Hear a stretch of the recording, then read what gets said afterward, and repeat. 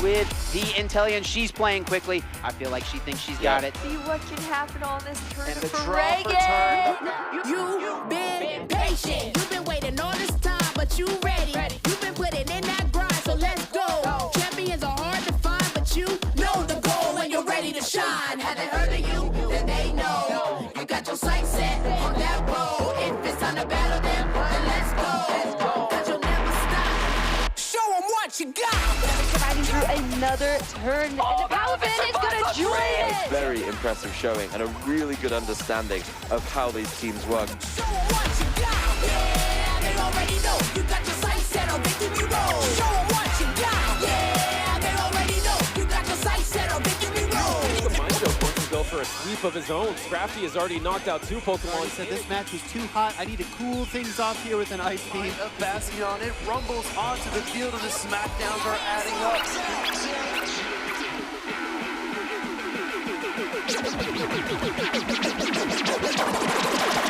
Show 'em what you got. Yeah, they already know. You got your sights set on victory road. Show 'em what you got. Yeah, they already know. You got your sights set on victory road. Put your hands up.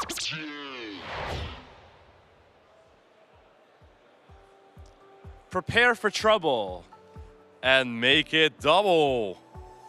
I'm Nighttime Clasher, and I'm joined here by Martijn. It looks like I already took off my sunglasses a little bit too early, but that's all right. We're here in Bologna, and it seems like a lot of our trainers this weekend have really enjoyed the Bastiodon. And as we progress into this competition, we might just see a win for the first time. I think that's something that people were pretty surprised about yesterday. What were your thoughts on the first day, Martijn?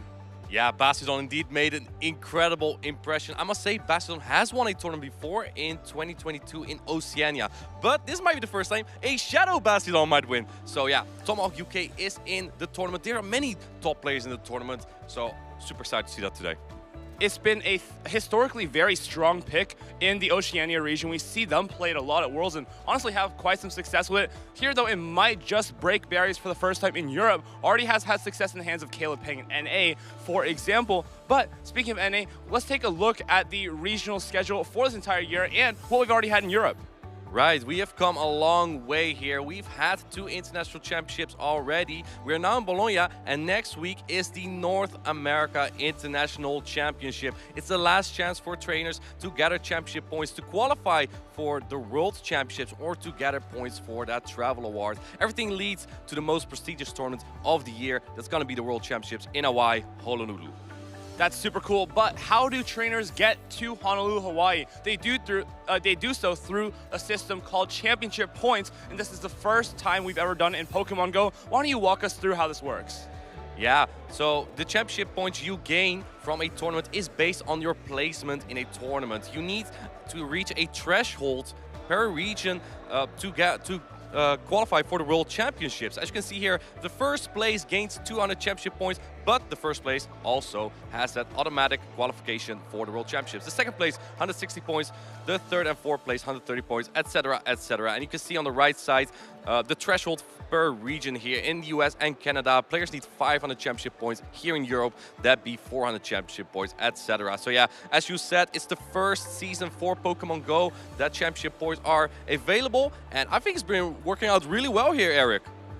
Although players only need 400 championship points to qualify here in Europe, you're going to find out that players have gotten a lot more than that because they're fighting for the travel award, basically a travel package that gives you, I think, $3,000 to go to Honolulu, Hawaii. So that helps a lot of players get to that final destination. Why don't we take a look at the leaderboard and see how our European players are doing? There's some trainers that already went over the 1,000 points here. Paul Asha, who's also top 12 today, is at 1111 points. What a great number there. Colin on the winner's side of the bracket today. Stats stand not here, unfortunately, but pretty much about all of these players that are on the top of the leaderboard have been here. Even the casters are here. Yeah, just like you're still fighting for your spot on this leaderboard, as you will be doing that next week at the NAIC. But of course, a lot of the players on this top 8, as you see, Paul Lasha, Colin, I believe, Patoman yesterday, and Pablo Andinas were also here along with Stone Collection, but they didn't make it to the top 12. Scoffo actually is still in that top 12. Hikami, no. Muweedle, yes, I believe. Tomahawk, though, is a little bit further down there, but I think he can make those strides today through the winner's bracket to secure his place in the top 8. Be careful, though. We don't want to... He's also a co-caster of us, but we don't want to make him to grow his ego even more, right? We can't make him feel too comfortable because he has a lot to fight for today, but we have to make him think that it's going to be a very, very difficult journey. He thinks he's so spicy with his Shadow Bastion, but I don't think the spice is like not even that different like a heat run, right? Anyway, that was great talking about the travel award. Yesterday, we had a great day of competition with that Bastion, as you just said. Shadow Bastion, I feel like, did find a good amount of success, mostly on the bench. But of course, let's take a look at what actually happened yesterday and what we went through. Absolutely. I believe we saw a lot of Annihilate gameplay, right? I don't think we saw a lot of boost. Is that boost potential on the Night Slash, but Annihilate really has been making such an impression, especially Scafu 99. When things don't work out, you put 2 shields on your Annihilate, and hopefully you can just pull through, because Shadow Ball also is such incredible coverage on that. And I think Annihilate really is that main Pokemon that you have to be careful of in the current meta. When we talk about counters to Annihilate, the main one, honestly, is Gligar, but I feel like Gligar is not on that many teams right now. Most people are opting for Altaria, they're opting for Cresselia, and the thing about Annihilate is, when you're up shields, Altaria and Cresselia are really not that big of a problem. Right, and many players are now opting for an Altaria that has more attack. In Stockholm, the previous regional championship that we had in Europe, we saw Paulasha barely win the grand finals only because she had more attack on her Altaria than the average Altaria. And that got her the regional championship, right?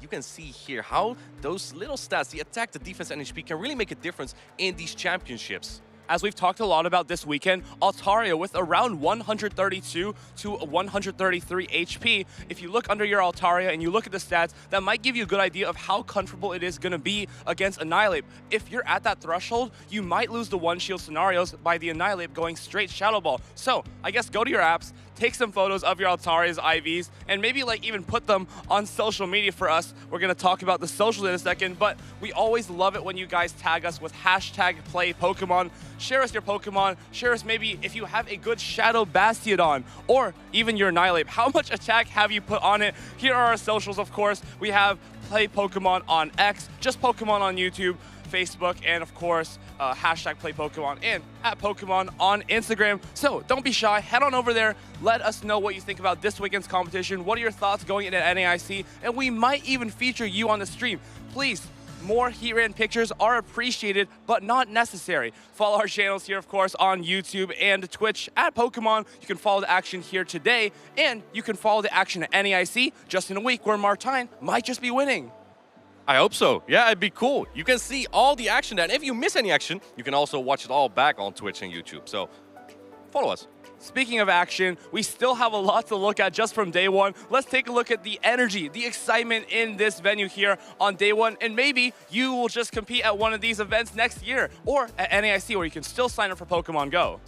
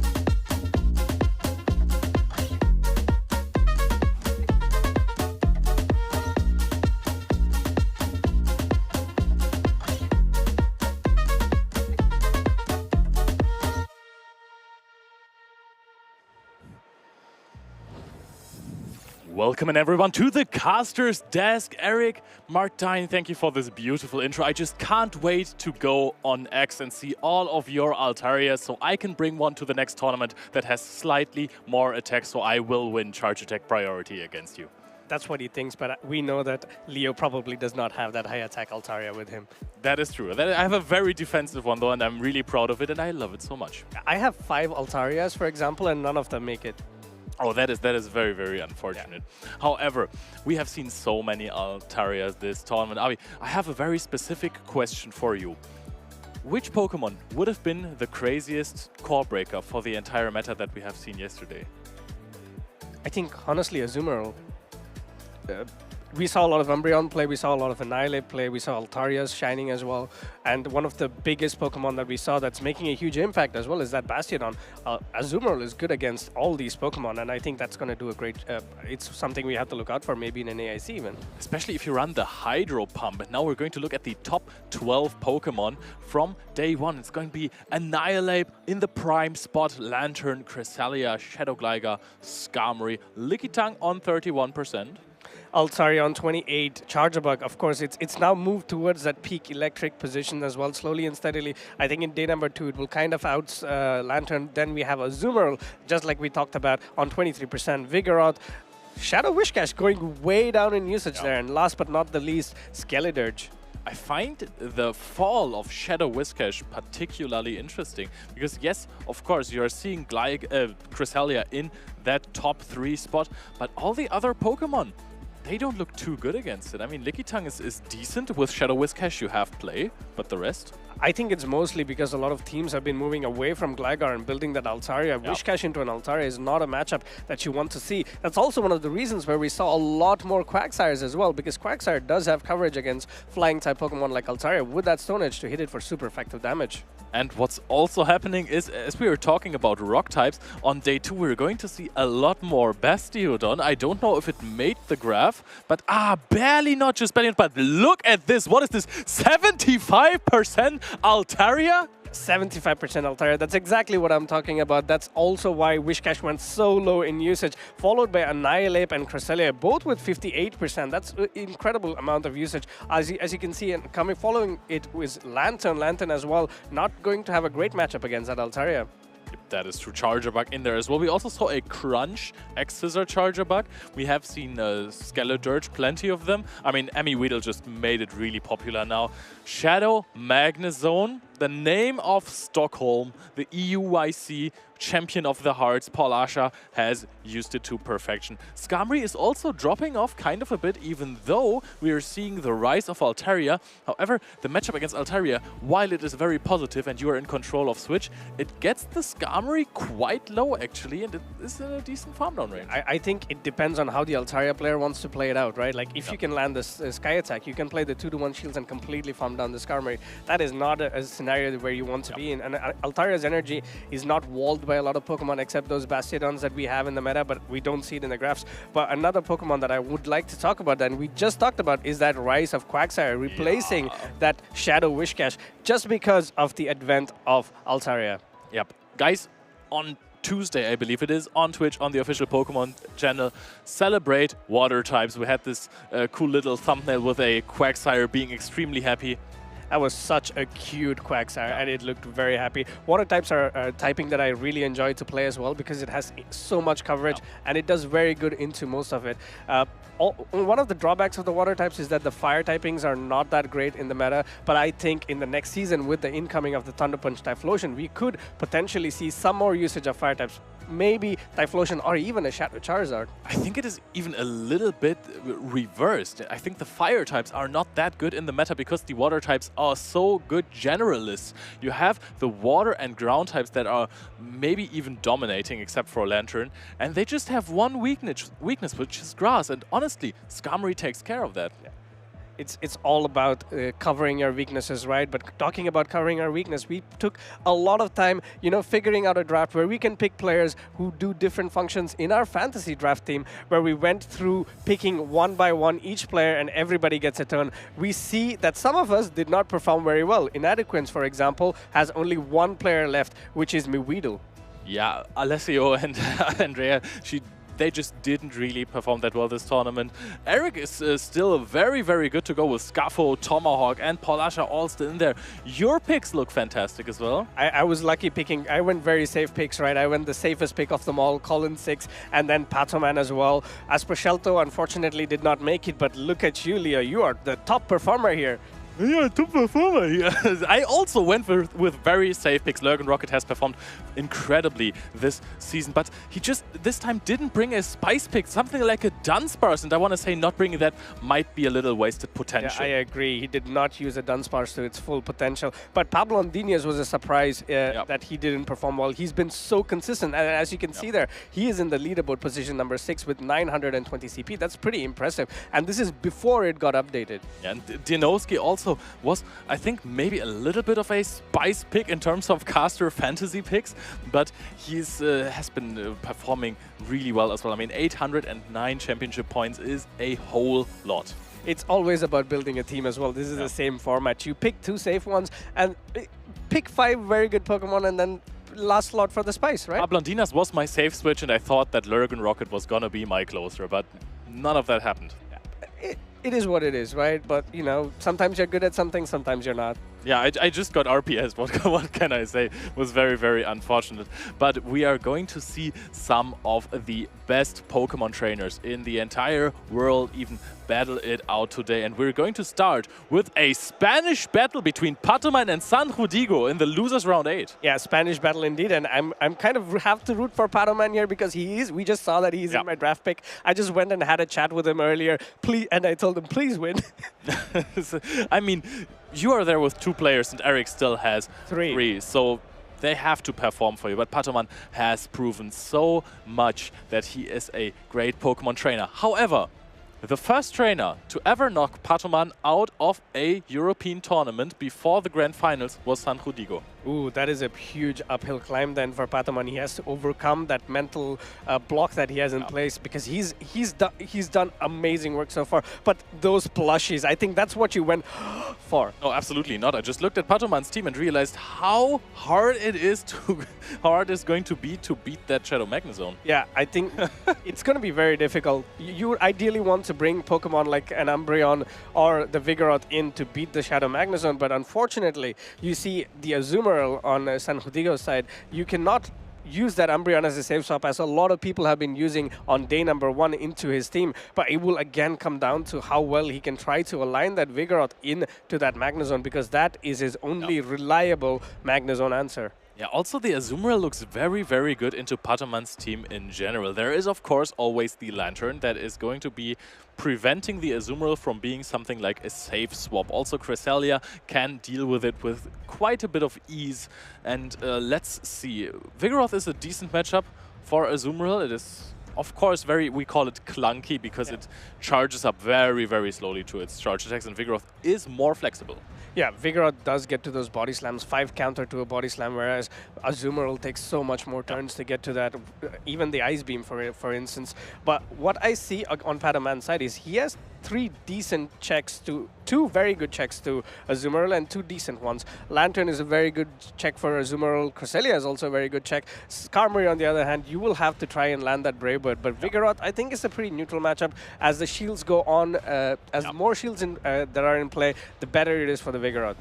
Yep, that is true. However, I think if you land a play rough, you can farm down in the 2-shield scenario. Yeah, fair. But again, if you have to play the 2-shield scenario, you have to shield at the start. And you want to keep your shields for the Shadow Magnezone. Exactly. So that's something that Pataman can maybe leverage to his advantage, that San Judigo does not want to go shields down. But it will all come down to where you can put that Magnezone. And another Pokemon that I see as fairly decent matchups here is that Skeledirge. It does well again. It has neutral super effective damage against the whole of Pataman's team. If you have it lined up against a Pokemon like a Skarmory, for example, there is very limited opportunity for you to come back into the game because it will completely farm you down. And Disarming-wise in Shadow Ball, Disarming-wise hits Umbreon for super effective damage, Altaria for super effective damage, Vigoroth for neutral, Cresselia can be hit for super effective damage with that Shadow Ball, and Lantern also with a neutral damage with Shadow Ball or Disarming-wise. And I'm just gonna assume that Pataman's Cresselia has Moonblast, which also means that you basically hardwall the Cresselia, which means that you can throw 1 Shadow Ball, you land 1 Shadow Ball, and then you incinerate down, exit that matchup with 100 energy, and that is just a lot, especially given that you hit everything for at least neutral damage. I think it's going to be really crucial on how these 2 players play this matchup out, but we have them ready, and the match should be ready to go. Let's see what these players are cooking. Oh, we go Umbreon versus Altaria, which is a rather neutral matchup. I would give the slight edge over to Altaria because of the super effective Moonblast. Yeah, slight edge to the Altaria indeed. But then again, this Umbreon is also running that double dark moveset that Rise to Occasion piloted in NA. Let's see how Pataman decides to play it out. He goes for the foul play here. Foul play goes unshielded by San Judigo. Yep, and the Skeledirge in the back for San Judigo looks really, really good there. I gotta say, Moonblast is going to be thrown here. Do we use, on Pataman's side, a shield on the Umbreon? Nope. No shielding this Moonblast. It's going to do super effective damage, putting that Umbreon into the yellow, a little bit short of 40 HP. In comes his Umbreon. Umbreon is doing a lot of work here. Foul plays are being thrown quick and fast. Will 2 be enough to knock out the Altaria? Yeah, the question is, you might actually be able to go up to the Dark Pulse. Can you win the 0 shield scenario then? Because the Altaria is very, very slow when it gets to... Oh, and the Vigoroth catches a foul play. This is a good catch. However, it is still going to deal neutral damage. This is best case scenario for Pataman here. The Vigoroth coming in could put his Cresselia on to this Vigoroth, and this is exactly where you want the Cresselia to be and not on that Skeledirge. Cresselia is happy to be in this matchup, but Vigoroth, as we know, charges to charge attacks so fast. In comes the first body slam. It's going to do quite a bit of damage to the Cresselia, actually. The question is, how fast will Pataman knock out that Vigoroth? Because incoming will be the Skeledirge, and Pataman is very, very smart here and goes up to a lot of energy before throwing in Moonblast. I think Pataman is kind of aware of the fact that his Vigoroth with shields up can beat all the Pokemon that are left in this game, but we see that he's clicked on the move. Let's see if the game registers it again. Oh man, this is going to be a waiting game here. Pataman is waiting for that Grass Knot to go off.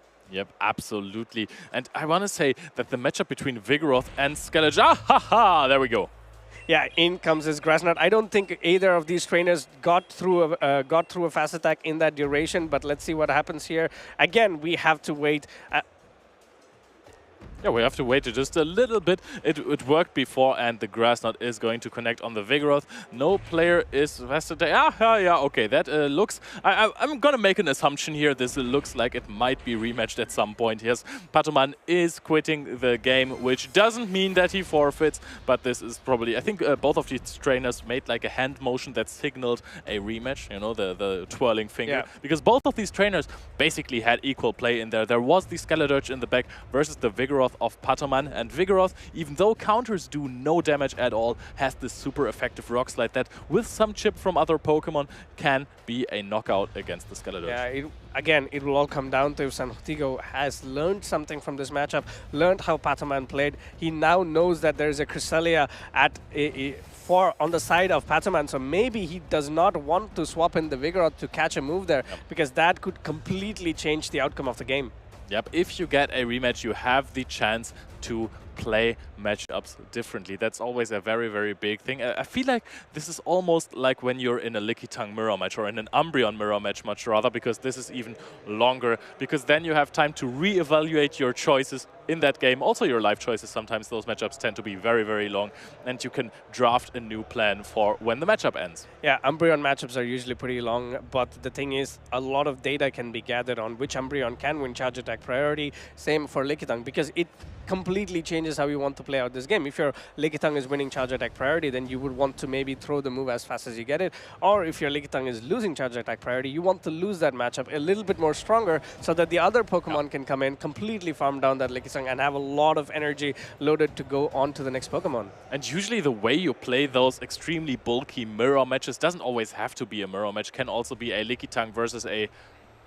I don't know, let's stay with the mirror matches. Lickitung versus the Mandibuzz. Yeah, you want to stay in there with a lot of energy at all times. That because the timer is going to run out very, very fast and you are on 0 energy, your opponent can swap in a Pokemon and you have no advantage over it. You want to throw when you're almost at 3 moves with the Lickitung, at 3 Body Slam, because then you threaten, hey, if you want to go out of this Lickitung mirror match, I will just throw an endless amount of Body Slams at your new Pokemon, and probably Lickitung is your bulkiest that can sponge the damage the easiest.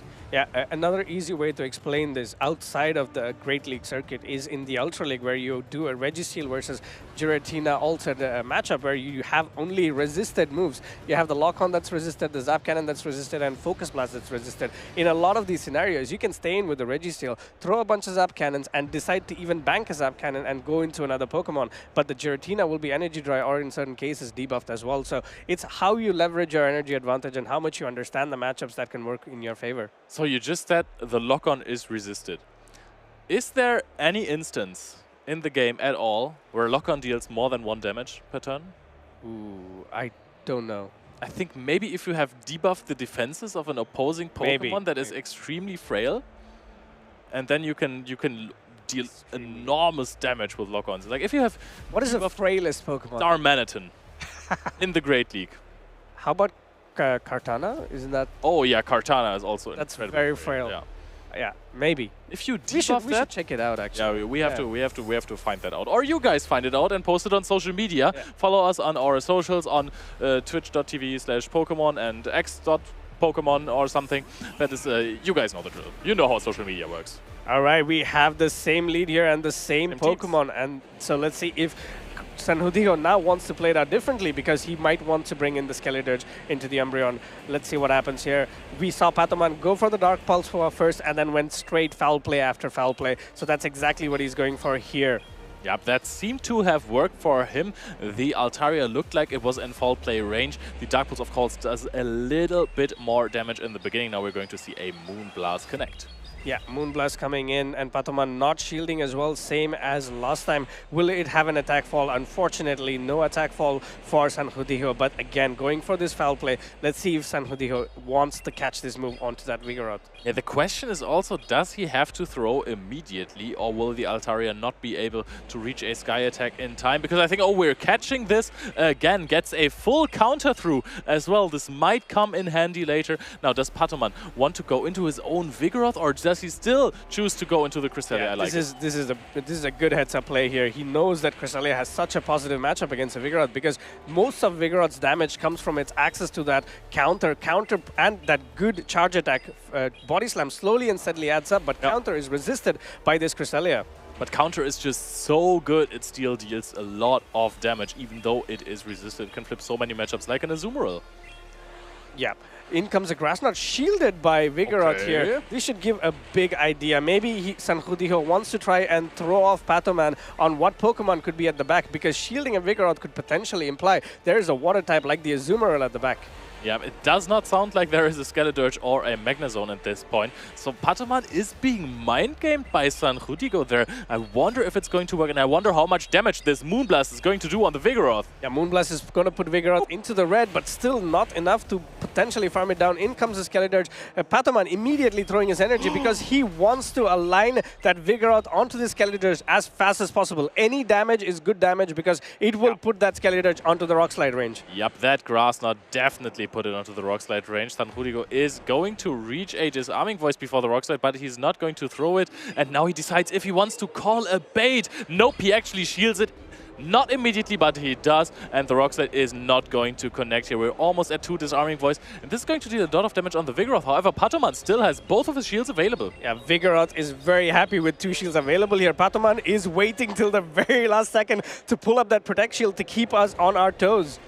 Yep, there is going to be yet another Disarming Voice. And the big question is, do you actually take this? Yes, I think Patoman decides, hey, I'm going to live this Disarming Voice. I can throw one counter and then throw a Rock Slide so the damage doesn't register on my Vigoroth. That is very well played from Patoman. He knows exactly how much damage his Pokemon takes from every move in the game. The Rock Slide comes in, knocks out that Skeledirge. Altaria will, however, get this farm down onto the Vigoroth. Oh, and now the question is, how much energy does Patoman have on both of his Pokemon? Because the Umbreon, I know, is energy dry. It got caught on the foul play that was thrown directly when he had it. He still goes into it, trusts his Umbreon to be as bulky. No, it doesn't live the Dragon Breath. It faints. And now we're going into Cresselia. Patoman is already scratching his head. There is no way he gets to farm down this Altaria. Oh, is there a way? Where did this all go wrong? It looks like this Cresselia has to try and pace, but this Vigoroth has so much energy. Landing that Body Slam, completely knocking out this Cresselia, and will go 1 game for Sanjudijo. Sanjudijo just knew what he was doing when he was shielding that first Grass Knot on his Vigoroth. That worked extremely well for him. I'm very surprised that Patoman did not opt for shielding the second Disarming Voice on the Vigoroth. Yeah. Yes, the Vigoroth did have quite a bit of energy, but he had to go through a Vigoroth with energy and an Altaria, which with an Umbreon that has no energy, and a Cresselia with had no energy as well. So I think it could have been the pivotal moment in the game, but then again, we let Patoman do these things by himself because look at those credentials. 2024 Gdansk Regional Champion, 2023 Liverpool Regional Finalist, 2024 Barcelona Special Event Finalist. Yeah, Patoman has great accolades. He was such a phenomenal, he is such a phenomenal Pokemon trainer. I remember seeing him the first time in Liverpool when he lost the Grand Finals against Human Catcher Bug. It was very, very close. He got reverse swept. He came in from the winners finals, and there's Sanjudijo with the Little Regional top 8, Utrecht Special Event top 16, and Liverpool Regional top 16. Sanjudijo has been doing much better in a way. Of course, he doesn't have a regional championship to his name, but he is having such consistent performance this season. I mean, I've already said a lot in like outro sessions that we did in our interview area that I think that Sanjudijo is going to take it all the next day. And I feel like I was jinxing him, so I'm just going to not say anything about his performance today. I think you have a very big history of jinxing one of the community's favorite players as well. Every time you pick Stone Collection to win, he does not win. He comes very close. He goes, has an amazing run into day 2, and then you say, I think Stone's going to win this. Yeah, I think the one time I said I don't think that Stone is going to win this, he had its furthest run in regional so far, so I'm going to keep my mouth shut about that. I'm not going to jinx anyone anymore. Yeah, it must be you for sure. But let's see how let's see how these two trainers adapt, because we saw Patoman. He had the lead that he wanted from how he played it out because he knew the matchup very well. Oh, that is a very, very cute setting for a plushie. But these two trainers have locked it in. It's a Magnezone lead into an Umbreon. This is a pretty neutral matchup. Yep, and that is going to be really, really interesting because the question is who throws their attacks first? Because you can we are not throwing our moves at all, and this also seems like it might be a rematch at some point, which is not too bad because we haven't really seen anything from this game at all. However, we have seen how much damage Snarl did, Avi. That was quite a bit of damage, so it's going to be really interesting because you need 3 volt switches to get to a wild charge, right? So the 3 4s are 12, and you also get to the first foul play at 4 3s are 12. So it's going to be at a charge attack priority. Let's see if the Magnezone wants to not throw the first move and does an extra volt switch, because if the Umbreon throws, it gets an extra volt switch. So it's all going to depend on how Sanhudiho wants to optimize his charge attack timing, or how Patoman wants to dictate the pace of the game. I would also say that when you're in a matchup with a Shadow Magnezone against a Pokemon that has relatively low fast attack pressure, which is still a lot of fast attack pressure against your Shadow Magnezone, you want to go up to probably 2 charge attacks because you are probably able to live a foul play. Yes. And if you throw your wild charge immediately, you would have to shield the first foul play. Yes, but the other way to play it out is, let's say, if you take too much time as an Umbreon to throw the move, the Magnezone has the option of throwing the wild charge, fairly healthy, maybe 85-90% HP, and then go out of this matchup. Yep. Now suddenly you have an Umbreon at like 50-40% HP, but you still have to deal with that full and healthy Magnezone. Yeah, but the thing is you can also invest a shield, because if you know that your opponent has a Shadow Magnezone in the lead, they are probably going to have very bulky Pokemon in the back. That's how it plays most of the time. Sometimes there's also, in this case, for example, the threat of a Skeledirge in the back. So you're most of the time safe to shield whatever the Shadow Magnezone throws at you. This is why Mirror Shot is such a good bait attack. And then keep your HP for the bulky Pokemon. Yeah, as we said, Magnezone is a very special Pokemon in a way because it comes with so much attack damage that Pokemon are either forced to shield or lose more than half of their HP. Even into resisted matchups, even into Whiscash, Magnezone does considerable damage because of that wild charge. A Pokemon that potentially, I think, maybe pure ground-type Pokemon are basically the only answers, are Pokemon that can do a lot of counter damage, which is from their fast move. Even then, 1 wild charge for most of the counter users in this meta is too much. Yep. Speaking of pure ground types, I think that we know that we have more Shadow Magnezone in the tournament, and Polasha is running one of those, and I think that she's going to face a Shadow Hippowdon. Yes, that's going to be very interesting to see because that is one Pokemon that absolutely walls any energy from Shadow Magnezone, and it will all come down to not aligning the Magnezone. And as far as I remember, Polasha also has that Skeledirge there. So Hippowdon on the Skeledirge is also a nightmare of a matchup because you're always going to get outpaced to that Scorching Sand. That is true. Wait, you need 13 turns for a Scorching Sand. 15 for... Yeah, 15 for a Shadow Ball, but then it's only going to be 10 for a Disarming Voice. So you will have to make some bait calls at some point. But if shields are invested, you can at some point throw a Weather Ball of the Rock typing to hit it for super effective damage. Especially from the Shadow Hippowdon, it should deal about 70%, maybe more. Yes, you're exactly right, but it will all come down to, as we said, how these trainers strategize into these matchups. Sometimes it's very straightforward from us looking from far away, not being in that hot seat. So it will be... It's the spur of the moment. We know that Pokemon Go is a game of half seconds because that's the only time we have to make a decision. But I'm gonna tell you, I played loads of Hippowdon in Catch Cup. Trust in the Hippo, guys. And the match is going to start now. We're going to have this rematch with the exact same leads. I don't even know if it's the same teams because the match It was the same. Okay, it is the same team. And unfortunate, yes, okay, the match is still going on. Let's see what happens here. I think Magnezone is a turn behind, but going for the Dark Pulse here. Perfect timing by Patoman, not letting that extra wall switch go through. Sanhudiho, however, electing not to shield and almost losing this Magnezone to the Dark Pulse. Yeah, Dark Pulse deals a whole lot of damage. Oh, and we're actually going to see a swap in, trying to counter down the Shadow Magnezone. Wild Charge is going to be shielded here. However, I think he waited a turn, so the damage of the counter already registered, so he doesn't take a debuff counter. That is a heads-up play by Sanhudiho. Yes, that is a very good play, but I think he just went for the move as soon as he saw the Vigoroth. But in comes this Altaria. Altaria is going to take super effective damage from these Rock Slide, but Altaria, being a bulky Pokemon that it is, can tank this, but Sanhudiho pulls up a Protect Shield, knowing that he needs to keep this Altaria hale and healthy. Yep, the Altaria is dealing a whole lot of damage. There is immediately going to be the next rock slide, and look at this. The counter damage is already adding up so much, even though it is resisted, because counter is just such a good fast attack. This deals about 50% to the Altaria, but Altaria is almost at 2 Sky attack. Yeah, but this is very interesting as well, because the Vigoroth has done so much work. Sanhudeo is now forced to get rid of some of his energy that he's tried to save for the next matchup onto this Vigoroth, because if not, they would have reached a body slam. In comes this Lantern for a huge spark down here. This could change how this game ends. Moonblast coming in. Will this be an attack fall, Leo? Oh, I'm gonna say no. It's only 10%. However, nope, it doesn't. And this looks like a very, very good farm down for Pataman. Also a very heads-up play to not bring in the Umbreon there. Reading that there is a Cresselia in the back, immediately going into the Umbreon. He knows I have a shield. The Shadow Magnezone is relatively dry. What is my opponent going to do with the Shadow Magnezone? I can just farm it down. Yeah, very, very good position to be in if you're a Padaman. In comes the Moonblast. Moonblast does do super effective damage, but unfortunately the Umbreon does not, the Cresselia does not have the same type of attack bonus. Magnezone comes in, hoping to soak a move, and that's exactly what happens here. Foul Play goes into the Magnezone and takes it out, but we still have a Foul Play loaded on this Umbreon.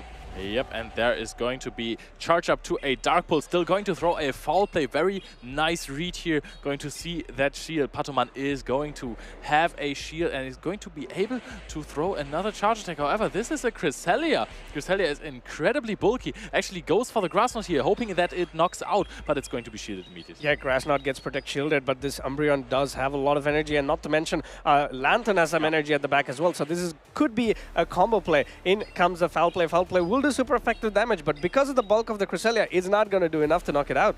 Yeah, but we're going to reach to Foul Play, definitely. Or definitely, did I say that? Oh, we're going to go on charge attack priority. Foul Play is going to connect here, but now the Cresselia has the unique opportunity to get a lot of farm before throwing the Grass Knot. However, there is still a combo play from Lantern available. Going for the Surf, knocking out the Cresselia, tying up the score 1-1. Yeah, what a great play by Pataman. He had that lead. We talked about how to play out that Magnezone versus Umbreon matchup. He had the perfect timing in mind, waited for the 4th Volt Switch to come in, throws that Dark Pulse, puts that Magnezone into the red, forcing it to get rid of one of its wild charges onto the Vigoroth while taking counter damage. I also really like the call of throwing Dark Pulse, which is a higher energy cost attack, instead of the Foul Play, knowing, hey, my opponent might predict a Foul Play. They can take that relatively easily, but a Dark Pulse is immediately going to put it in farm down range. It connected, dealt a lot of damage, put the Magnezone out of the match for the entirety, basically. Yeah. Also, one of the things that I noticed as well, I think Sanhudeo knew that the combo play was coming up. He waited to throw the Grass Knot. Unfortunately, Pataman was a bit too quick.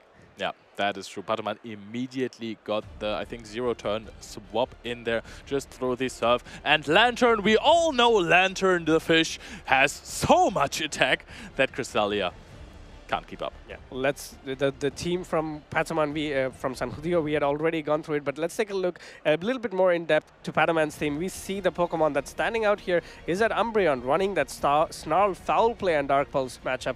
This is let's say a one-typing attack, but I understand why it could be potentially useful here. There are some matchups you can win with the Umbreon going Dark Pulse, which a lot more damage into the Skarmory, a lot more damage into the Lantern, and a lot more damage into the Altaria as well. You saw how Pataman played it out. That's exactly how I think you should play it out as well. Go for the Dark Pulse first, and then Foul Play. Would be enough to knock out any Altaria of the skies. That is really, really interesting, because I think it also makes a difference how you play versus something like an Annihilate, where you want to throw a Dark Pulse and then it is enough for a Foul Play, whereas 2 Foul Play wouldn't knock out, and then you would face so many counters. Yep, I think he's built this team based on what he needs from it. I would expect Sanhudeo at this time around try to bring in the Azumarill. Azumarill would have done a lot of work against Pataman's team as long as it's not aligned against that Lantern. Let's see what happens. Will he adapt to it? It is a Lantern into a Skeletor. This is an absolute nightmare of a lead for Sanhudeo. Immediately going for that Altaria safe swap. This is looking tricky for Pataman because he does not have a direct Altaria answer.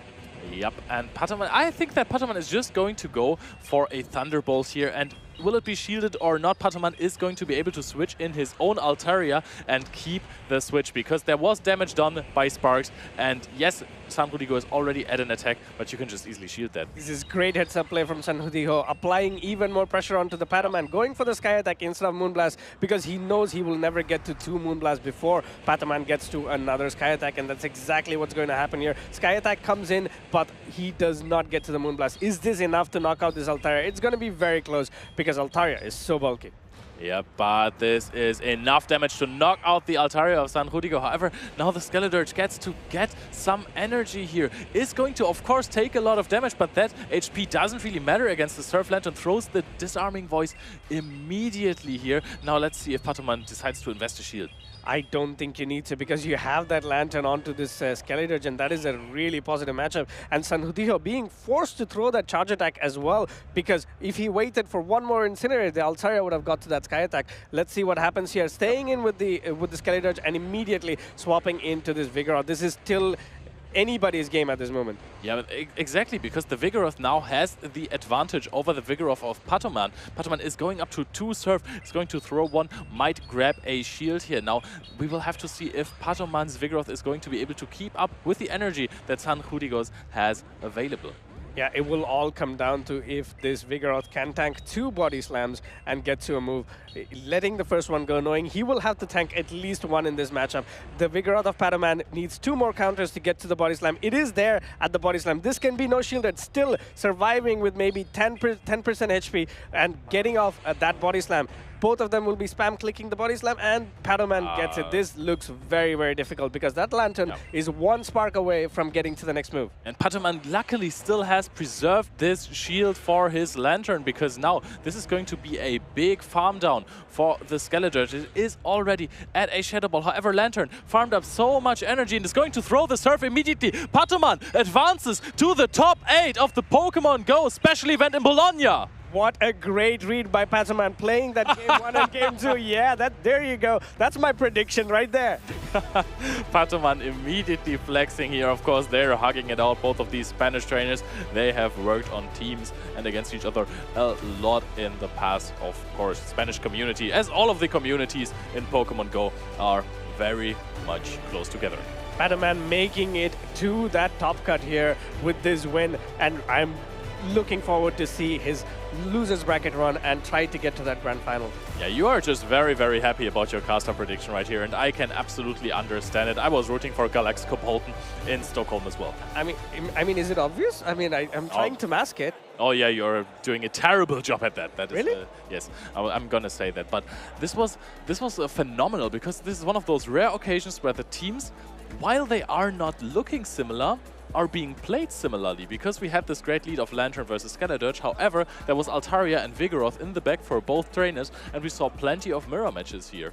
I think it goes to show why Annihilate is such a good Pokemon in the meta, is that whenever there's no Annihilate, if there is a Vigoroth team, 90% of the time, it's an amazing safe swap. There's nothing you can do to stop it. Even a Poliwrath has a difficult time against a Vigoroth, because the Vigoroth gets to these body slams really fast as well. So, in a way, these 2 teams showed why Vigoroth teams are so popular and can completely core break your team if you're not running that Annihilate. Yeah, but most of the time, that is the funniest part about it. Most of the time, if you don't have Annihilate, you're going to have Vigoroth on your team, and then you're going to go to core break each other, and that makes for very funny gameplay. However, as soon as there is an Annihilate in the building, it's going to be really, really difficult to utilize your Vigoroth, because even if you hard win matchups and you get out with 100 energy, Annihilate don't care. That's where the beauty comes in here, right? That's why you run Umbreon. If you run an Umbreon and you can safe swap that Umbreon and there is no Azumarill in the other team, you have to bring in your Annihilate. You have no other answer for the Umbreon. Then Vigoroth at the back suddenly is like, hey, what you gonna do about me? Yeah, that is true. Vigoroth spamming those body slams. Body slam is such an energy-efficient charge attack. It is really, really good compared, or no, combined with the counter, which is the best fast attack in the game. Maybe actually it's Incinerate, but counter is just so much more flexible, and it is so much faster. The 2-turn charge attack really makes for good plays. You can time it well against all of the other moves. But we see a lot of these Pokemon, right? Pokemon that use Body Slam that are always in the meta. We have the Lickitung, for example. I think that another Pokemon that's in the meta is Wailmer, which has Body Slam. But I think running Body Slam with moves like counter, or even if you give a Pokemon Mudshot and Body Slam, that would be completely broken. Oh yes, that's true. Well, everyone run Greedent now.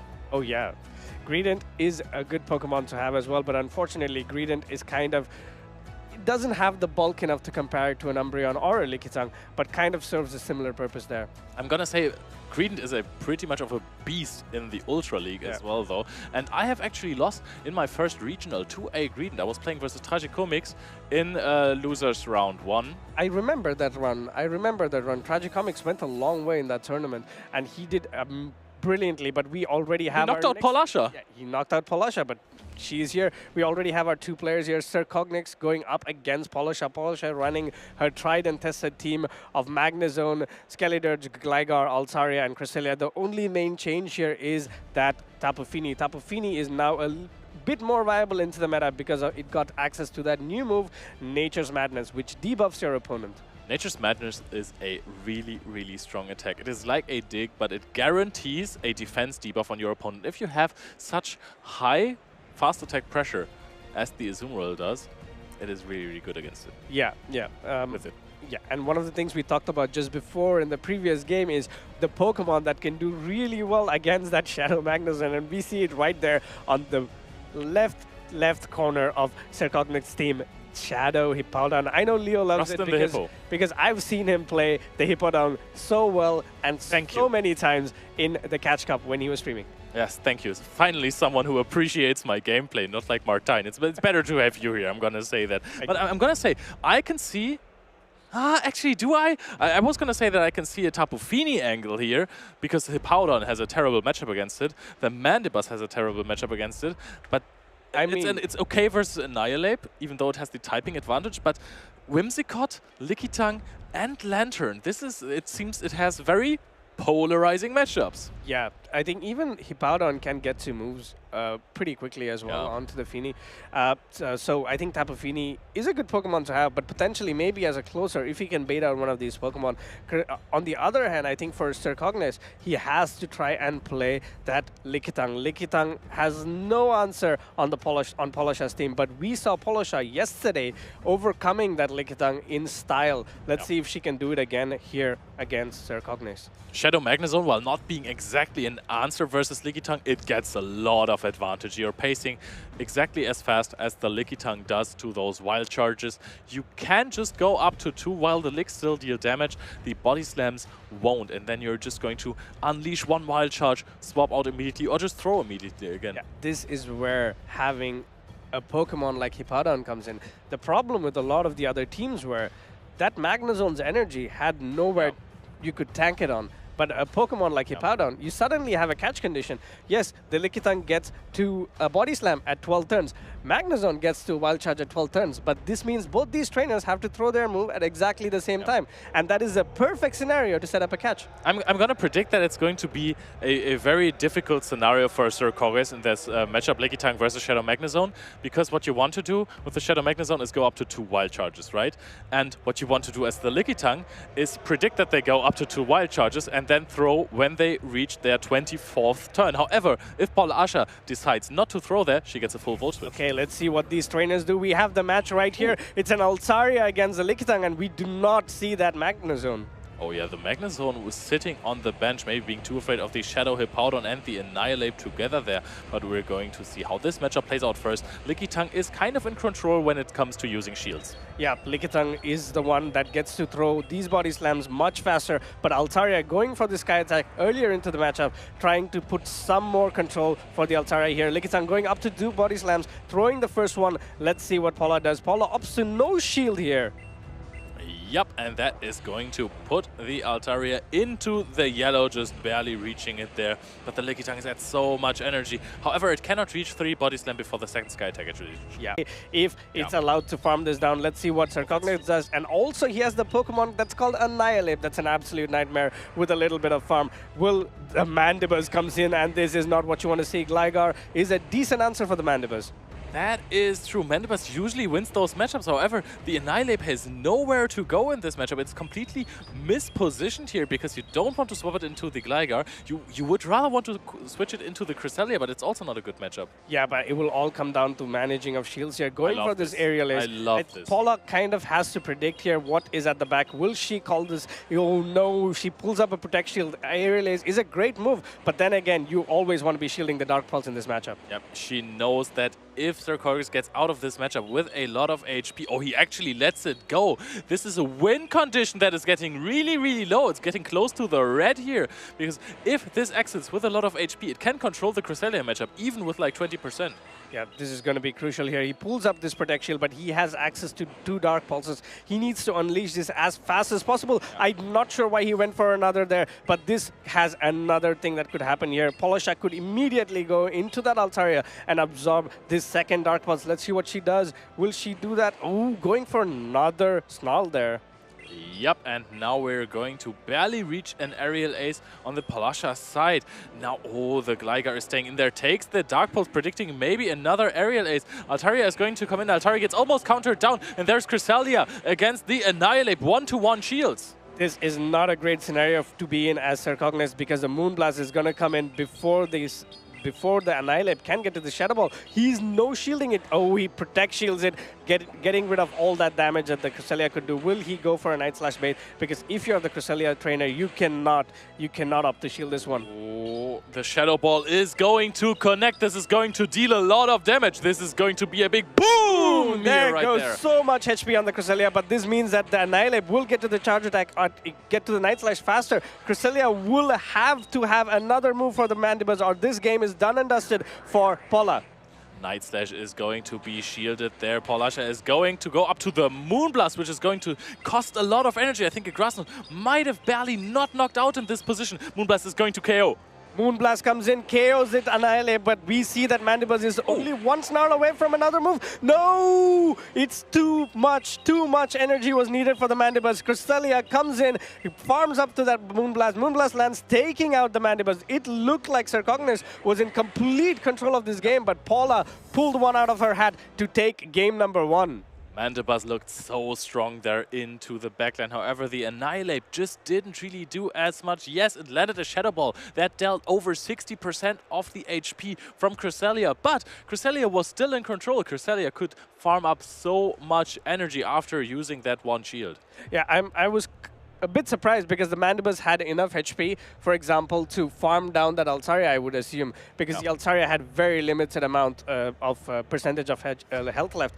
But the game kind of shifted in how Paulasha managed to play that Gligar matchup into the Mandibus. She had a huge weakness for the Mandibus at the back, immediately pivoted into the Gligar, but then again, she also predicted beforehand that there is no counter for Gligar in the back. That Hippowdon has Fire Fang. I'm not completely sure if this moveset is correct here. However, it would be a rather decent call into the metagame because there is loads of Skarmory. It would be an amazing call, but it is Sand Attack. Thank you to the production for correcting that so fast, actually.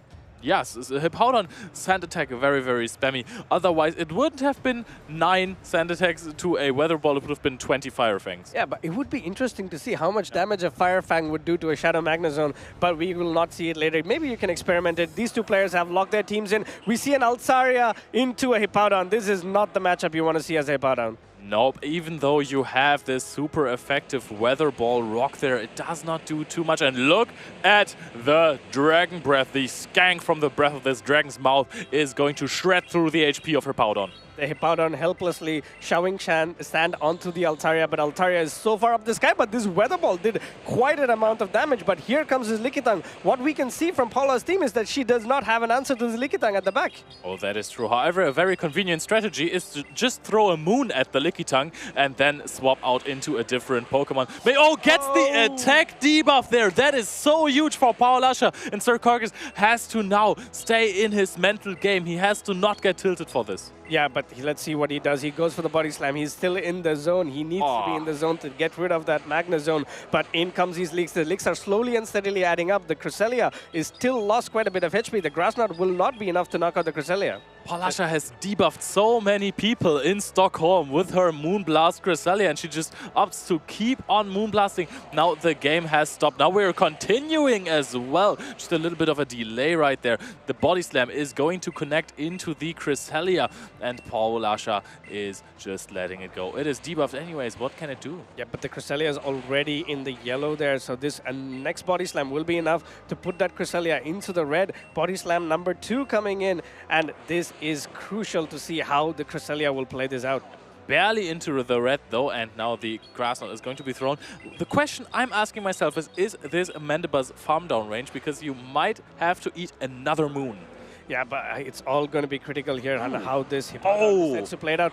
We know that Cresselia will have to go for the grass knot, but this huge farm down on the Hippowdon can be pivotal in how the game ends, because we see that Mandibuzz has such a positive matchup against that Gligar. Let's see how these two play it out. Oh, will he go for a catch? And he gets the catch! Ooh, that is so well played by Sir Corgus. Polasha barely reaching to that grass knot. Sir Corgus swaps out into the Mandibuzz. That is a lot of energy on the Shadow Hippo, and now again we are with a little bit of chip damage and a shield down in the positive matchup of Mandibuzz versus Shadow Gligar. Yeah, but this is a shield down, so Gligar will do quite a lot of work here against his Mandibuzz. It will come down to how much the Hippowdon can do with the late game. In comes that first aerial ace, but Mandibuzz going for an aerial ace of its own to try and pull that Protect Shield again from Polasha. But Polasha, you got me the first time, but not the second one. Fool me once, but this time, no, Polasha shields it immediately, and now Sir Corgus goes for yet another aerial ace. Polasha says, hey, this is not my win condition, I want to win with Altaria. Why are you throwing the aerial ace at me? Yeah, but this is great as well. Slowly and steadily, this Gligar is being chipped down. It will have to throw 2 aerial aces to knock out the Mandibuzz, and let's see what Paula does. Does she go for those back-to-back aerial aces? Because if she does, then it will be a charge attack tie. Sir Corgus throws the aerial ace, and Paula throws another wing attack. So that means she would have to shield this, or else. Oh, does this actually live? The 1 HP! We're going to swap out, and the sand attack down of the Shadow Gligar. What a combo play! The Sir Corgus can now farm up more sand attacks. Throws a weather ball. It's going to be shielded immediately. This is amazing play by him. That sand attack landing before Polasha could execute that switch. This is great. So much energy on the Hippowdon. Going for another weather ball. This will be enough to knock out the Altaria, but then again, another weather ball is already stored. This is great gameplay by Sir Corgus. Yep, and now the catch of the Cresselia on the Shadow Hippo. Sir Corgus was already celebrating. However, there was another shield. Sir Corgus will now have to try and reach for another weather ball against the Altaria, and I'm sure that the Altaria is going to breath it down the Hippowdon. Oh, what an amazing play there by Paula. She knew that he was going for the back-to-back. Unfortunately for Sir Corgus, it did not work out. What a brilliant gameplay by Polasha. Catches galore in this game.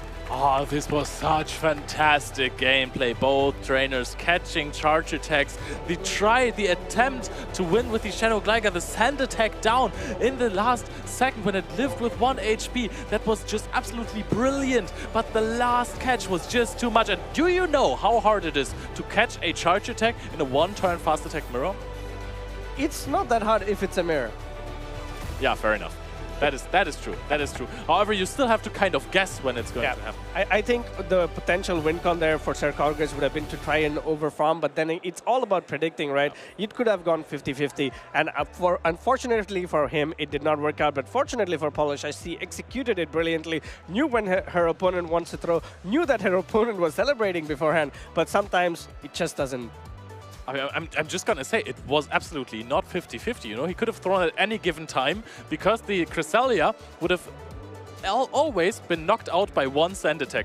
That means that if she tries to catch with Cresselia, it's going to be knocked out immediately. There's no way that it registers damage on the Hippowdon, so he could have thrown at any time before getting knocked out. Yeah, I mean, it is what it is, right? She went for a win con, and she said, okay, my opponent is going to throw immediately. And it worked out. Brilliant gameplay. And also, even though, I need to give credit to Sir Corgus here, his Lickitung did get that attack fall. He still came back into this game with so much advantage that he gained from that Mandibuzz matchup towards the late game. He tried to execute it perfectly. I think Polasha, if there was a huge hill for her team to climb. This was it.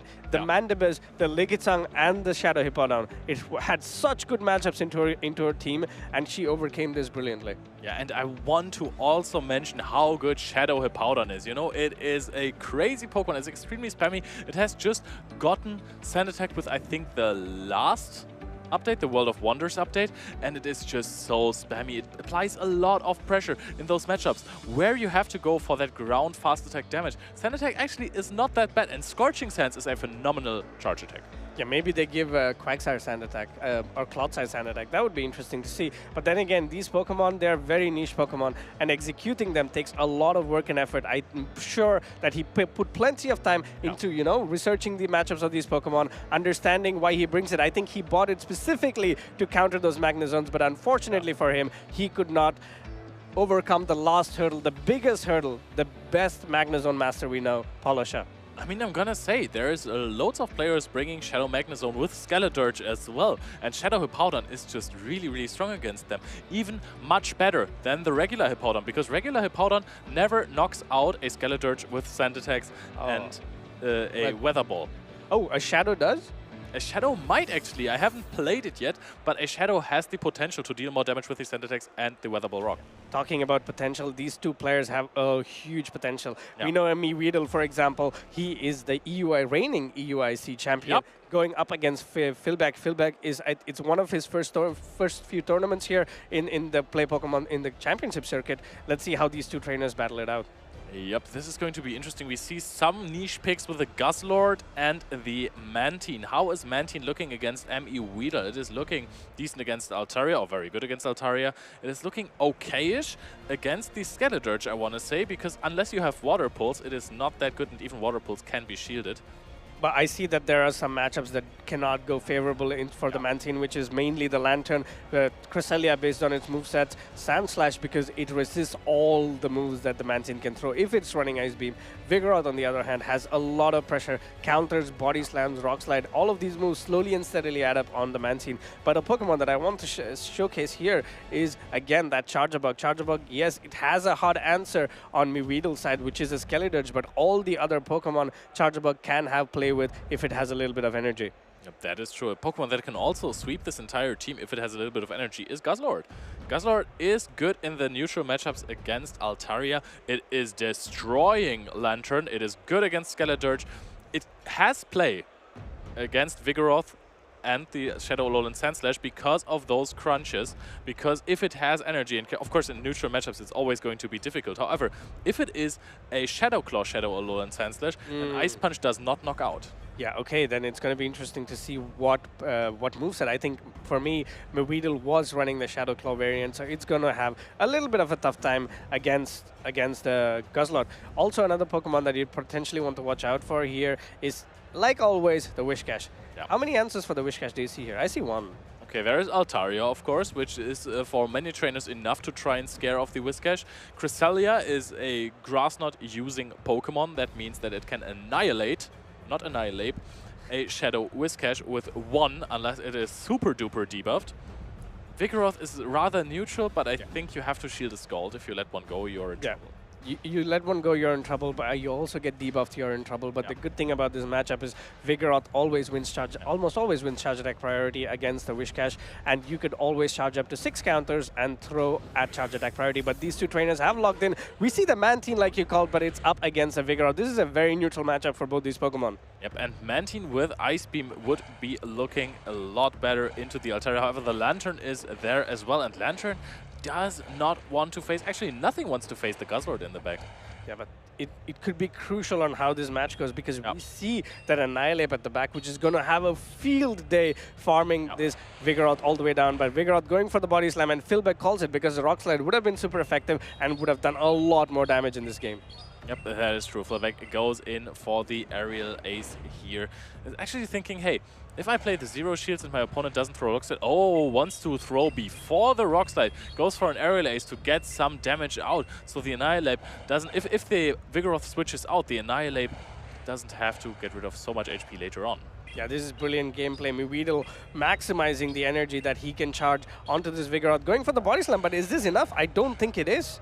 Nope, it won't be. But do you throw a charge attack priority? Absolutely you do. This is just going to be one counter for the Annihilate, which is just a slight advantage. But Annihilate is very alignment undependent in this match. Oh, we're going for the Guzzlord in here immediately. And that's going to be answered by Altaria with energy disadvantage. This is brilliant. I think it's a very big heads-up call from... going into the Lantern. Weedle predicting there could be something weak to the Altaria at the back. And that's exactly what we see here. This Lantern has a lot of work to do. In comes the first crunch, going for the crunch, potentially fishing for that debuff. If there is a debuff, then this Guzzlord will be completely in the driver's seat here.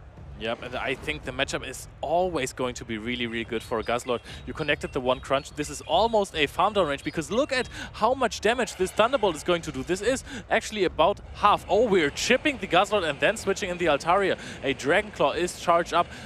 Philback is going to throw that one and might after that go into the Annihilate. Yeah, it's going to be really interesting how this match plays out. Of course, getting the shield is good here. Can the Annihilate go back-to-back Shadow Balls to take this Altaria out of the skies? Let's see. In comes the Annihilate. Annihilate's doing everything in its power, punching at the sky, at the Altaria, and not able to throw a charge move before the Altaria throws a sky attack. Oh, Philback is going to last second shield. That one was an obvious shield. I was a little bit scared that he would press on it. Too late, is going to charge up now. Goes for the Night Slash. That is a bait. Is Weedle going to call it here? Or is he going to put it all on the Lantern? The Night Slash is going to connect. You have to throw another one immediately because there is a move on the Altaria. Or are you going to try and counter down the Altaria here? Throw 2 attacks into the Lantern immediately. This will be very interesting to see how the end game goes here. Can this Annihilate farm down the Altaria? It cannot. It has to throw this move at the Altaria. Annihilate is doing everything in its power to try and bring this game back into Philback's favor, but it looks like this Lantern is going to have a lot of work here.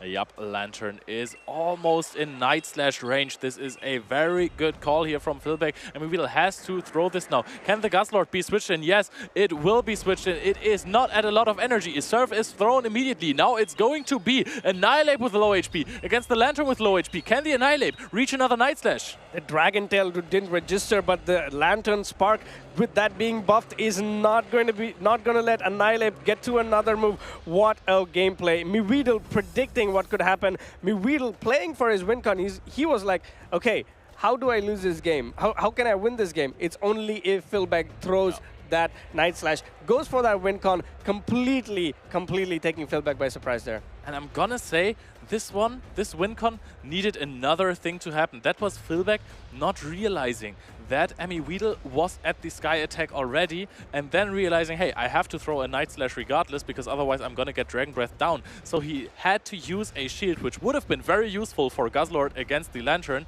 and didn't throw the Night Slash on charge attack priority. You know where all these events came from? Please. That one extra Dragon Tail that the Guzzlord did on that Altaria. When he got the Dragon Claw, throw it, go into your Annihilate, you're good to go. Because we saw the Altaria got to the sky attack. Yeah. If it was not that case, the Altaria would not have managed it, because that's 4 Dragon Breaths actually, because 1 Dragon Tail, and then it's a lot, and a lot more damage onto the Guzzlord. Yeah.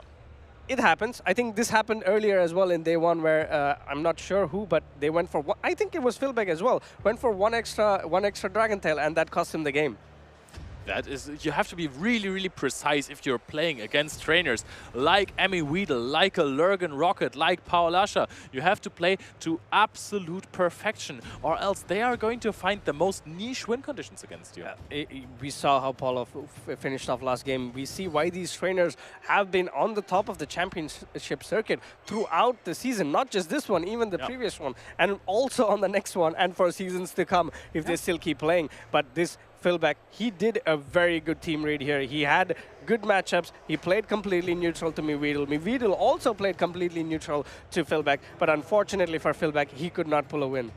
Weedle just brought in a Lantern into a Guzzlord and still won that match. We're going into game 2. And this is Guzzlord versus Cresselia. However, Cresselia, depending on how defensive it is, can win the 2-shield scenario with Moonblast. Yeah, but Moonblast is still going to do a lot of damage onto the Guzzlord because of it being Dragon and... Oh my! He is going for this huge bait here. Going for the Grass Knot. Oh, Philback, he was thinking of calling it. Unfortunately, it was such a risky call to make. Goes for the Protect Shield and gets baited. Yep, a very, very safe bait for Emmy Weedle, almost getting called there.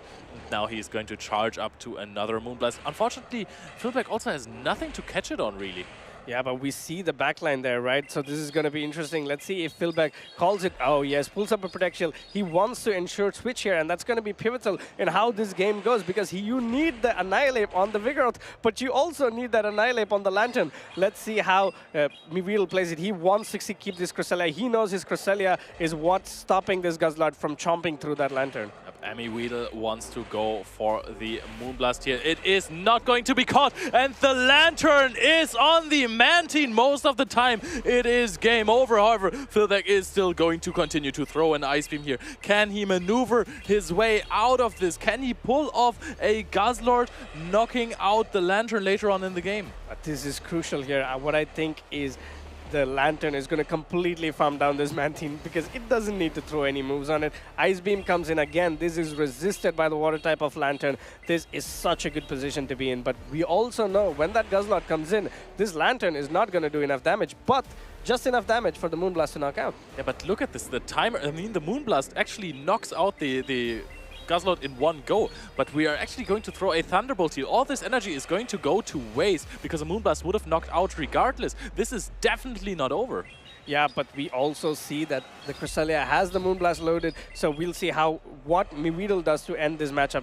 Surf coming in again. Lantern is going to get farmed down by this Guzzlord, but coming in with the Cresselia and goes for the Moonblast snipe here. This will take out the Guzzlord. We have one Pokemon left on Philbeck's side. Will it be able to take out this Cresselia? It all comes down to the Night Slash. Is this enough? It's getting in the red here, slowly and steadily, and going a charge attack priority. Night Slash, this will decide the outcome of the game. If this Night Slash is enough, it will be enough for the Annihilate to overcome that Vigoroth at the back, and it is! Oh, it knocks out the Cresselia. Emmy Weedle was celebrating too early there when he saw this Lantern on the Mantine. His own Lantern will have to farm up a lot of energy here. Will have to throw Thunderbolt. Throws a Surf in case Philbeck reaches the Night Slash. This is going to deal a lot of damage. However, there's still the Vigoroth. Can Vigoroth do anything here? It is going to be able to soak up energy like nothing. But is this Annihilate going to be in Rock Slide range? Oh, this is going to be very close indeed. In comes his first Night Slash. You need to throw them as fast as you can, because if you get a boost, that counter extra damage will come in handy. In comes the first Night Slash. Of course, Vigoroth is a bulky Pokemon and it's not going to do enough. Will you get the boost here? No boost. He will have to go for the Rock Slide, throwing in one counter earlier and not on charge attack priority. Oh, this is going to deal quite a bit of damage, but not enough. Emmy Weedle gets the Rock Slide off, and the Rock Slide is going to knock out the Annihilate. He actually still won this game. Annihilate almost there for the sweep, and Vigoroth is an Annihilate counter. What a way to go. What a way to go into the top 8. Weedle absolutely calm and composed. He thought he was going to win the game middle, and the moment he saw that Annihilate, he was like, uh-oh. Oops, this might not be over as fast as I thought. Because yes, sometimes you can absolutely farm down a Pokemon. However, if there is a Guzzlord that can farm down your Lantern as well, it is going to be really, really difficult to utilize your Pokemon still. Yep, I mean, Weedle made a great call there. At game number 1, he knew that he had something weak to the Cresselia at the back, and going into that Lantern, even in a very negative matchup, that takes a lot of courage to do, because, you know, you could lose that game just there. Yep, I really, really liked how in game 1 he chipped that this Guzzlord with the Lantern, then went into Altaria, predicting the Annihilate in the back, saying, hey, my Altaria just needs a little bit of help to win this game. Yeah. I think Philbeck played everything correctly, as much as he possibly could, but Weedle was always in the driver's seat. In game number 2, even going for that that Grass Knot bait, that is, if it was called, it was over. Yeah. And Philbeck was thinking about it. He waited till the very last second to pull up that projectile. But I mean, you don't want to be the guy that plays against Emmy Weedle on day 2 and just lets their Guzzlord knock out by a Cresselia. That is absolutely the worst thing you can do. And everyone afterwards will tell you, like, bro, why didn't you shield? You had play there. However, if you have watched yesterday, you might have seen one of our trainers who are also still in competition, I think, Scaffo, have an interview, and we're going to show you the continuation of that interview. Welcome back, trainers. I'm Nighttime Clasher, and I'm here joined by Scoffo99 and Inadequates. We're going to talk a little bit about Honolulu, Hawaii, and what we're doing to prepare. I guess, Scoffo, you could start us off. What is your preparation looking like for Worlds? Obviously, you both have competed before, and I haven't, so maybe you could give us some insight. So I do think that the team composition it's really important. A lot of people before the tournament, they try to grab like the team that already won a tournament and it's already good in the meta. But what I really do like is do my own team, practice with it, like not even that much, but just to be confident with the Pokemon that I'm gonna run. Like I know there are a lot of trainers that usually like they start from like the GBL team of 3 and then they do add the 3 Pokemon to complete the team 6.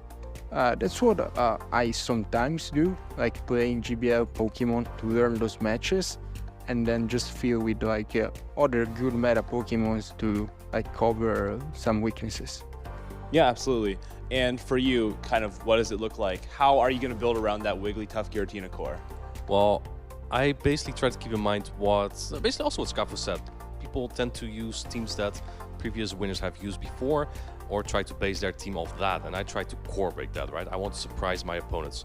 You wouldn't, and it has to be balanced as well, because you don't want to lose to something like a Heatran, right? That would be crazy. Yeah, well, why would that, yeah. Yeah. Why would you even bring that up? Like, it didn't happen. After Stockholm. Anyway, yeah, so Giratina Wigglytuff is a very cool core, and it has worked for me before. I'm not sure if that's something you want to rely on always, though, because the meta keeps changing and players are changing their teams. So that's also something to keep in mind. But since you're also competing at Worlds, how would you approach the meta or your team? I think I need to just build around one Pokemon at first. Something that's like not too crazy, but just off meta enough. Like before in these metas, I've always been looking at like Umbreon, for example.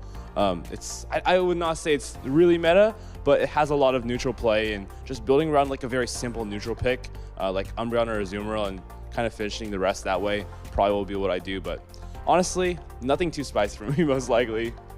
I believe this is your first time playing the World Championships, right? How do you feel about it? Honestly, we are currently around 3 months out. Yeah, I already feel nervous. So if that's any indication, well, let that influence you guys on how you should be feeling if you're going to be playing in Worlds in a few months. Maybe start thinking about it. The new balances are out coming in a week, so there's no better time than to start now. Scoffo, how did you experience the World Championships last year as best performing European? So I think that like my prep was like solid. I started like after Torino, took small break just to see like which Pokemon were like good and what could be like good core breakers for those winning teams. If I remember correctly, like the team that won Torino won like last NA regional as well. So in my mind, that was like team to potentially beat or like team to have a good matchup against. So I decided to like build my team around that, like trying to have like good matches overall, of course, against like other top meta. And what I do think is also important is do not stress a lot about team building. Myself, I locked it, I would say, my worst team like a month before and didn't want to like think about it anymore, knowing that if I would like think way more, then I might have changed something, regret like using some picks. I knew I was confident into my matches and it worked really well, so I can't be mad about that. What about you? Yeah, I think for me, the way you say it, right? I don't want to stress too long about making a team because I always have that, sometimes I also want to change like my team one day before. It just doesn't end up very well, right? Yeah, the problem is every team has got to be weak to something, but it's up to you as a trainer to kind of figure out how to play around those matchups and create the team that you are most comfortable with going into any tournament. And with that, I think we'll end it off. Thank you guys for your insights on Worlds, and good luck trainers this weekend and in Honolulu, Hawaii later on this year. Thanks so much, Eric. And now we will be heading into our next match where we might see a little bit more of the Magzone and Cresselia, I believe. maybe just Cresselia, but it seems like a very dominant Pokemon in that matchup. Even allowed Vigoroth to take out an Annihilate, something I don't think we see every day here on the show. I think barely any time. If you didn't know yet, Annihilate is really good into Vigoroth. We saw the video earlier of Scaffo. Here he is actually on the left side. Scaffo99 is playing against Cockshock on the right side. They played yesterday as well. Scaffo knocked Cockshock down to the lower bracket in an insane best of 3. But now you have revealed your hands, you've revealed your tricks. Can you do this again as Scaffo? I think for Scaffo, it looks pretty good for him, honestly. But there's one problem. The Cresselia from Coxiac is so good into his team, but Scaffo's already shown time and time again that he can maneuver around it. Will he be able to do so in this first game? Well, he has that attack-weighted Altaria here, so perhaps this is not the worst lead for him. We saw him do this yesterday as well, really heavily relying on that Annihilate, which he brought in the back here, but Cresselia has super effective Moonblast. We saw a lot of debuff yesterday. Let's see what's going to happen today. It's a 10% chance to drop the attack of that Altaria, and Scaffo puts up the shield immediately, protecting that Altaria. This can absolutely flip the matchup if he does get the debuff, because the Dragon Breath will be doing 1 less damage per fast attack. Here we go, Sky Attack comes out here. Does Coxiac call this bait, or does he want to shield on Moonblast? It looks like he's going to play this out with no shields and just force those protect shields off of Scaffo early in the game here. You know what I noticed here, Eric? Scaffo is pretty weak to that Cresselia in this matchup.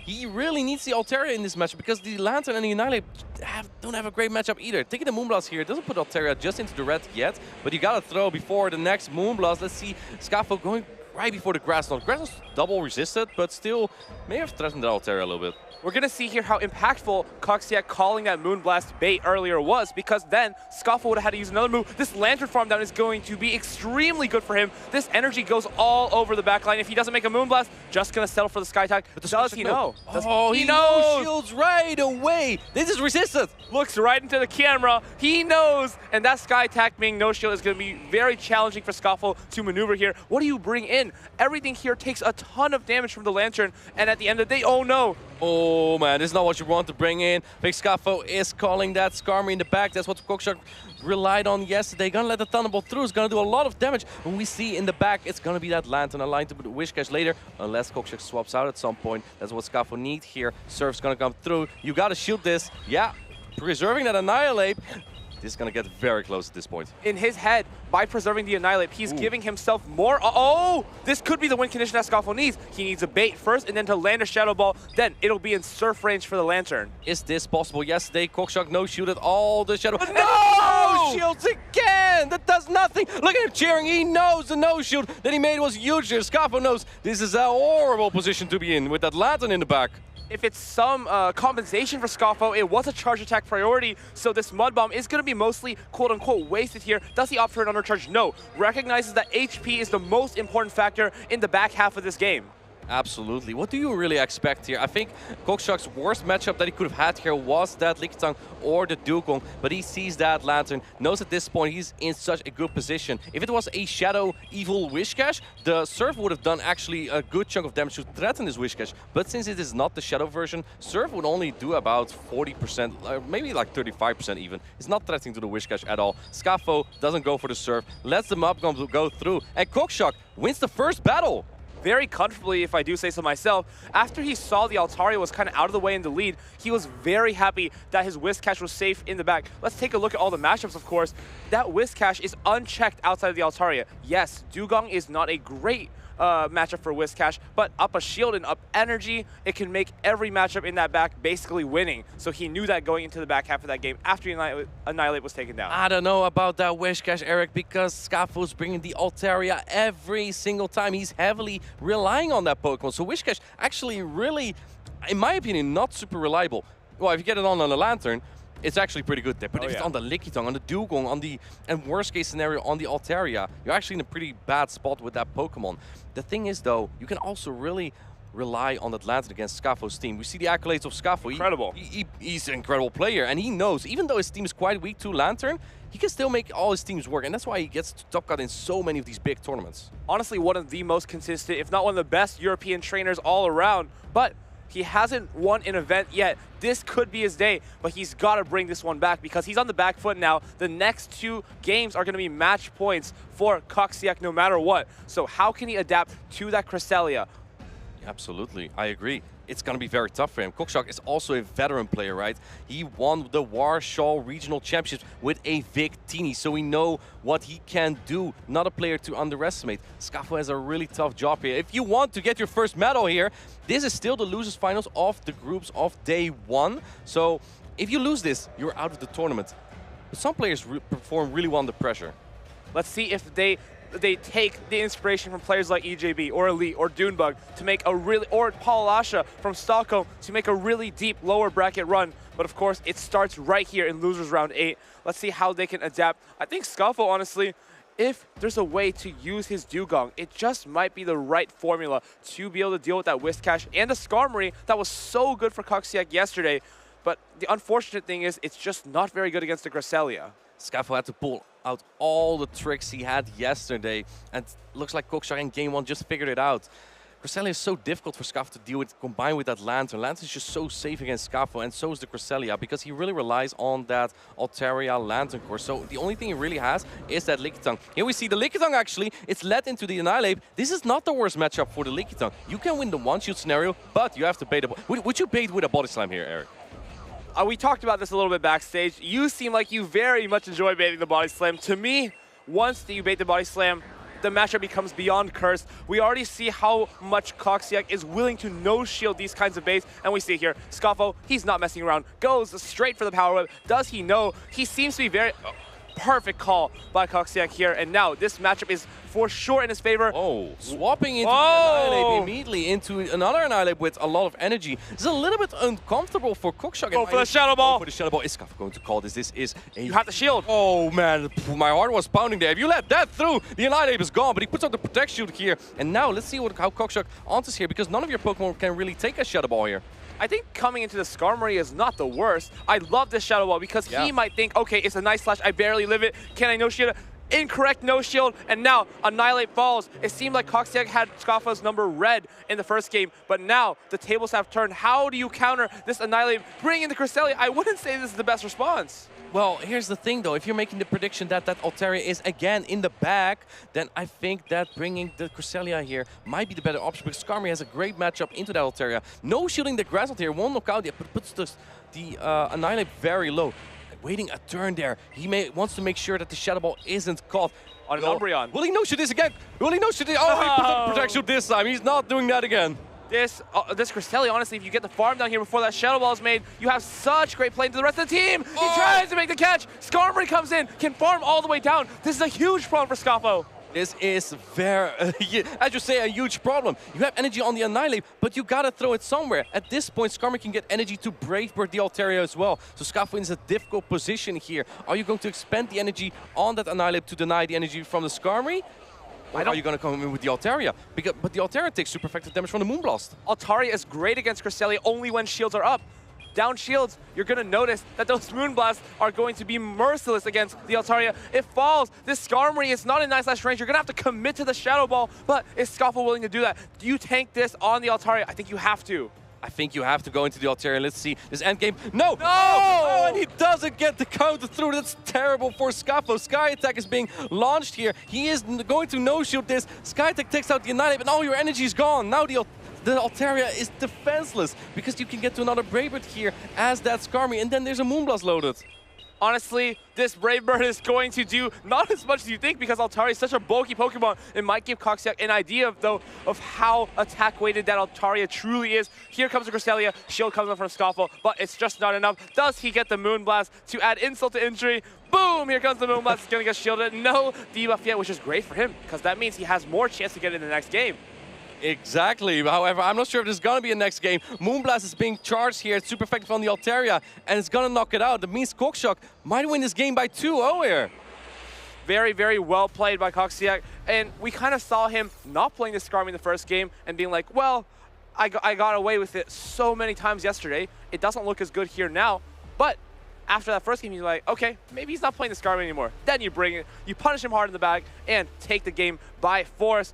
But it looks like our judges may be going for a quick review backstage here. So sit tight. This game might not be over yet. But of course, it was still brilliantly played by both the players, just showcasing really how strong Cresselia was. The Annihilate missing that counter may have been vital there. It really kind of messed up Scafo's plan there in the end game, because the end game was going to be so close. It was definitely not over yet. Here's the thing though, I don't think that the Skarmory was exactly in nice range, because Scafo needed one more counter for that Shadow Ball. He tried to catch that Grass Knot on the Licky Tongue, one counter before the Shadow Ball, so he couldn't have knocked out the Skarmory just yet. Maybe he tried to go for a Night Slash and then Dragon Breath down. Perhaps that was attack priority. Perhaps, I think that would have been exactly what he needed, given him the play in the last moments of the game. But of course, that's not for us to decide. I think though there was definitely play remaining in that game. Despite circumstances not being that great for Scafo, we always want our players to have the opportunities that they deserve. If there's an opportunity to still win that battle by getting the charge attack priority, shield and Dragon Breath down, perhaps there was play. Cresselia was super healthy, they already had a Moonblast story. It would be a very tough story. We've seen that Cresselia being such a menace for Scafo's team. Cresselia is a great Pokemon with incredible coverage. And nowadays it's running more Moonblast than Future Sight. Why do you think that is? Well, we saw the last regional, right? Rise to Occasion, one with an Umbreon. How do you give yourself more play into the Dark types with Cresselia? Moonblast. With Future Sight, so many of these matchups become extremely cursed, but it's mostly for things like Poison, for Fire. And do we really see a lot of those right now? But what if you pair the Cresselia with like a Wigglytuff? One of the better, one of the good Pokemons. Hey, you know what you have more playing with Future Sight? Heatran.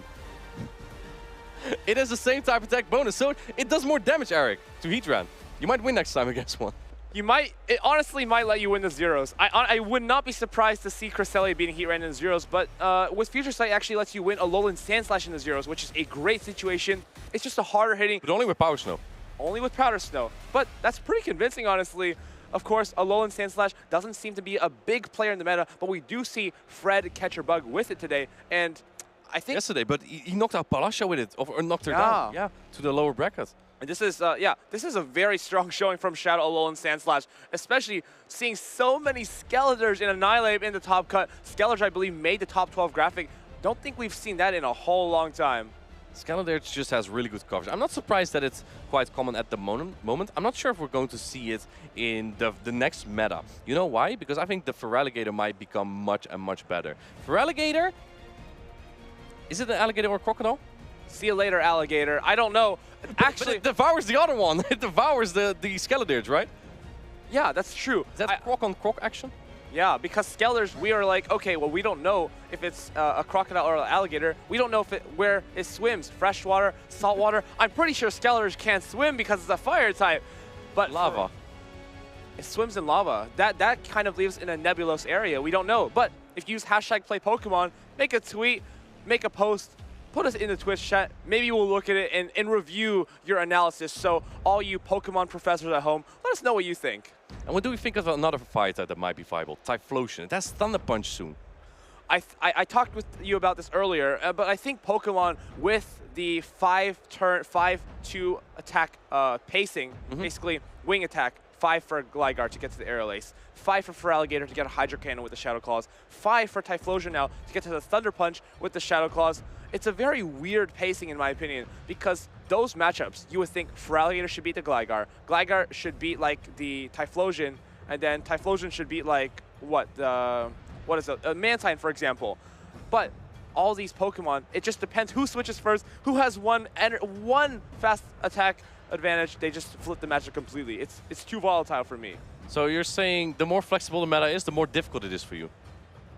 Do you need like perfect alignment, rock, paper, scissors to win a battle? Is that what you're saying? This is really rich coming from the Wigglytuff Giratina Origin player, but it looks like our judges are going back to the stage. We will see in a second what their decision ended up being in this game number 2, Scafo versus Coxiac, to bring you guys back to the present. If you guys are just tuning in, we just had a quick review back there because Coxiac threw a Sky Attack against a very low health Annihilate that did have a move, but Scafo didn't have the opportunity to throw out that Night Slash. Right, didn't get discounted through, didn't get the chance to throw the Night Slash, so that may have foiled his plan a little bit, and for that reason, this battle is in review. So we'll hear soon from the judges, and I think that the call is no rematch here. That means that Coxiac wins his first round of the day in day 2.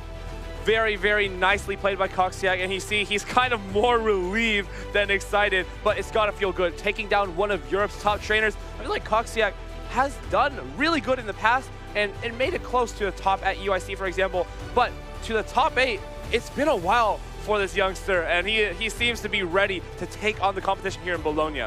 Right, he already won 1 regional championship. Why not 2? We currently have 2 Europeans competing already that have won 2 championships. Maybe there will be a third. Kokshak is in the race currently. He's now in the top 8.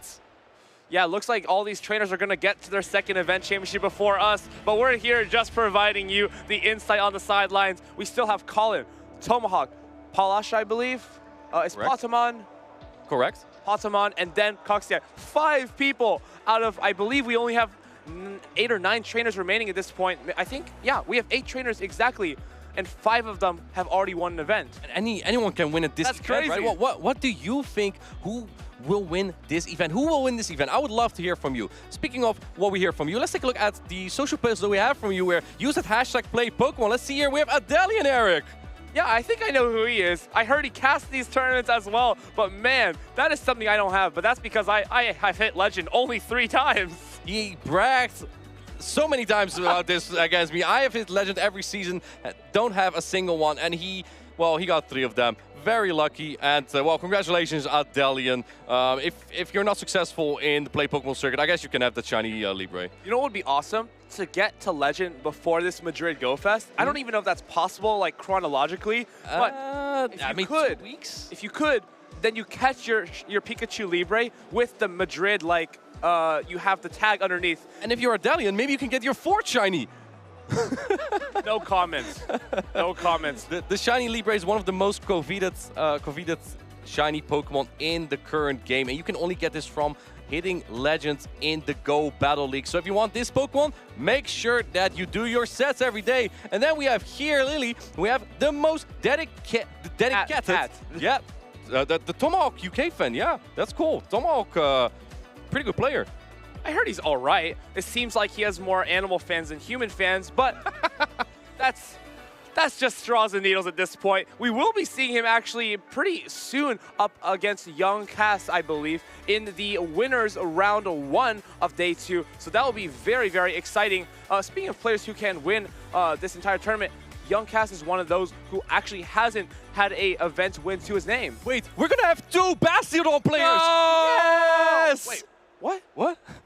I like Bastiodon. Woo! We love Bastiodon here at the Play Pokemon circuit. Caleb Pang, if you're up, I know he's loving every second of this, but I know there's a lot of late-night Americans, Canadians, and even some Latin people. Also, Marto Galde in chat. He's been doing so well in the tournaments as well. Also a Bastiodon lover. Marto Galde is not, no way. Yeah, he really likes Charizard. It. He has specific Bastiodon emotes even. This is embarrassing. For Marto? This is embarrassing for you, man. Anyway, let's take a look at this matchup here. Tomahawk UK with the Shadow Bastiodon and Junkas with the non-Shadow Bastiodon. Actually, no, I think that's correct. Yeah, Tomahawk UK with the Shadow Bastiodon, Junkas has the non-Shadow Bastiodon. And both players have Shadow Quagsire. No Whiscash. What do you think of Quagsire compared to Whiscash? I honestly like Whiscash a lot better. Scald just gives you flexibility in all your quote-unquote bad matchups because you can always come out with some sort of an advantage. It's just such a hard-hitting move compared to something like Aqua Tail. The most awkward thing about Quagsire, in my opinion, not just his smile, but against Lantern, it doesn't feel that good, honestly. I agree, especially if you don't have Stone Edge, right?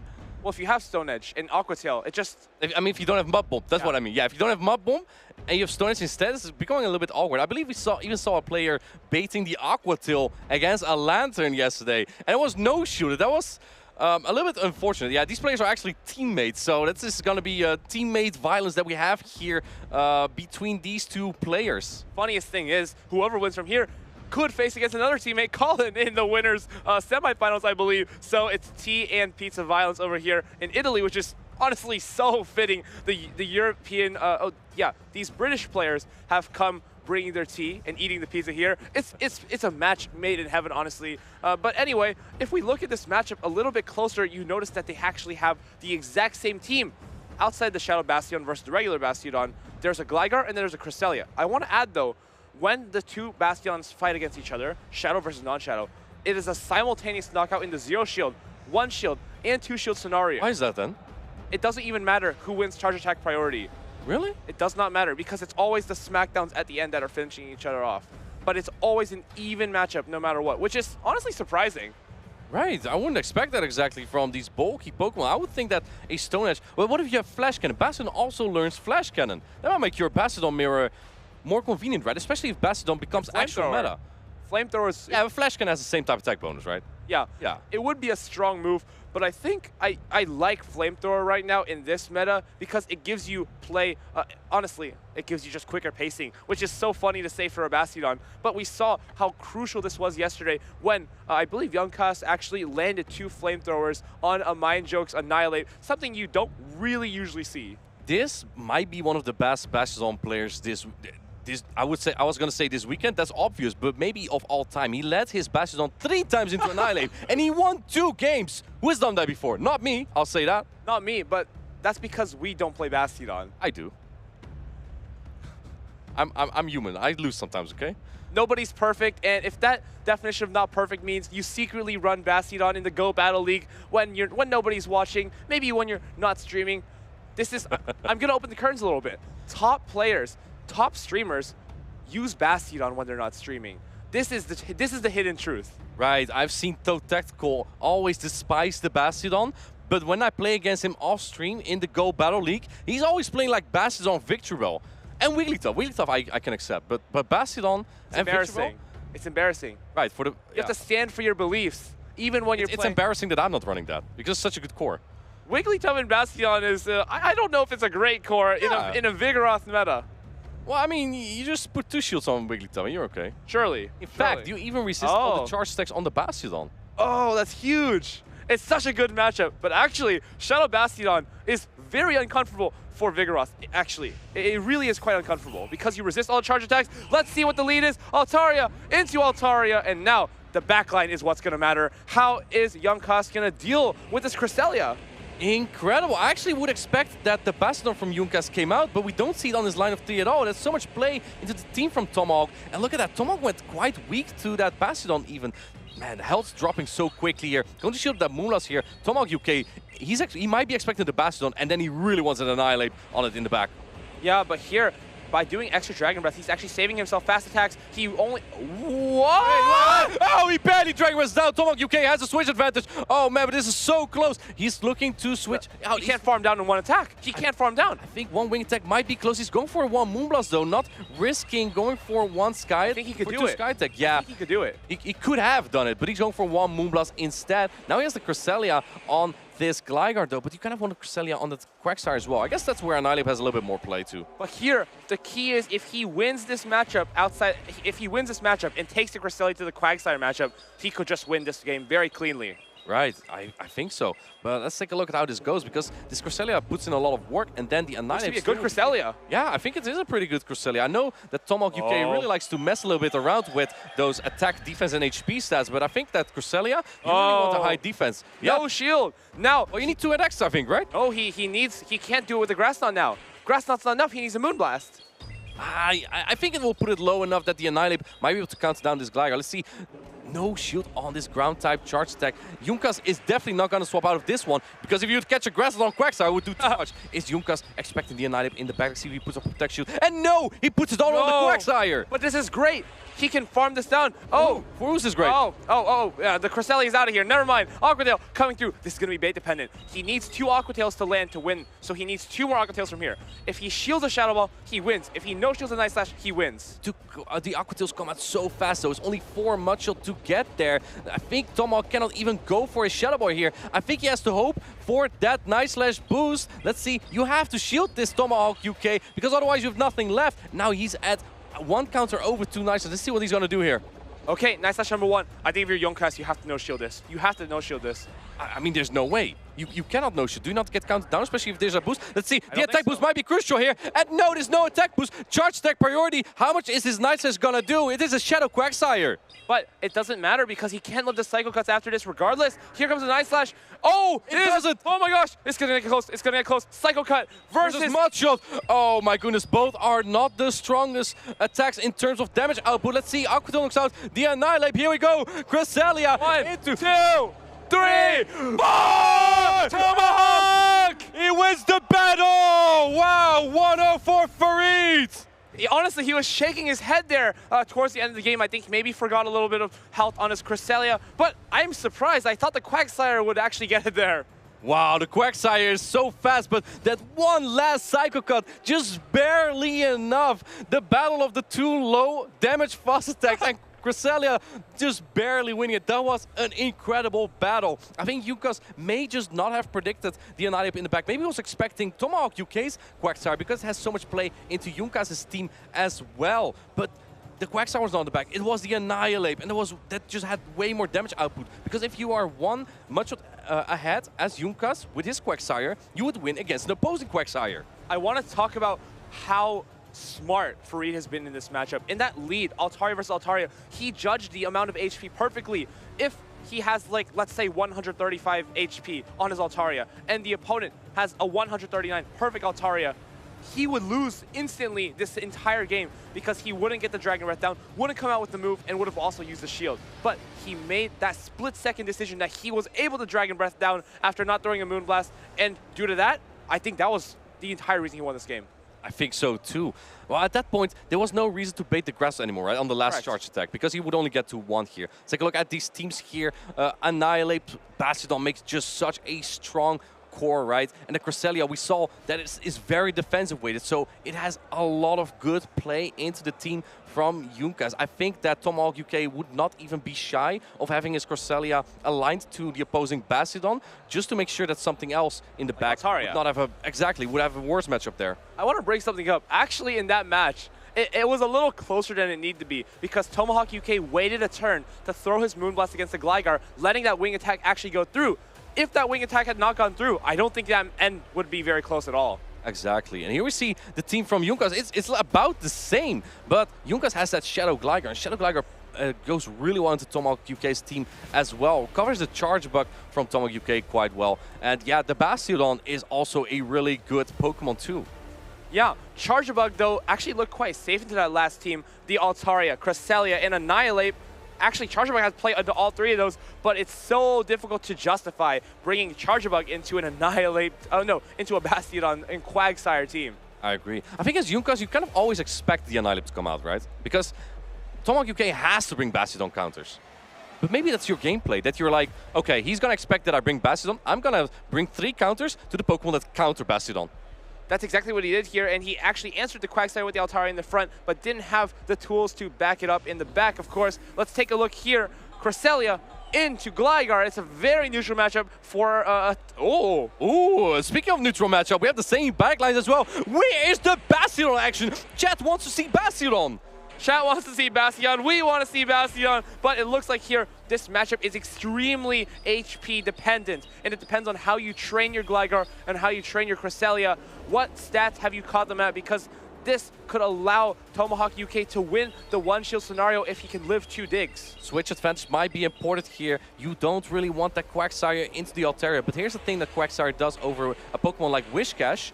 You have Stone Edge, and that really helps a lot. Let's see what Tomahawk is going to do. I think, oh my goodness, he catches the thing on the Altaria. What an incredible catch. This is not going to do any damage. What if there's Bastion in the back, Tomahawk UK? What are you doing?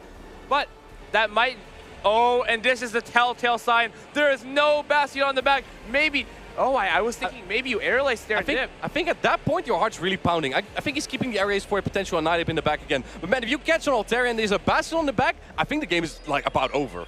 Yeah, but now it seems like it's really paying off. Made the right call. Making the right call here is Youngcast, shielding up that Moonblast, and now can Dragon Breath all the way down. This is a huge problem for Tomahawk UK.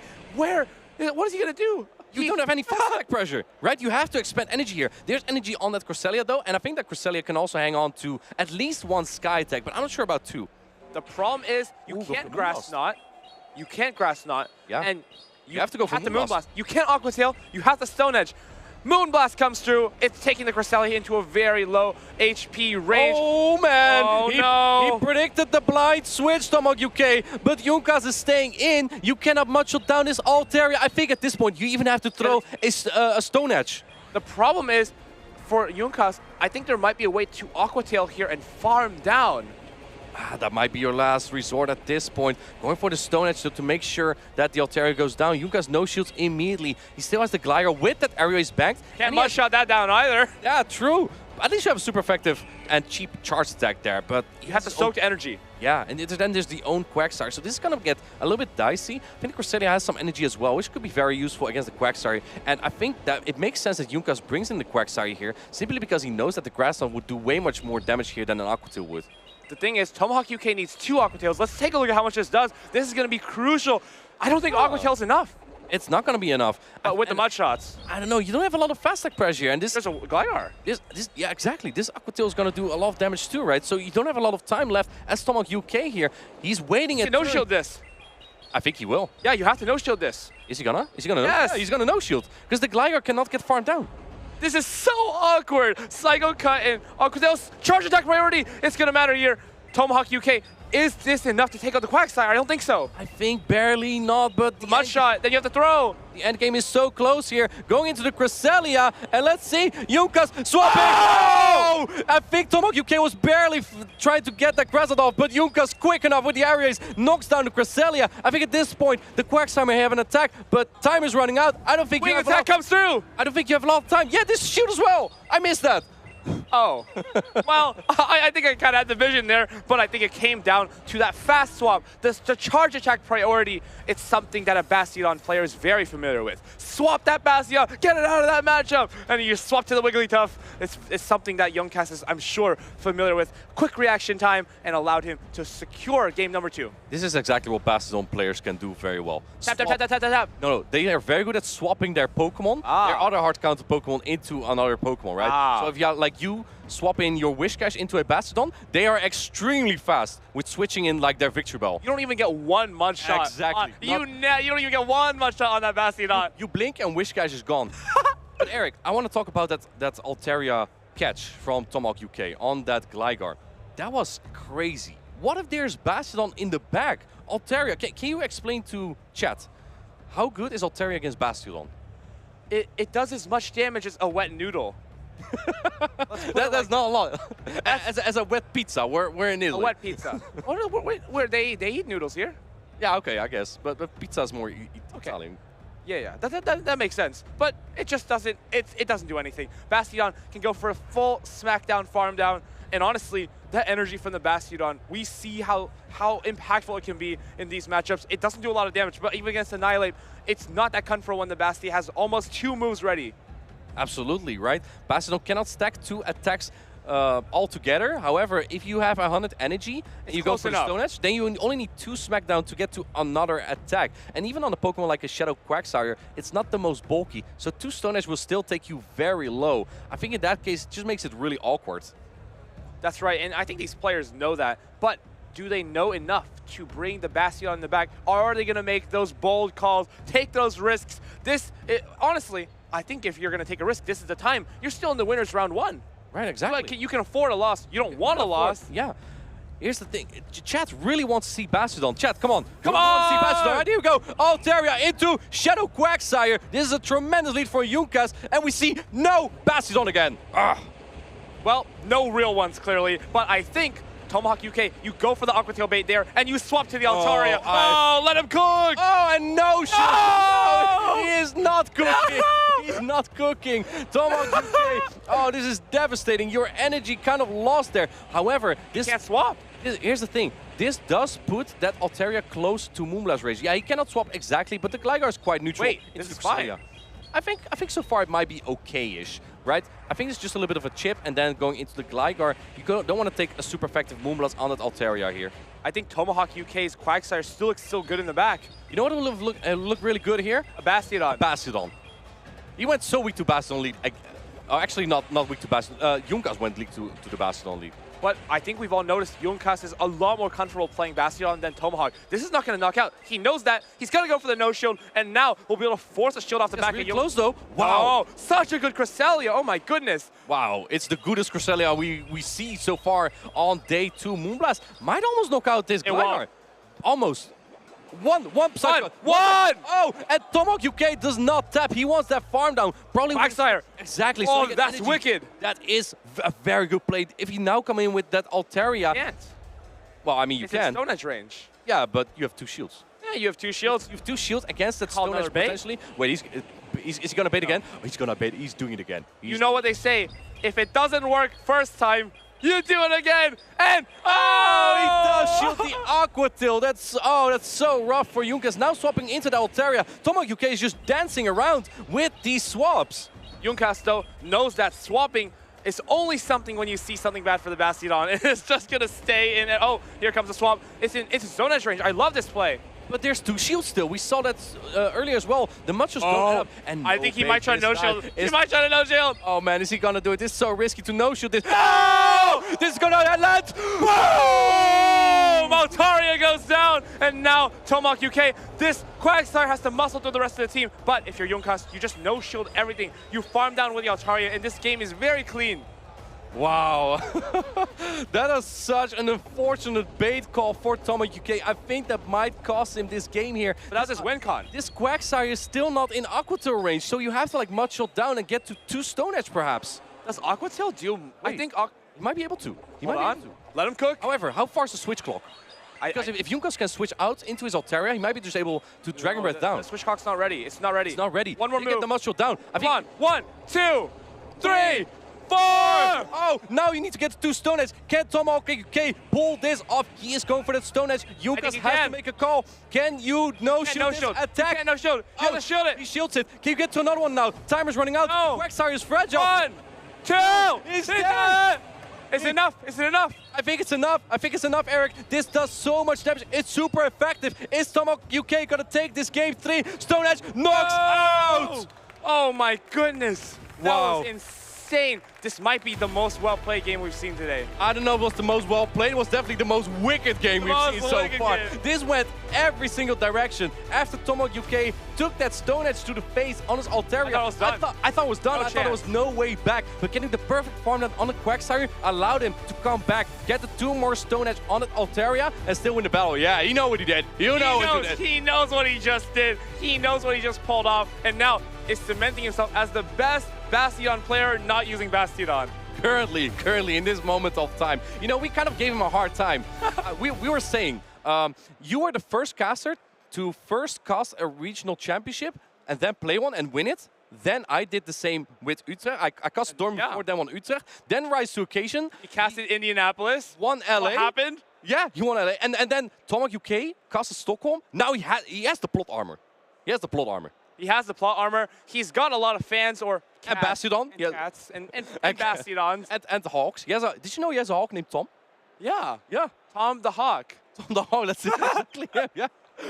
But regardless, I think this would be really cool, honestly, to see him win. As one of our fellow co-casters, we are just adding so many more names to the casters we've won. It's going to look like a caster roster. Yeah, you know how funny it would be on the EU event? It's me, there's you, and there's him just there. People are like, what's going on? Can we not do the same on the NA events? Can the casters not win tournaments there? How can we have to recruit Lyle and Dunebug. Ah, good plan, good plan. Yeah, Keep in mind. You don't think we are good enough to do that? I think we need to head over to North America, Peoria 2025. I think there was a boot camp for move timing, right? Maybe we need to go there as well.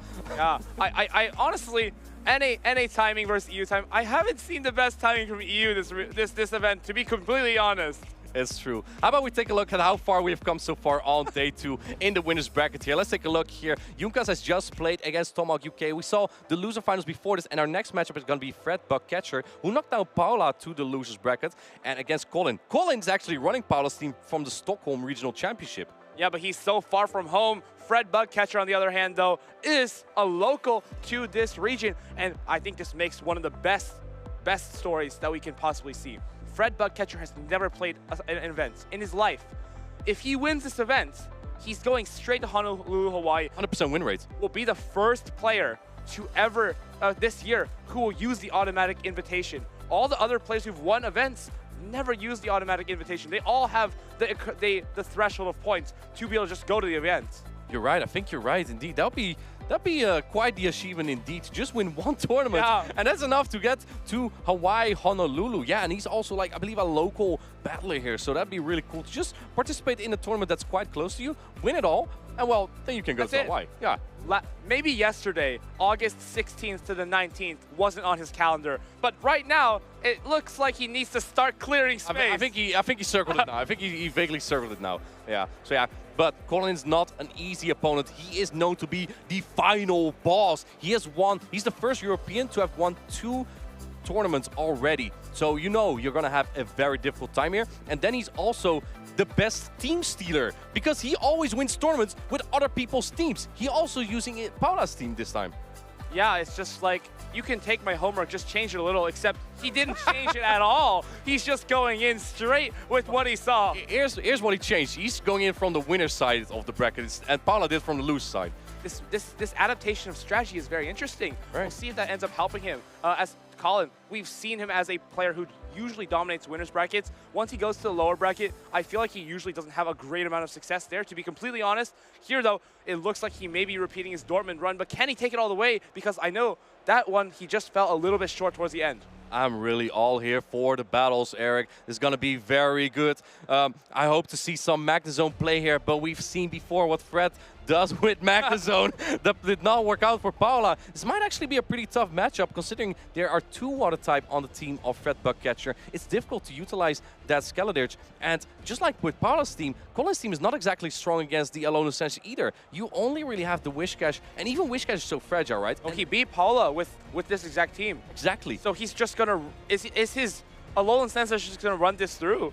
Right. I think it could. Yeah, what do we think of that Totodile plushie there? I do like it. I wish he was looking at us. It makes us feel a little... It's a little sad, but that's fine. Oh, there he is. There he is. Thank you, production. Yeah, I want to take a look at that cube Pokemon there. And his evolution is actually really good, right? Not Croconaw. Well, actually, Croconaw has some play, but it's not as good as Feraligatr. It does not. Really? I built one for Great League. What? I know you don't have a lot of starters, but some of us have a little bit more resources than others. But no Feraligatr here, although Feraligatr would look fantastic into Colin's team. It's actually a Alolan Stance here that might be the best Pokemon, because you take a look at its bad matchup is Skeletors, right? But as we talked about yesterday, if you have farmed down after you basically lead Alolan Sandslash into Skeletors, you swap, you lose that switch, but you leave a lot of health on like a Cresselia or something. You farm it all the way down. If there's only energy, right? If it's like a one-shield scenario and you have 2 Joe runs, guess what? Skeletors is no longer a Alolan Sandslash counter. Not by any means. Alolan would do so much damage because it's super effective. And what I also want to point out, there are so few Lickitung we have seen so far. Yeah. And no Umbreon either here. Sandslash is much worse against those. But here we go. Game number 1. We have the Whiscash into Skeledirge. And if you look at this, I think there might be a challenge for him. How do you deal with this Whiscash and then deal with the Skeletors? Wow, there's no answer on Fat Bugcatcher's side. Going for that Skull, it's going to do a lot of damage. If Colin has an idea of what could be in the back, he will shield it, but no, he lets it go. He has no idea. He may be expecting Altaria, but oh no, debuff. I love this. I love this play. It's an X-Scissor range. This makes a lot of sense. I think so too. Going for the Scald, it will do a lot of damage, but Fat Bugcatcher can't take this. All he needs to do is secure a switch advantage. But, you know, you talked earlier about the energy of Alolan Sense that can be valuable. So can the energy of the Skeledirge be. And both trainers didn't throw a charge attack just yet. And at this point, instead of Fat Bugcatcher pressuring Colin's shield, now Colin pressures Fat Bugcatcher's shield. And he lets it go. I think this knocks out. No, it doesn't. Yes, it does. No, it does. Goodbye, Charger Bug. I think it's... Wow, this Whiscash is... It's Shadow, right? Does more damage. It's evil. It's throwing at Mubble like... Oh, here comes the Scald! Number 1 onto the Whiscash. Will there be that infamous debuff? Air's coming through. Does he have the shield? Oh no. The Alolan Sandslash. So much damage, Eric. What are you gonna do? I think he lost track. This is not a Mud Bomb. This puts Whiscash so low. No debuff, so I guess your energy is still pretty useful. But now look at the back lines, Eric. There's gonna be that Cresselia for... Oh my goodness, another Mud Bomb. Fat Bugcatcher is... I think he lost track of energy entirely. Yeah, and the thing about this Scald and Mud Bomb combination, Scald and Mud Bomb is perfectly 10 mud shots, and going for the entire undercharge. He lost charge superiority, and now wants to get that farm down here. I think it makes sense. That makes sense. If Colin is just staying in, he cannot afford to lose switch advantage here. If he's expecting the Alolan Sandslash in the back, he needs to melt that thing back to Gelato. Yeah, they're keeping us on our toes here with this matchup. Will this Scald be a debuff? I don't think so, because he just got one in the previous Scald. Here we go. Yep. Yep, you're right. All skill, 50% chance. Trying to make the catch here, and now here comes the Skeledirge. Alolan Sandslash is going to melt. Look at that. Huge Shadow Claw damage, but it's not enough. Goes straight for the draw run. I think at this point, it's a little bit too much for that Whiscash to handle. I think if he... I honestly don't know how he could have played this, to be quite honest. I don't know. You had to keep switch advantage. Yeah, but at that point, it's so hard. If Colin shields, I don't think you can preserve it. I guess, yeah. Disarming Voice is being protect shielded here. Fred Buckcatcher still trying, but the Cresselia has a Grass Knot stored. Colin, the final boss, knows he has wrapped up this battle. Fred Buckcatcher has another life, though, against the final boss. He has 2 lives, even, if he wins the next battle. Yeah, Grass not coming through, and Colin is absolutely dominant in this battle. It seems like the Whiscash took out the entire team before the Alolan Sandslash even got to do a dance. Yeah, that Whiscash safe switch was just so risky in my opinion, but I think Colin didn't really protect the Altaria in the back when there was a Whiscash lead, because Altaria is very difficult to swap into a Cresselia, because Cresselia also has access to Moonblast, which does a lot of damage, and especially if the Altaria is not attack weighted, it has a horrible matchup into Cresselia. In my opinion, Colin ran way too weak to Altaria here, but it's almost like he's baiting Fred Buckcatcher in. He's saying, bring that Altaria. I have my Magnezone ready for you. Mantine as well. Ice Beam is just so good against Altaria, but for me, Mantine is definitely unplayable in this matchup. Yeah, there's a Alolan Sanchez, Lantern, and Charger Bug. I think that makes the Whiscash pretty safe for Fred Buckcatcher to use, though. So I do like that combination in his composition here. I think, indeed, the Magnezone might have some play. It's one of the Pokemon that doesn't do that bad against the Alolan Sanchez as well. In fact, you can win the 2-shield scenario by going straight Mirror Shot. Shot. Yep, exactly. Yeah, because it's a pretty fragile Pokemon, and it takes damage from another fragile Pokemon. Usually, when a Pokemon is fragile, it has quite some attack. And even low attack damage attacks, they still do quite, it still does like 30% to Alolan Sandslash. The problem is, the Alolan Sandslash is quite good against this entire team, except for, like, I guess Magnezone is technically good up shields, but down shields, even that in the Skeletors, are just not playable at all. But the best thing is you can actually even bait Ice Punch. It's almost a guarantee that he will shield. Yeah, exactly. We saw that from Paula as well. Always shielding the area ace from the Gligar, because you know that if it's a dig, it will knock out that Magnezone. So yeah, Magnezone usually is the Pokemon trainers use the protect shields on. Now, you say an interesting thing there, because if Alolan Sanchez has energy and shields are down, Skeletor is not that threatening. But Fred Buckcatcher, all he had to do, I think, was to force shields on that Whiscash, because even then, if he would lose switch advantage, he could still lose, he still fire off a drill run into the Skeletor. But because he kept shields up, the Skeletors just melted down that Alolan Sanchez with the Incinerate fast attack that we see here. Yeah, pretty standard team here from Colin if you watch the Stockholm Regional. So I think Ice Beam on that Mantine is a big call out, though, because that makes the Altaria matchup, I think, quite dominant. The Wing Attack and Ice Beam is more than enough to take it out. We see Azumarill usually get the Bubble Down. A Wing Attack Farm Down is also very, very delicious. It's a very deceiving matchup. You'd think that Altaria is not that bad into the Mantine, because Dragon Breath is not resisted or anything, it's just neutral. But it's really bad. Mantine is just a very bulky Pokemon on its own. Let's take a look here. Game number 2, we have that Charger Bug into the Shadow Whiscash. Here we see him again, looking very evil. Let's see what Fred Buckcatcher is going to do here. Swapping into your own Whiscash is very awkward here. Yeah, the thing is, you'll get debuffed first, and then the Cresselia will come in. This is not really an answer. This is not really an answer. Look, he comes in with that Cresselia. Here's the thing, though, Eric. The problem is Skeletors. He doesn't need switch advantage because he also has the Skeletors for the Charger Bug. You can't bring your Charger Bug on. You have to bring your Charger Bug onto the Whiscash. In fact, that's the best matchup here left for the Charger Bug. And then your Whiscash against the Skeletors, that might give you some play. I think the Charger Bug is not that bad against Shadow Whiscash, though. I would have just stayed in there, thrown 2 X-Scissors, and maybe force a shield in the zeros. It's a pretty awkward matchup. X-Scissor is a pretty efficient charge stack, so it still does quite some damage on that Whiscash, despite the Volt Switches being resisted. I think Colin went pretty weak into this Altaria lead, but it's in the back here as a safe switch even, and that's exactly where Colin needs this. I think Fred Buckcatcher can flip the switch advantage if he really wants to, but it doesn't look like it, because the problem is if he's starting to flip switch advantage, Colin's Whiscash still has so much energy. I believe it almost has a Scald stored. He has to just leverage this Whiscash energy somehow. I don't know how he's going to do it, but Fred Buckcatcher needs to catch up, because right now, 2-shield Whiscash will be his entire team with all that energy.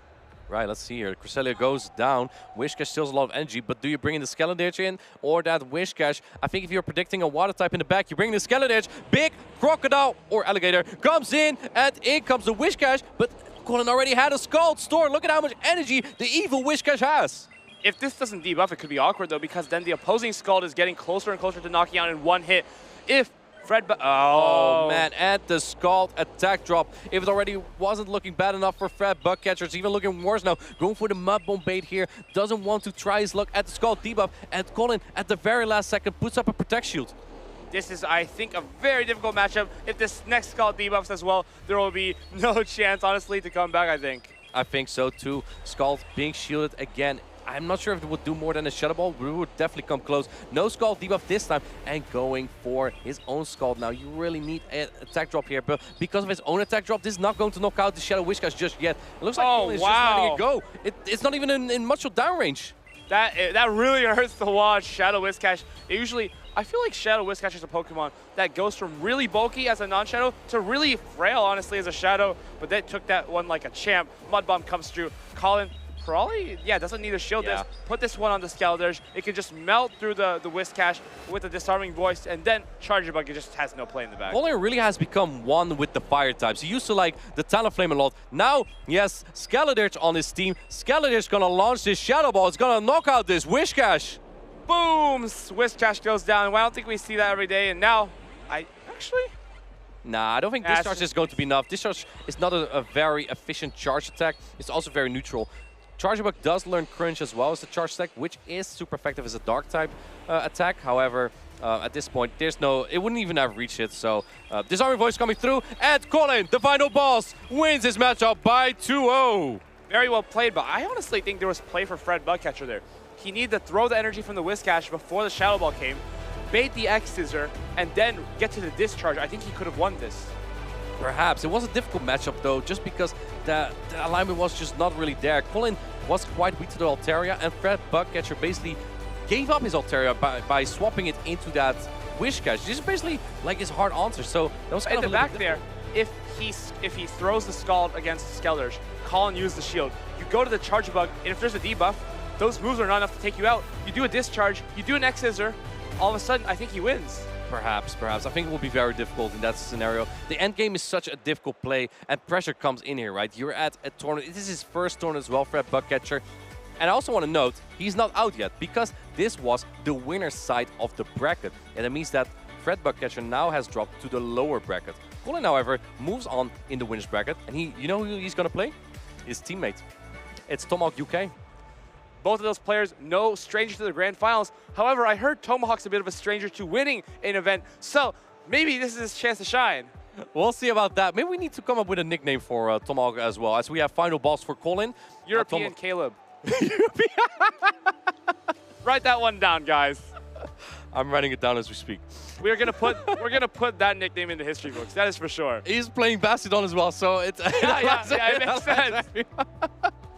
I like that. We'll keep that one in mind for sure. We're gonna have a lot of good battles here today still, and this is also the last tournament in this meta, right? Because next week we're gonna have the new meta, and then we might not see as much Whiscash anymore. We've seen a lot of Quagsire though, right? What do we think of the Quagsire opposed to the Whiscash there? We've seen it like aligned to Altaria. I still don't like the Whiscash. Oh no, I still don't like the Quagsire. Really? But it looks so derpy. And now I feel bad saying it. He looks so friendly. You should feel bad. He looks so friendly. We saw players, I think Ricardo or Desynced actually won a special event last weekend with a Quagsire and got second in another one. And first before that. Oh yeah, he's been on a roll. I think he kind of piloted the Quagsire into the meta and kind of raised eyebrows around the European and the North America region after they saw his success in the Latin America region with that Quagsire. I think the Shadow with Aquatail and Stone Edge. And honestly, I think he pioneered this Pokemon. Do you think it might be the prime water and ground type Pokemon to go with now? Right now, it could honestly be, maybe not right now, because Lantern is still too prevalent, and it's not that good against Lantern. Once Lantern falls, and once Whiscash gets the Scald nerf, it could be the best one. But who says Lantern will fall? Because it also has access to the fast attack Water Gun. Maybe with Water Gun it beats it. Listen, yeah, exactly. That's what I'm saying. If Quagsire is not running Mud Bomb, is it even a Lantern counter? I don't think so. With Spark, Lantern is already uncontrollable because 2 Surfs will knock you out. With Water Gun, exactly, adding up. 1 Surf will knock you out. Perhaps in the 2-shield scenario, I would not be surprised. So that's going to be like a thing to think about, especially if you are playing at the North America International Championships. what is your water type to go with? Is that going to be the Feraligatr? Is it going to be the Quagsire? Are you going to stick with the Whiscash? Does Swampert make a return? Those are all options. How about we go to the interview area? I think Colin might share some opinions on Whiscash. Exactly. Let's go. Thank you very much. I am joined by our two-time regional champion who reached yet another winners final. Colin Six, how are you feeling about this win? Fantastic. I was expecting a rough matchup. Luckily, I could align things well and get it over the line. I mean, alignment is going to be key in your next matchup as well. You know your opponent, Tomahawk UK, very, very well. I know you've been practicing together a lot. What do you think about the matchup? Well, that's the best you don't on a team. That always makes things tricky. So it's going to be alignment dependent again, I think. Do you have a little solution for it already? Maybe. But I'm not selling it. That absolutely makes sense, I'm going to be honest. So, you have won 2 regionals already. You have performed super well in Stuttgart, got the title. Then you got into the grand finals of Dortmund as well. What happened after that, Colin?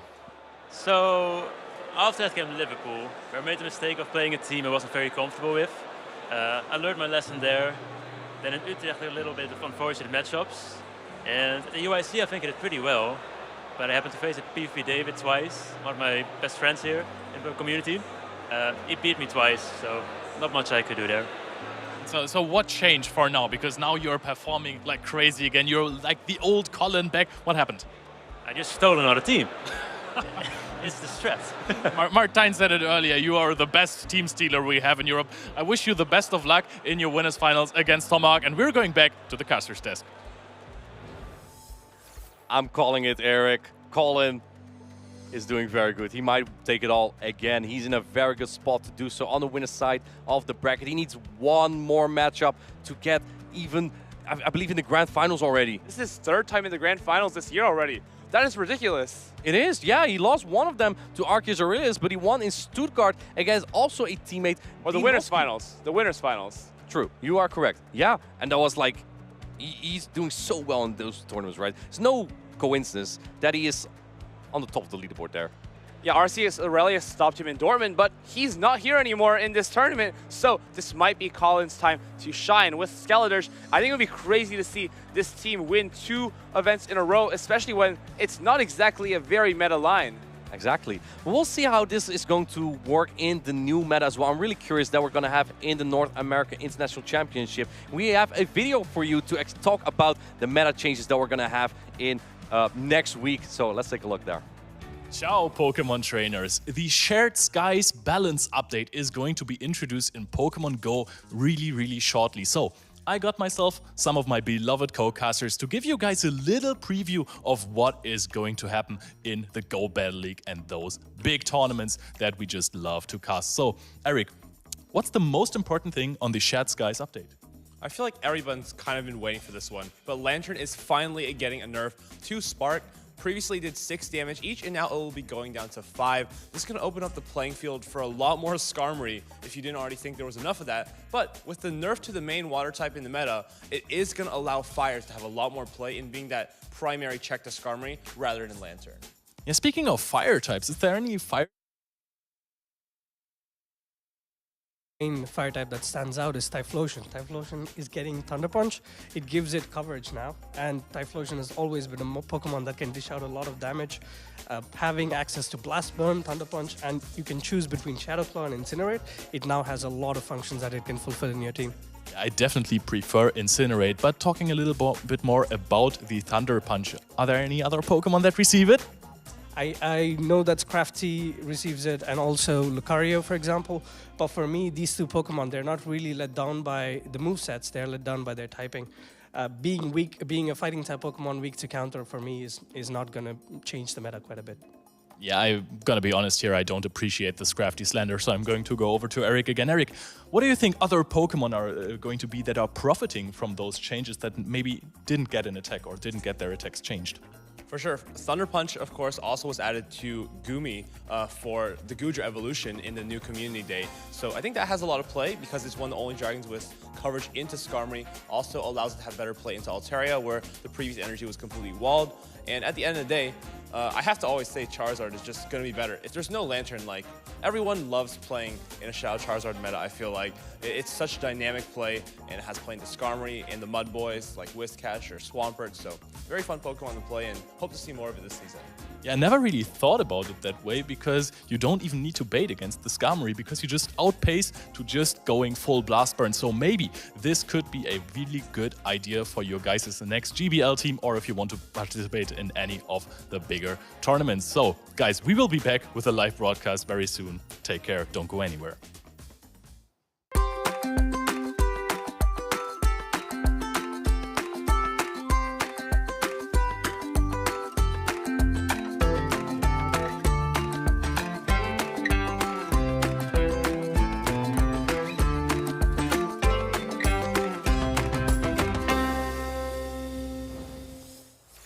Oh, the baby Larios! That was so cute! Hi guys, welcome back to the Caster's Desk. We have so many matches today that are going to be fire, and I can't wait for the next one.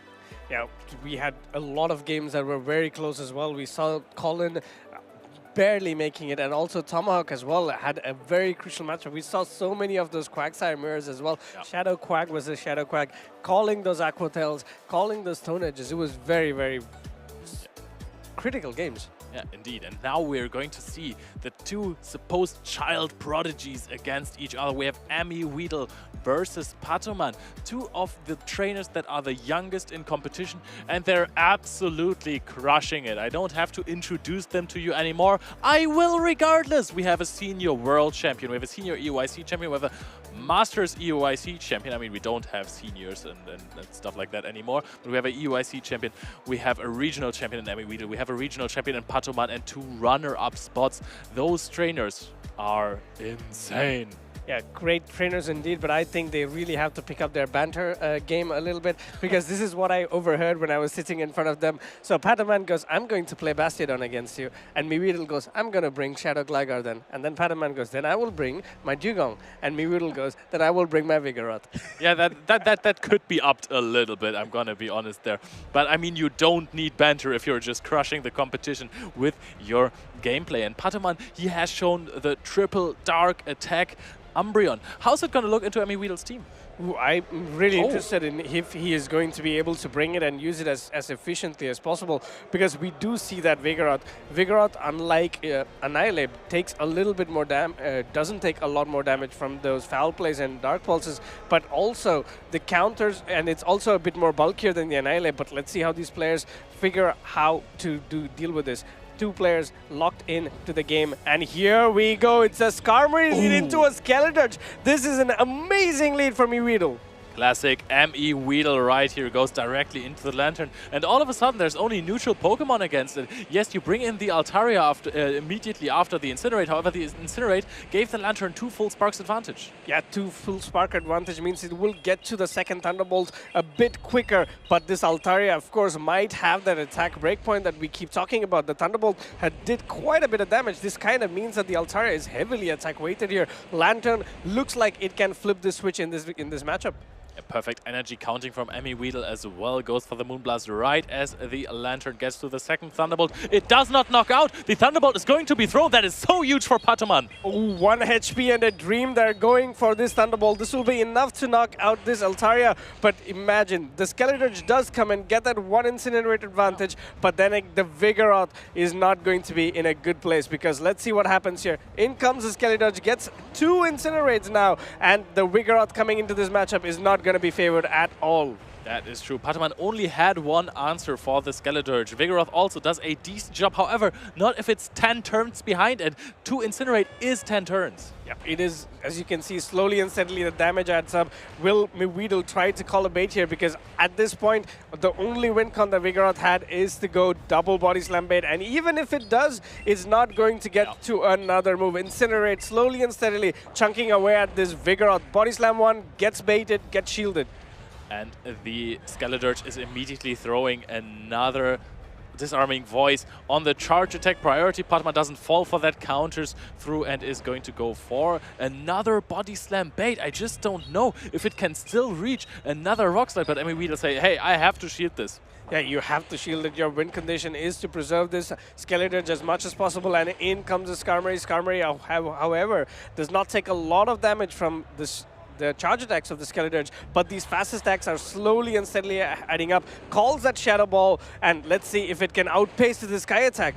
Yep, we're going to see Weedle hammering on that Shadow Ball is going to connect. It is not even a charge attack priority. So Pataman is very unlikely to knock out that Skeletor immediately after that. Does the Skarmory take it? Yes, like a champ even. One Steel Wing. Sky Attack is thrown, will knock out the Skeletor, but there is still the full HP Vigoroth in the back. Yeah, Sky Attack lands on the Skeletor, but Vigoroth will come up shortly and slowly and steadily counter the Skarmory down back to the Pokeball. Yes, there's the Vigoroth at the back for Pataman, but it has no HP to deal with this almost healthy Vigoroth of Weedle. What a game one. Two players tried to dance around. I think the game completely shifted by Pataman electing not to shield that Moonblast, because if he did, then the Lantern would have had a little bit more HP to deal with that Skeletor and also that Vigoroth at the back.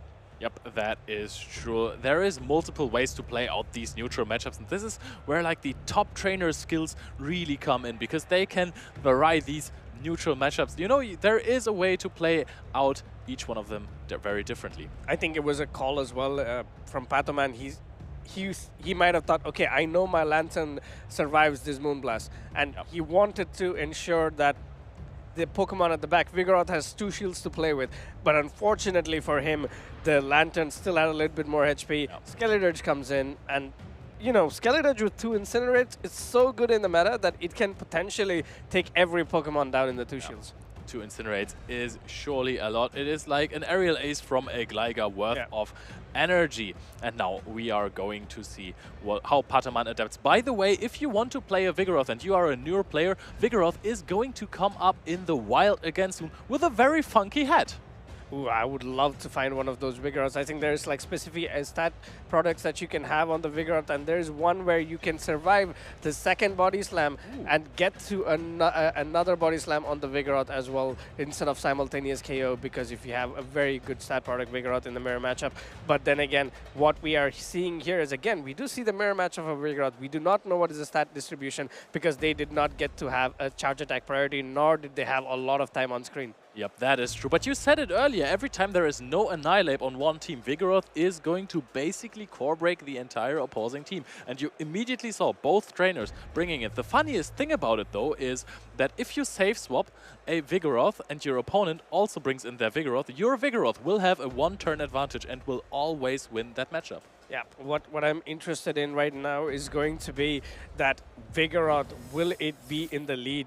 Because as Pataman, he saw that the Skeletor was used, he saw that the Vigoroth was at the back. This is a potential good opportunity to try and lead your own Vigoroth, or you lead a Pokemon like an Umbreon that is weak to a Vigoroth in the lead, because you have 5 neutral matchups, and 5 neutral matchups means you can potentially ramp up your Vigoroth by throwing those counters, getting that energy lead on the Pokemon or whatever Pokemon that Umbreon leaves. That is true. I mean, going out of those matchups, preserving some energy, this is always like key factors. One of the trainers who likes to do that the most is Statistan. He's not here in this tournament, is also very high on the leaderboard. He's also a magician on the energy of his Pokemon, also preserving. He never really plays for a switch. Yeah, I think it's a good strategy. What you have to do is have Pokemon in your team or build Pokemon in your team that can do really well with energy advantage and have plenty of coverage. That's why last season we saw him do so well with that Mew. I think he ran Surf and Wild Charge, completely covers the meta. It was a meta where you could see a lot of Regiseals, you could see Noctowls, Lickitung, so it had a lot of coverage, and 2 Wild Charge from a Mew can knock out the Registeel as well. So all he had to do was set up the Mew for success, lead it, get to the Wild Charge, throw the Wild Charge, swap out into a neutral Pokemon that has a neutral loss, farm something down again, and then the Mew goes to town again. Rinse and repeat every game. Also, don't forget about the crazy Medicham matchup when Medicham was the absolute best Pokemon we had. We gotta be honest, there was at sometimes almost 90% in usage, and if you're resisting all of those counters and the Psychics, your Shadow Claws will add up. Yeah, but I think it's always like this, right? There's always going to be a a fighting Pokemon that runs the fast attack counter in the meta. We had Medicham, then for a slight period of time we had Poliwrath, and then now is Annihilate. There will always... I do miss Poliwrath as well, but maybe we will not see it again for a while. Oh no, I see it. I think it's going to be very, very good in the upcoming format. When the Shared Skies update actually comes in, it is going to be absolutely insane. But we are currently in the losers bracket, and we're going to take a look at that said losers bracket right now. We have Amiweedle versus Patoman, and the winner of this match is going to advance and play against Fred Buckcatcher. Yeah, Fred Buckcatcher had a very close game as well. Unfortunately for him, Colin was an opponent that he could not overcome. But then again, he's still in the tournament. He can further try to go back all the way through the losers finals and set up that redemption game. But on the next lower bracket matchup that we had to look out for is Coxiac 2400 going up against Paulasha, who the winner of this matchup will have to face Yunkas. Yunkas has been playing Bastiodon to absolute perfection. Yeah, I mean, Bastiodon is such a difficult Pokemon to play and utilize. There is a lot that it takes to play to perfection. Tomahawk does it by not using it in any of the matches that we are seeing. But we're going to get back to the match relatively soon. We have seen Skeledirge completely pop off for Amiweedle. You would think that people have learned from EUIC. I mean, I look at it this way, right? They both predicted a lineup that the opponent would use. Unfortunately for Patoman, it did not work out. Skarmory would have been good against most of the Pokemon that potentially you might think Amiweedle would want to lead. Some would be the Cresselia, for example, because Patoman's Vigoroth looks so good into Amiweedle's team. So to counter the Cresselia, Patoman went with a Skarmory lead, but Amiweedle kind of understood, all right, there's going to be a Skarmory somewhere in the game, so I'm going to take 3 Pokemon that do kind of well against Skarmory.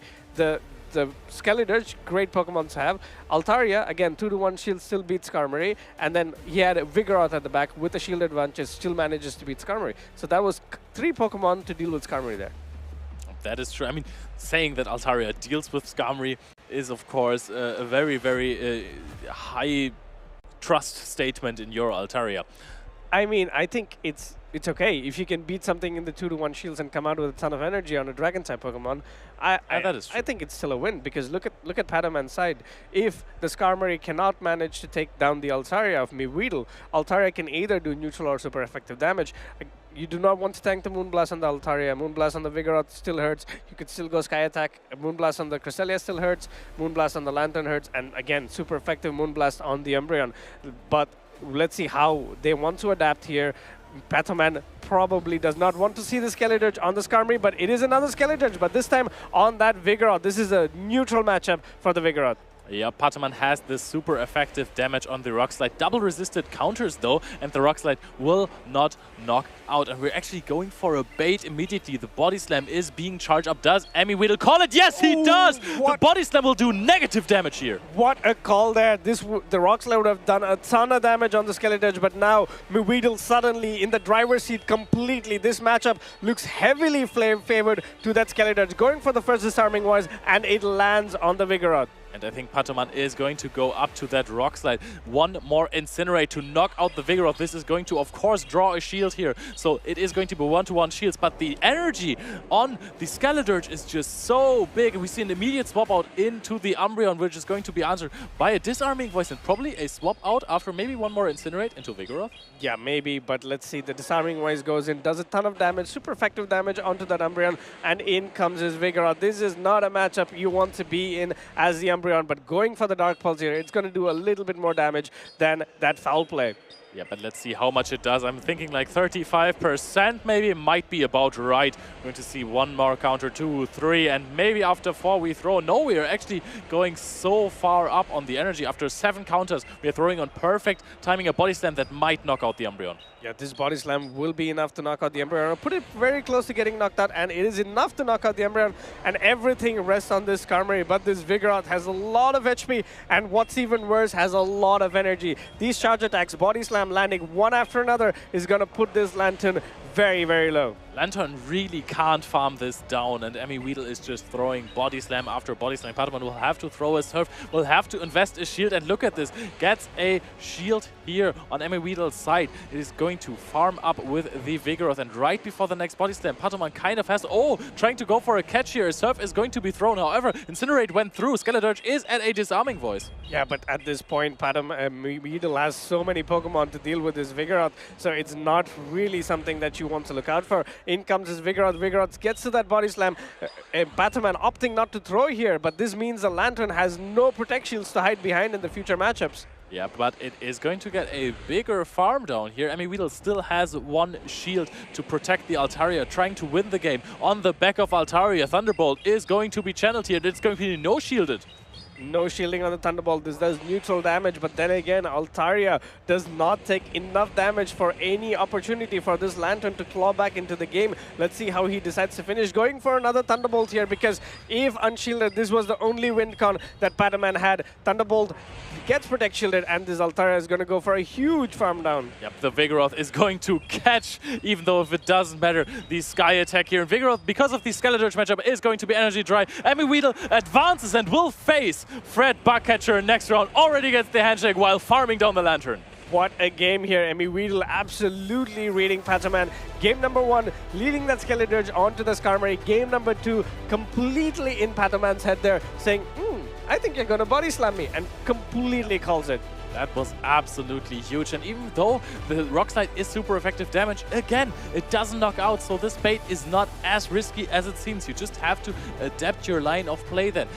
With this one, if the Body Slam call is correct, you're in a great spot. If it is not, you will have to put the work onto the Altaria. The Altaria will have to win that game, or your Vigoroth, and let's be honest, Vigoroth, without the funky head, was absolute MVP here. Yeah. And one of the things that Weedle also figured out towards the end of the game was that the Altaria with the shield advantage, it was going to win anyways. There was no Pokemon at that point in Patoman's team that could beat the Altaria shields down. There was no complete ice type attack, for example, a Powder Snow and an Ice Punch, Alolan Sandslash, for example. But unfortunately, that did not exist, and the game was done and dusted midway. But I think Patoman gave Weedle the run for his money. Yep, I'm gonna be honest with you, I miss Shadow, Alolan, Sandslash in those matches. I think it is one of the most fun Pokemon to play with. You're charging up those Ice Punches so incredibly fast, and I just really loved when people started running Powder Snow just to answer all of these Lickitung. Yeah, with the Lickitung, if you have the Powder Snow, if you land the Dig, you throw an Ice Punch, and you can completely farm the Lickitung down in the zeros to come out with a move. That's a very...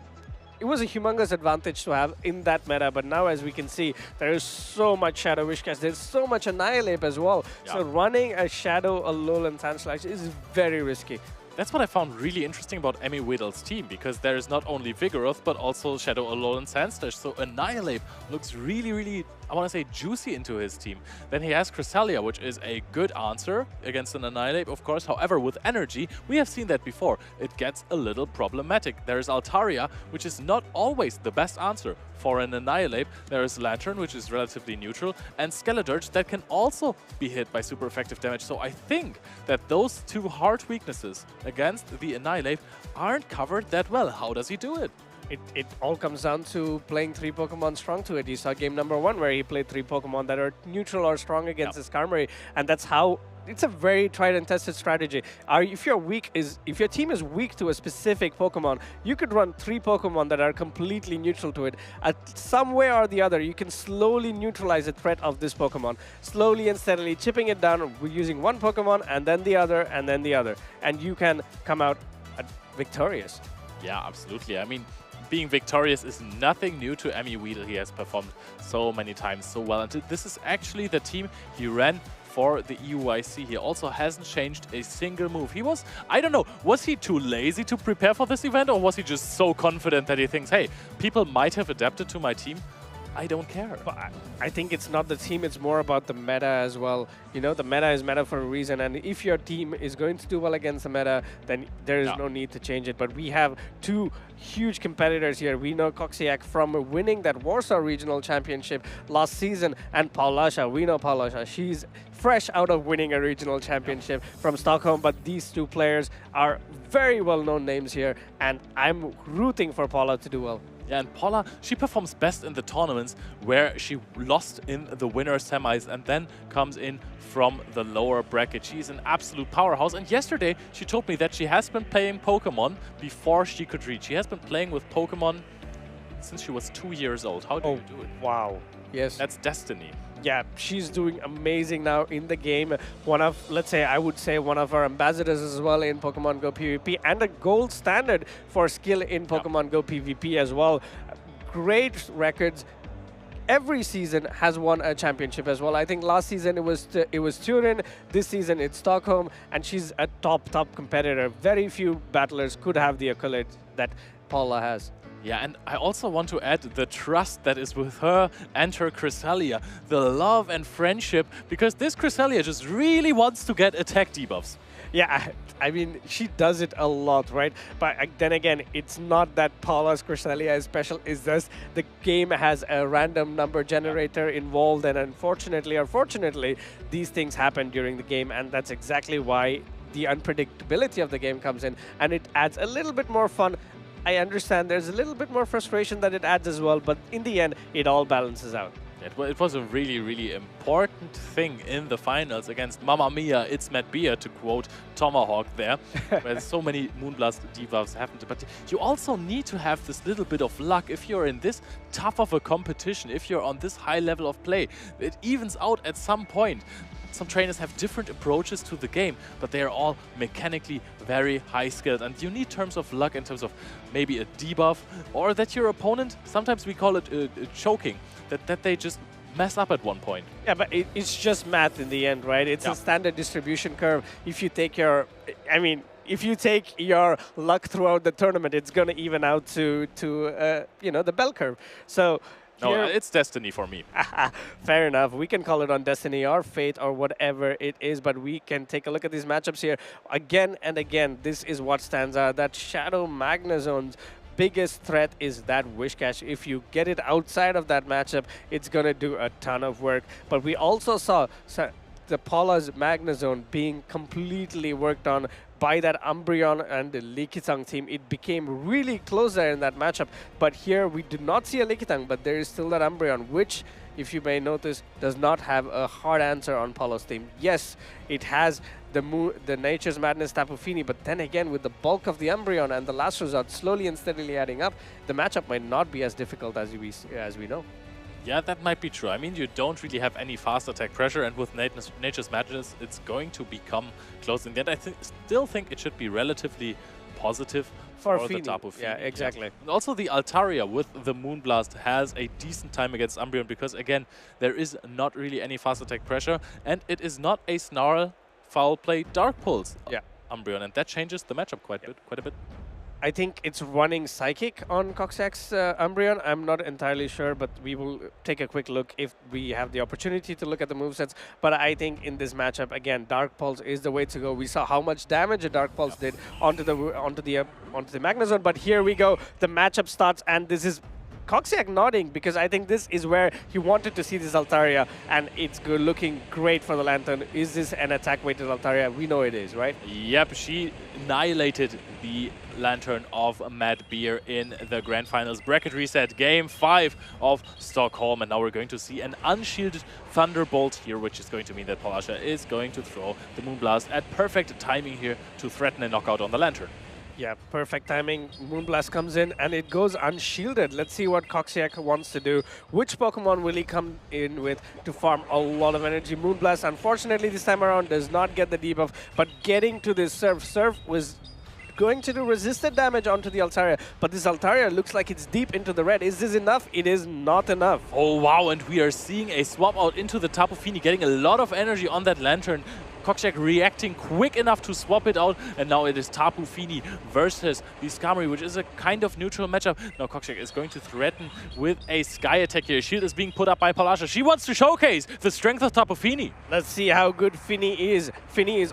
Tapu Fini is already into the almost into the yellow, but in comes his first Surf. Surf is going to do neutral damage, but we can already see these water guns steadily adding up on the Skarmory, and it's already in the yellow much before the Tapu Fini is in the yellow, but in comes this perfect Surf again just before the Skarmory can get to another charge attack. Yeah, but those Steel Wings did a lot of damage. The advantage of having fast attack pressure on a Pokemon is just humongous here. But we're going to reach another Surf just before a Mud Bomb is reached. Polasha just throws the Surf on perfect timing. However, that will mean that Coxiac is going to get a little bit more farm as well. Yeah, this means that Coxiac knows that this Tapu Fini is very energy dry. Let's see what he does. Farming a little bit more and going for that Mud Bomb. It does have quite a bit of energy stored now, but this is going to be very tricky for that Gligar at the back. Paula still has access to that Altaria to make a catch, but it's going to have to be really, really critical here. Oh, this could be a potential catch. However, I also figured that the Altaria is in a decent HP position where it can't be farmed down by the Whiscash at all. Yes, that will be why the energy management will be critical here. Does not get that Scald debuff. I think he was hoping for that here, and this is not going to be enough. He's farming as much energy as possible, going into the Lantern to make the catch, but this is looking dire for Coxiac. Yep, we're going to see a Scalty. It is not going to knock out, especially because this isn't a Shadow Whiscash. And now Polasha has the chance to either go into the Altaria or just keep on wing attacking. There are two shields. Just wing attack it down. There's going to be a Mud Bomb. Is it going to knock out the Gligar? Does it even matter because the Altaria is still there with a little bit of HP? Altaria is looming at the backline. Gligar gets knocked out, and it's going to take one Dragon Breath for the Altaria to take this Whiscash back to its Pokeball. 1-0 for Polasha. Absolutely big. Coxiac tried to go for a very, very funny catch there because, you know, Polasha was at 100 energy. She wasn't going to throw anyway. If she throws, you can just catch it there. It doesn't even matter. Maybe you try to get a Spark off. Did not happen. Yeah, I think the win con there potentially would have been getting that Scald debuff on the first Scald, but then again, it's a 50-50 call, and it looks like Lady Luck is on Polasha's side. Yep, and the Tapu Fini actually did quite a bit of work. I really like that she threw the Surf right before Coxiac had a Mud Bomb to knock out the Tapu Fini. That is not the most highly advanced play to throw a move before your opponent does, but the Surf actually dealt enough damage that the Gligar and Altaria with combined efforts were able to farm down this Whiscash. Yeah, I was really surprised that Coxiac did not use a shield on that Surf there, because it was his last Pokemon. You have to shield. Yeah, it was his last Pokemon, so maybe he was predicting some Pokemon like a Skeledirge or a Magnezone at the back that could put in a lot of work against a Whiscash, but then again, I think that was where he had to use a shield, and he goes down with two shields as well. That is not the kind of way you want to be playing in this level. Yep, that is true. And if he got the shield, it is still going to be difficult then, because the Gligar had over 100 energy in the end. So Aerial Ace after Aerial Ace would fly its way if there was only one shield on Coxiac's side. It would have had some more play for him, though. Yeah, exactly. He would have had a little bit more play, and it would depend on whether, let's say, the Gligar swaps in immediately, or he could have used a shield on the Skarmory, but that would mean that there would be a farm down by that Tapu Fini. So it's very difficult. The Tapu Fini did its purpose. It baited out the Steel type and completely obliterated whatever Coxiac had in store in the backline. And don't forget about the threat of Gligar. Oh, and there we have the matchup again, this time from start. We're going to see Water Gun Tapu Fini against the Steel Wing Skarmory.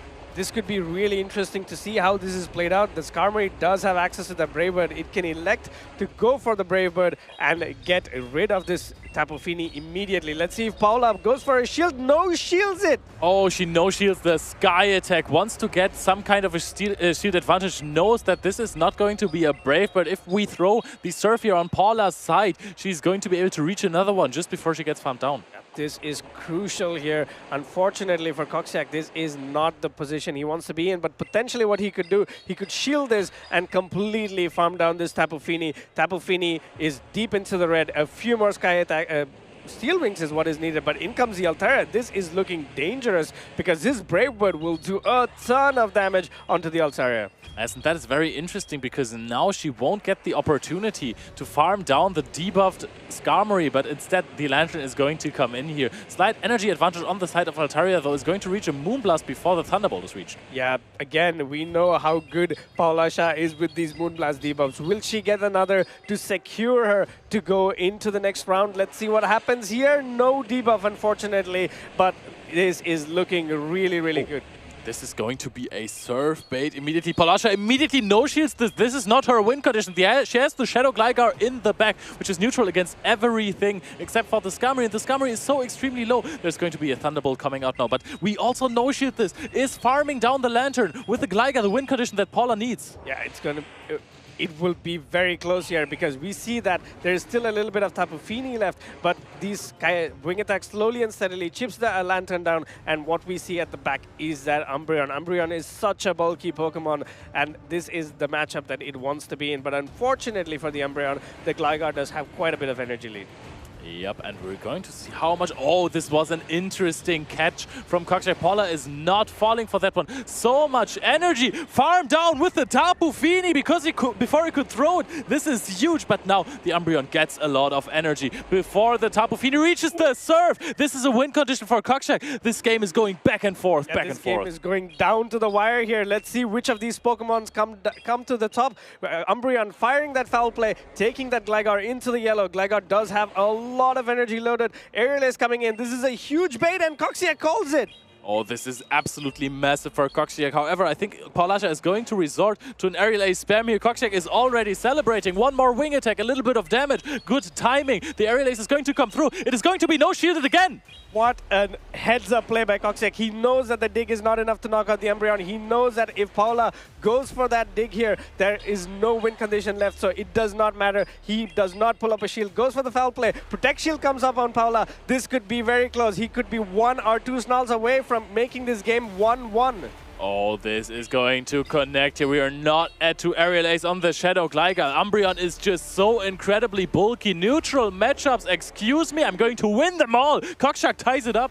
He does not use shields. He has 1 shield left in this game and 2 shields left in the previous game. What a way to win, making that big call on not shielding that aerial ace. And unfortunately for Paula, yes, she did come in with that Tapu Fini to knock that Skarmory out, but that gave so much energy for that Umbreon, and getting knocked out with that Surf. That was so crucial in this game. Yep, the absolute snarl down there just gave a free foul play, and it really came down to the wire. Does the last snarl knock out before the surf is thrown by Paulasha?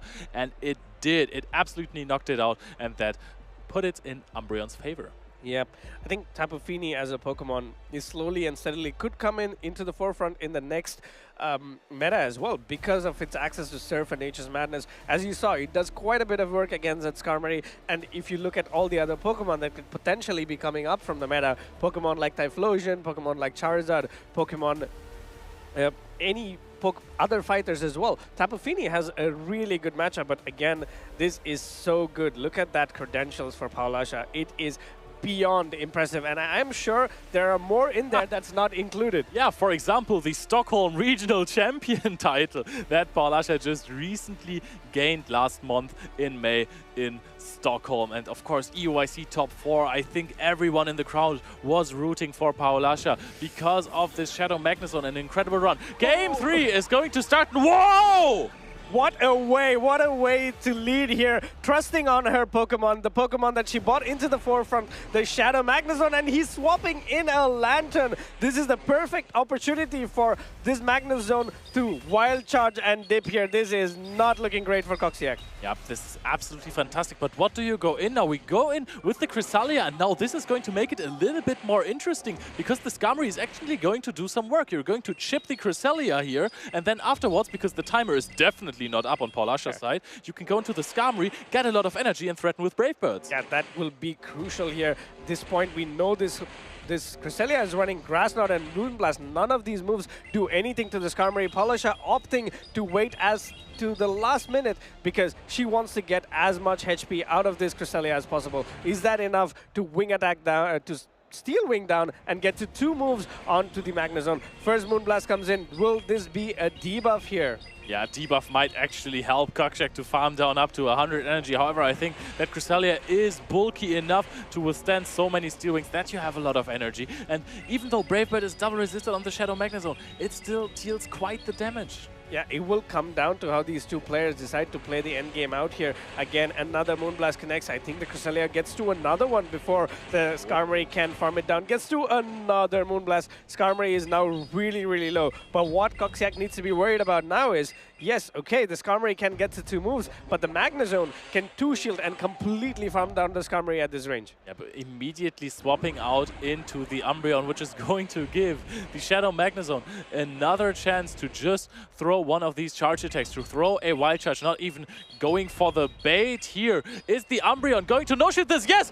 Zap! This deals a lot of damage. No shield again, and look at that. 2 Pokemon completely taken out of the game by 1 move from that Magnezone. This is what happens when the Shadow Magnezone has a favorable lead, and on top of it all, to add misery to it, it's Altaria. That is the top left by Coxiac. He knew that there was nothing he could do. What a dominant display by Paulasha. Don't disrespect Tone, the Magnezone. That is the name of the game right here. Paulasha immediately wins this.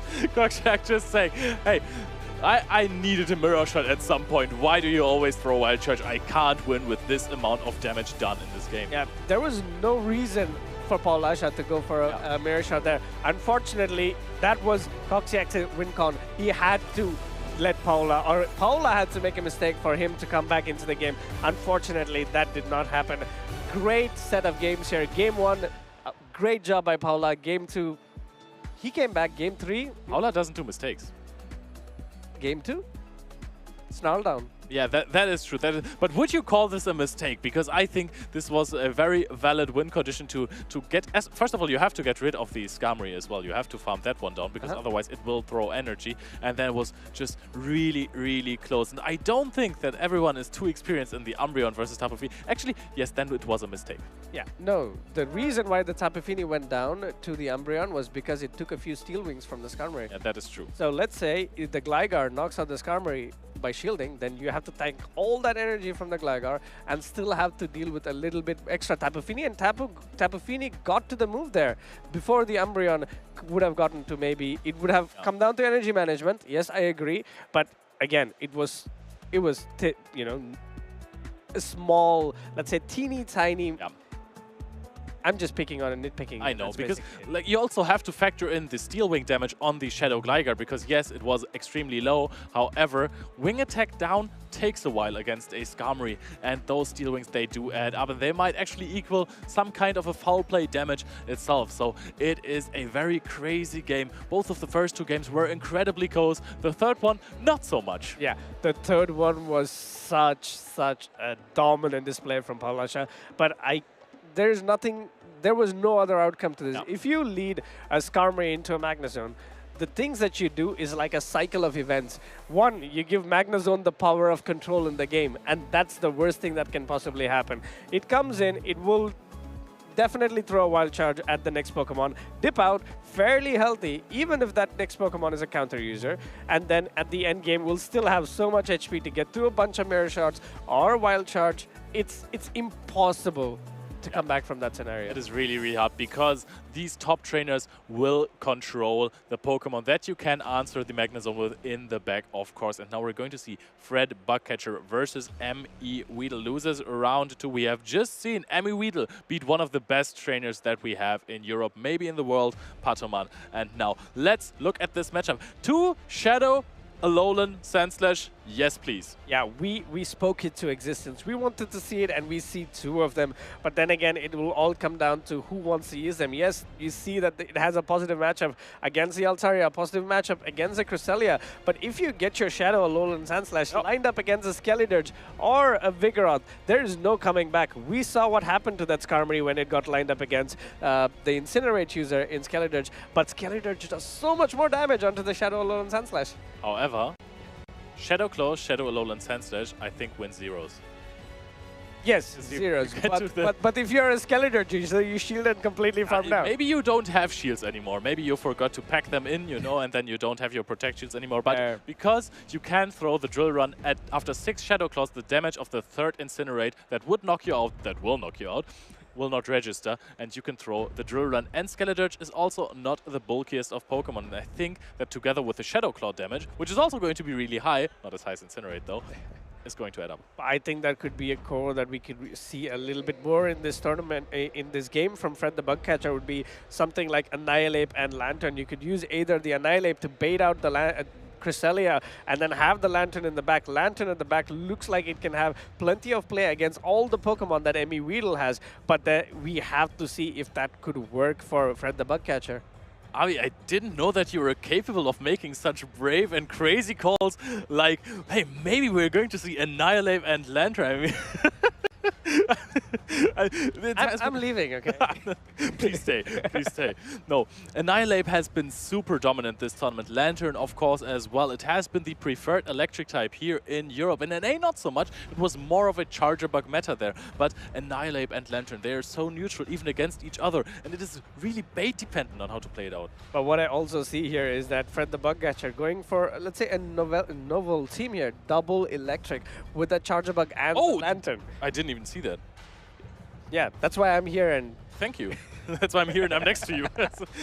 Okay, but the charger bug. How many applications does it have here? Because the Lantern is fairly neutral and it wins matchups because of its bulk. But the charger bug, does it have any like good targets here, except for the Cresselia maybe? I mean, the Lantern is a decent matchup.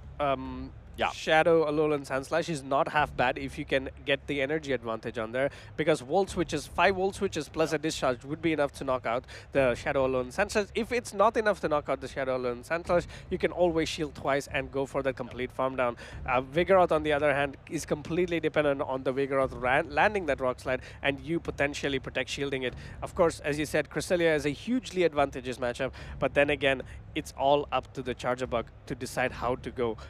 We saw plenty of Altarias forced to shield the charger bug as well, because discharge is still neutral damage because of the part flying type of the Altaria. Slowly and steadily, it adds up. Yeah, luckily for the Altaria in that matchup, Discharge is not the strongest of charge attacks, but we have the players ready. Emmy Weedle versus Fred Bugcatcher is going to start now. Losers round 2. We're going to see Altaria versus Vigoroth. Interesting This is matchup. a very neutral lead for both parties here. Let's see what the Vigoroth does. Will it go straight for the Rock Slide or try to bait with a Body Slam? Altaria, on the other hand, does what it does best. Dragon Breathing this Vigoroth slowly and steadily, getting rid of that HP. And I have had some thoughts about Dragon Breath, because earlier I said it was stink and then deal damage, but I think it's maybe because the breath is so hot. And the shield on the Body Slam, immediately Fred Bugcatcher is just shaking his head, smiling away the pain here. Yeah, suddenly the Altaria is in the back foot in this matchup. Shielding that Body Slam is going to prove crucial in how Weedle plays this out. In comes the Sky Attack. Sky Attack is shielded, but this Vigoroth is definitely going to outpace the Altaria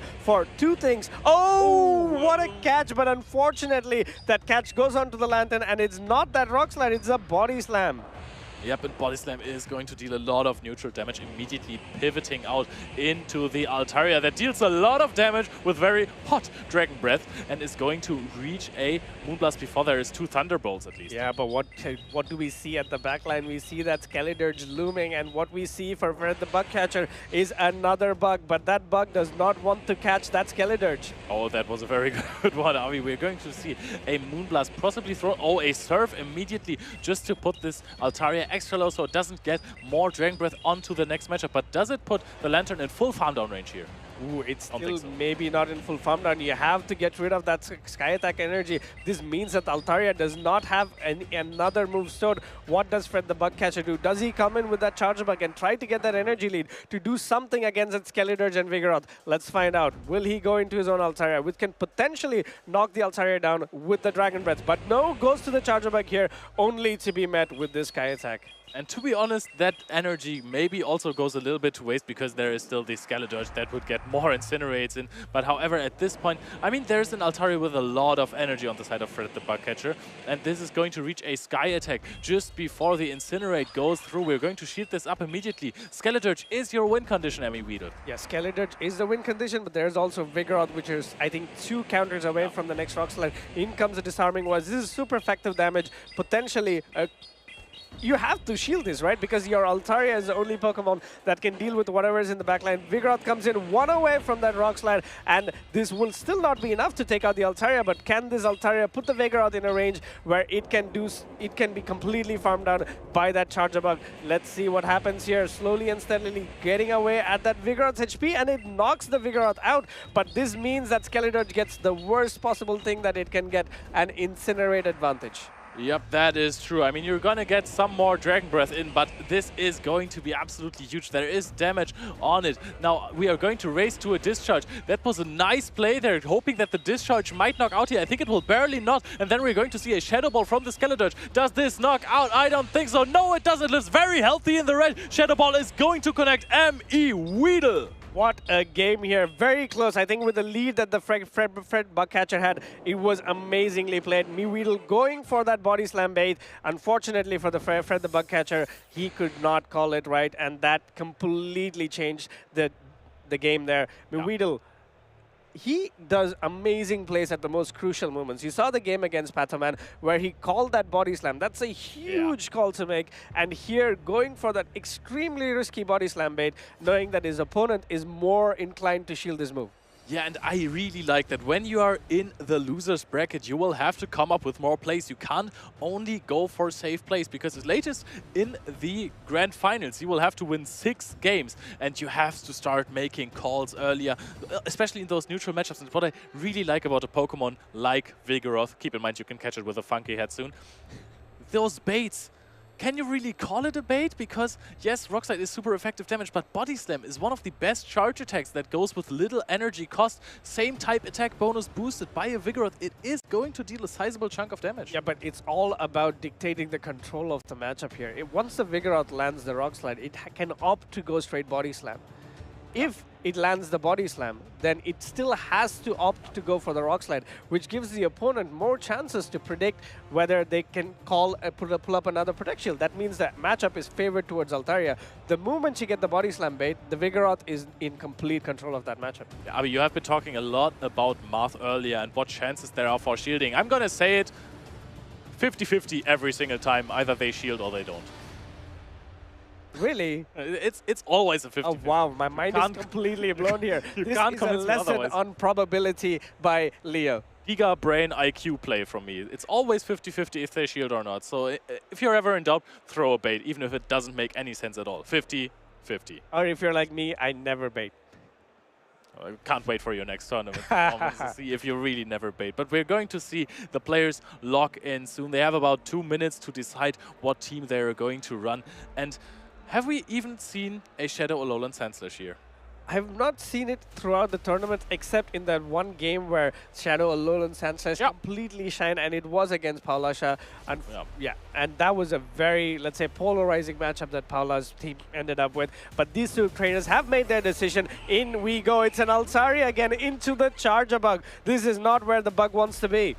Nope, the Bug barely wants to be anywhere in this matchup, to be honest, because there's also a Skeledirge in the back, so you would rather take that one and have the Lantern on the Skeledirge. However, Meweedle in this matchup can dictate whether he wants to have Switch or Shield advantage. This is great as well for the Charger Bug because, yes, of course, this is not where it wants to be, but then again, that is the matchup that it wants to be in. But unfortunately, Fred the Bugcatcher does not know this, comes in with the Lantern, and it's going to be immediately melt with this Moonblast by the Altaria.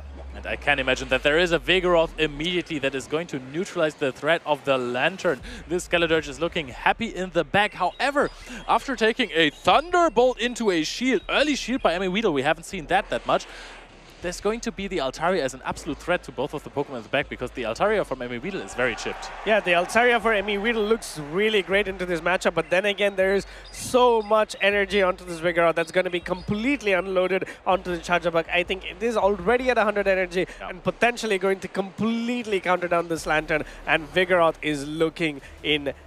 Is going to completely dictate how this game goes on. And we just saw that it reached the 100 energy mark with the last counter down on the Lantern, and now we're going to throw one counter for good manners and throw a Rock Slide immediately after.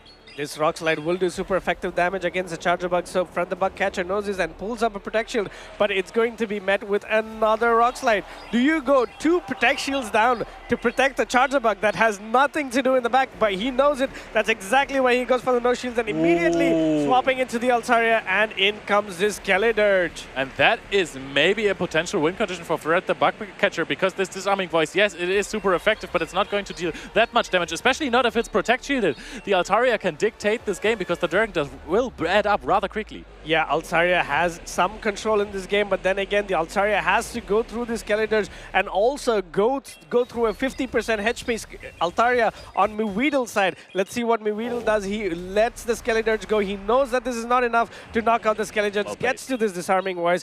No, goes for the full sending the Shadow Ball. This will do a ton of damage, and the game will end as we know it. Altaria versus Altaria. Yep, and Altaria on Fred Buckesher's side has not a lot of health, however it has a lot of energy and it's going to go immediately into the Sky Attack. It is not super effective, but there is still a shield on Emmy Weedle's side. He can't just go for the Dragon Breath down here. There is still a Charger Bug in the back sitting there with basically 1 HP. Does it have some energy left? Can it put up a fight? Can it take Fred Buckcatcher back into this tournament? Nope, it is going to actually farm down here. Discharge not reached. Emmy Weedle goes 2-0.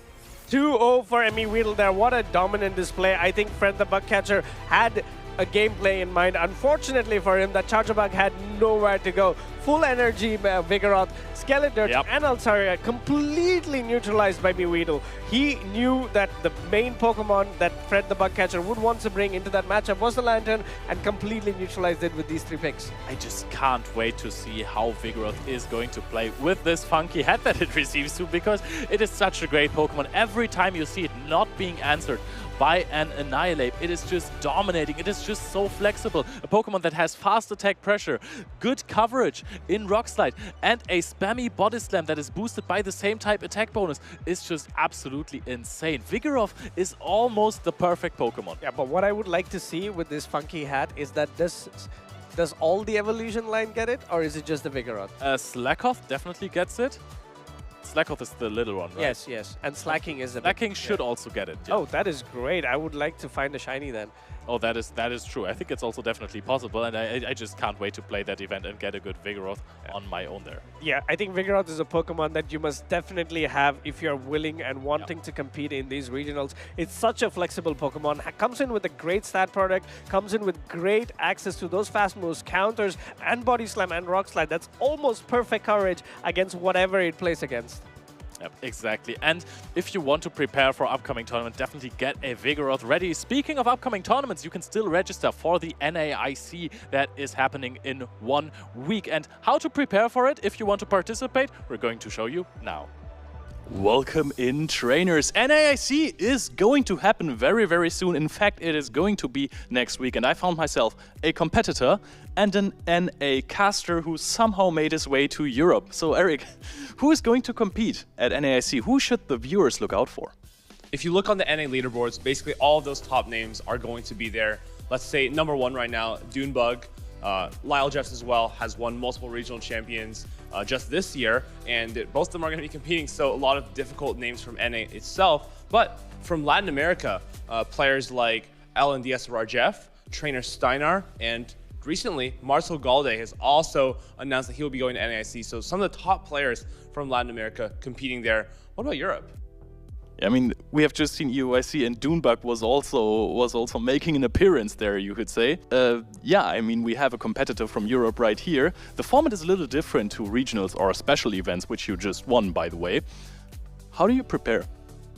That's actually very difficult because it will be the first tournament that we have in the Shared Skies update. So I will expect Last Lantern, perhaps Last Wish Catch. It will be slightly different from the tournaments we have seen in the last couple months.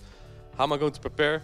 I'm just going to make a team. Hopefully that's going to work equally as well as what I used to Utrecht. Probably some elements from that. Here's the thing though, as a competitor, there's a lot of pressure on you. So at some point when you're practicing and you're like, oh, it doesn't work very well, you might also change it up. So those are things that come into preparation for the NAIC, and obviously I'm going to play against many players I have not played before. North America, a whole different region than Europe, and I have had a taste last time in Toronto. I believe you were there as well, Eric. You want to talk about it or no? No, I don't think you wanted. You didn't do very well there, I believe, right? Yeah, may have had an O2 drop in Toronto, but it happens. I've recovered from this incident, and I'm here to walk through some gameplay with our beloved trainers here in this tournament. So don't worry about that Toronto run. Exactly. But as I said, it's just a very different meta than what it is in Europe. Some of us don't do well in NA and then they win in Europe. So, you know, that's just how it can go, Leo. I'm very excited for NAIC though. It's going to be a super big tournament. The biggest one we have this season in North America. Is going to be fantastic. Is it going to be more players than EUIC? I think currently there's about 270 players registered, which is still a lot though.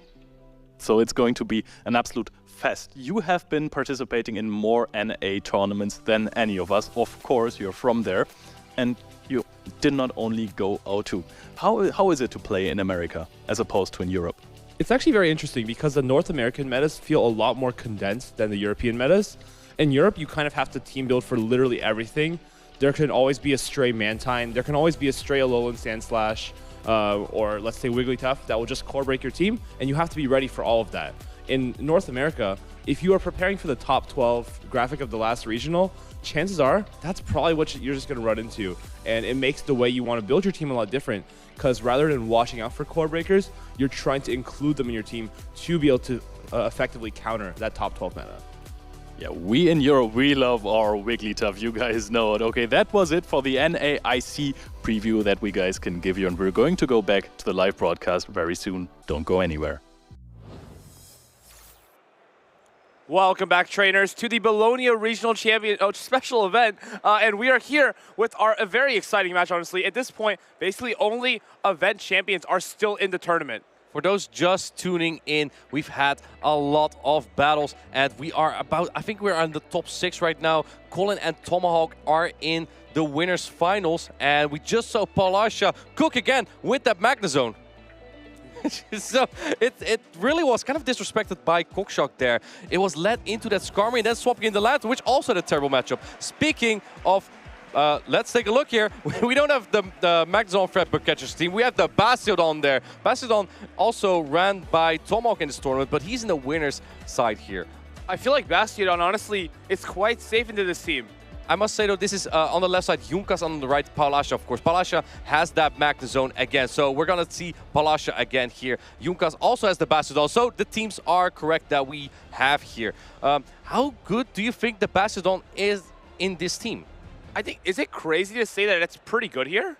Because Magnezone is like down shields. Yes, it's a fine matchup, right? I think so, yeah.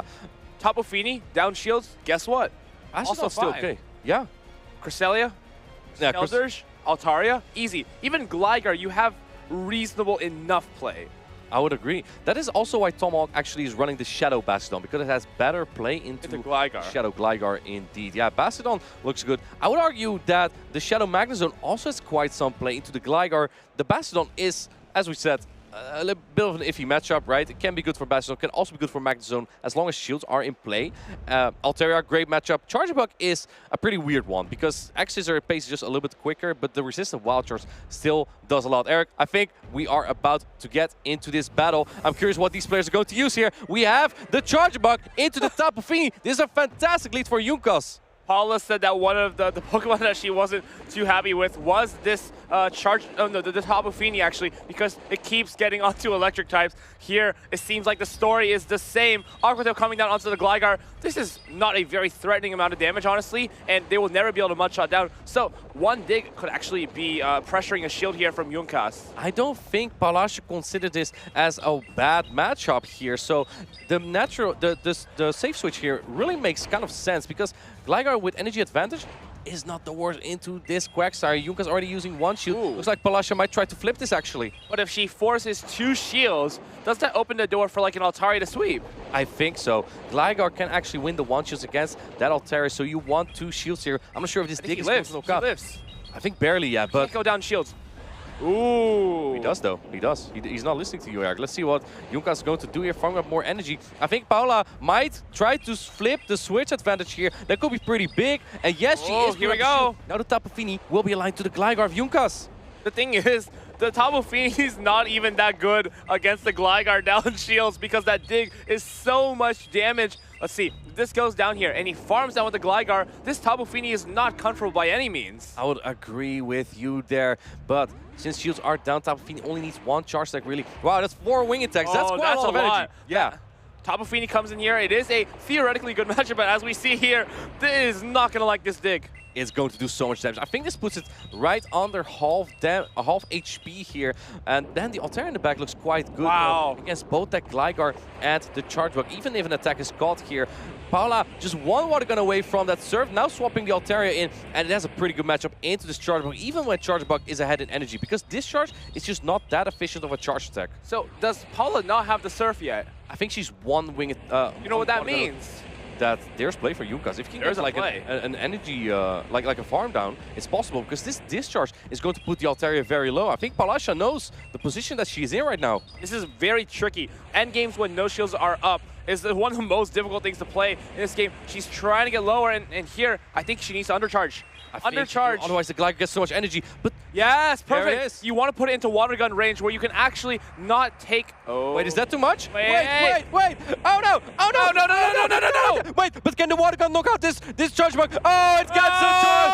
It gets the discharge off, and that undercharge is going to cost Palasha her Tapu Fini, and Junkas takes the first game.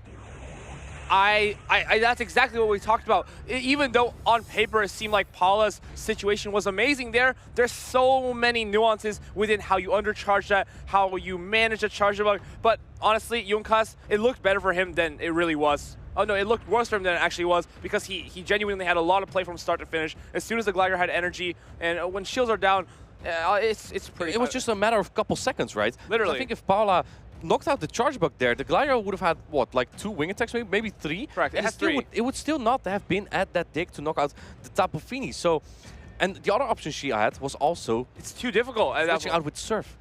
Yeah. Would win Charge Attack priority. Yeah, I think that was a mistake here. But after that happened, I honestly would want to be Junkas in that situation. You have a lot many more options than her, right? Like, you basically dictate the matchup from that point, because you know the Tapu Fini doesn't have a serve. You know you just need to come into the next matchup with a move, and you win cleanly.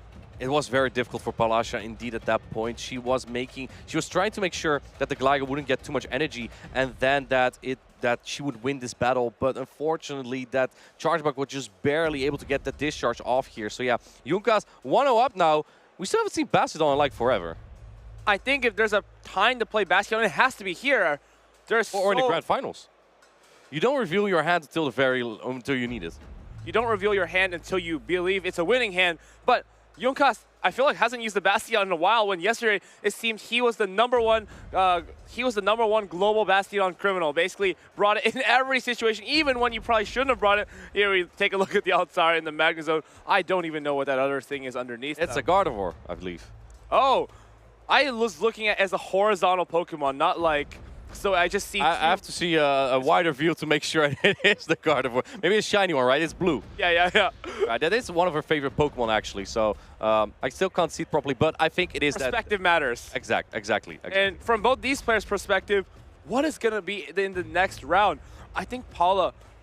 I must admit, Eric, I find Tapu Fini an interesting pick, but I find it quite disappointing so far. It's like a water-type Pokemon that's not even that great into Gligar. It's a Gligar. Very bad against Skarmory. Yeah. From what I understand, the water guns, even though they're super effective, it's not bulky and it doesn't do a lot of damage, which is the awkward thing about Tapu Fini. You can't water gun down a Gligar very cleanly. Oh. And yeah, we see here, this is a matchup that theoretically should be very good, but we're going to start to see Tapu Fini probably struggle. And Junkas can't really swap out of here because he has that Gligar in the back. The Altaria in the back is looking so good for Palasha, though. She's not fearing the Bastiodon. Altaria just hanging in the air there, but at this point she doesn't know it. Going for that Surf, and Junkas does not put up the Protect Shield here. That's a good call because it doesn't knock out. For Quagsire, you want to... Oh my gosh, this is a crazy bait. But we saw him do these kinds of things against Tomahawk and get away with it. Is he going to get away? He's not getting away with it. A cruel no-shoot there from Palasha. In comes the Stone Edge. Now, I think this wins the zeros. I think it's actually might knock out. And yeah, Palasha does preserve that Tapu Fini, probably expecting the Gligar in the back. Let's take a look at what she's going to do here now. I think the Quagsire might be able to get to an Aqua Tail. No way, right? It's oh, it goes down with the Aqua Tail. Barely was unable to get to the Stone Edge here. Let's see what comes in now. Even Charge Bug doesn't really want to take that Nature's Madness here. I think you put this game on the Gligar, though. Oh, comes in with her Gligar. I like this play here. Now your Altair will be aligned to that Charge Bug. Palasha is nodding. She knows what she's doing here. Her own Gligar is ahead in energy. And here's the problem. Where do you shoot as Junkas? You cannot afford to lose your Gligar and have your Charge Bug aligned to your opposing Gligar. If you win this matchup, then the Tapu Fini farms you down. My man, you just read me. You know, we just compliment each other so well. Anyway, looking back at the battle, are you going to shield us as Junkas here? Because it's just crucial, right? It's so awkward. It is awkward. You kind of need to gather like your energy so much that you can come out with another attack against the Tapu Fini. But you also can't, because the Tapu Fini has a move, right? How do you win this, Eric? You can't! Let's see. Last time it looked bad for Junkas, but this time it doesn't look much better. Tapu Fini is just going to come in here, water gun down this Gligar, and then Altaria against the Charge Bug. We all know, oh yeah, there's just so much energy. Can he even get to an air race? I don't think it gets to the air race. Even goes down with that. Now, can we get the most insane attack in the game? The Nature's Madness. She has 2 of them here. I think he has to no-shield one of them, but honestly, the best thing for Paula here is to not reveal the Altaria. It has an animation as well! Oh, that has just been added to it. Now the Nature's Madness coming in. This is insane! I think for Junkas, he just needs to get this Tapu Fini out of the way. Knowing what's in the back is crucial information for that last game. And honestly, if he knows that there's an Altaria in the back, really nice of the Altaria, but you have no defense left on your Pokemon. Oh my gosh, a Dragon Breath is chunking. Charger Bug. Nature's Madness has a 100% chance to drop the defense of the opposing Pokemon. And Palasha fired off 2 of them after farming down that Gligar. And that put her in such a dominant position because the Charge Bug had nothing anymore on that Altaria there. And I think there's a 100% chance that we see Paula play Gligar in the next game, because otherwise, what is her answer to the Charge Bug? The Charge Bug seems so safe outside of that Gligar because, okay, yes, it's not good against Skeletor, but I think Skeletor is just not possible to bring in this matchup. The thing is, the Altaria is just so free into Junkas' team as long as that Bastiodon is not coming out. I think Junkas is really using the Bastiodon just as bench pressure. But at some point, that Pokemon might be the only key to this puzzle here to win against Palasha. She has already won 2 championships. Are you going to let her win another one here? I think she's getting closer and closer to that final destination. But Bastiodon could stand in her way. And I don't know. It looks so good. It feels so tempting to play it. I think if you're Paula, you can't even use the Magnezone here. It just wouldn't make very much sense if Junkas is always bringing the Quagsire. I agree with you. Here's what I'm going to predict here for you, Eric. I think the strategy of Palasha, she's just reading, okay, if I lose the lead with the Tapu Fini, I can only get 1 bad lead, right? That's the Charge Bug.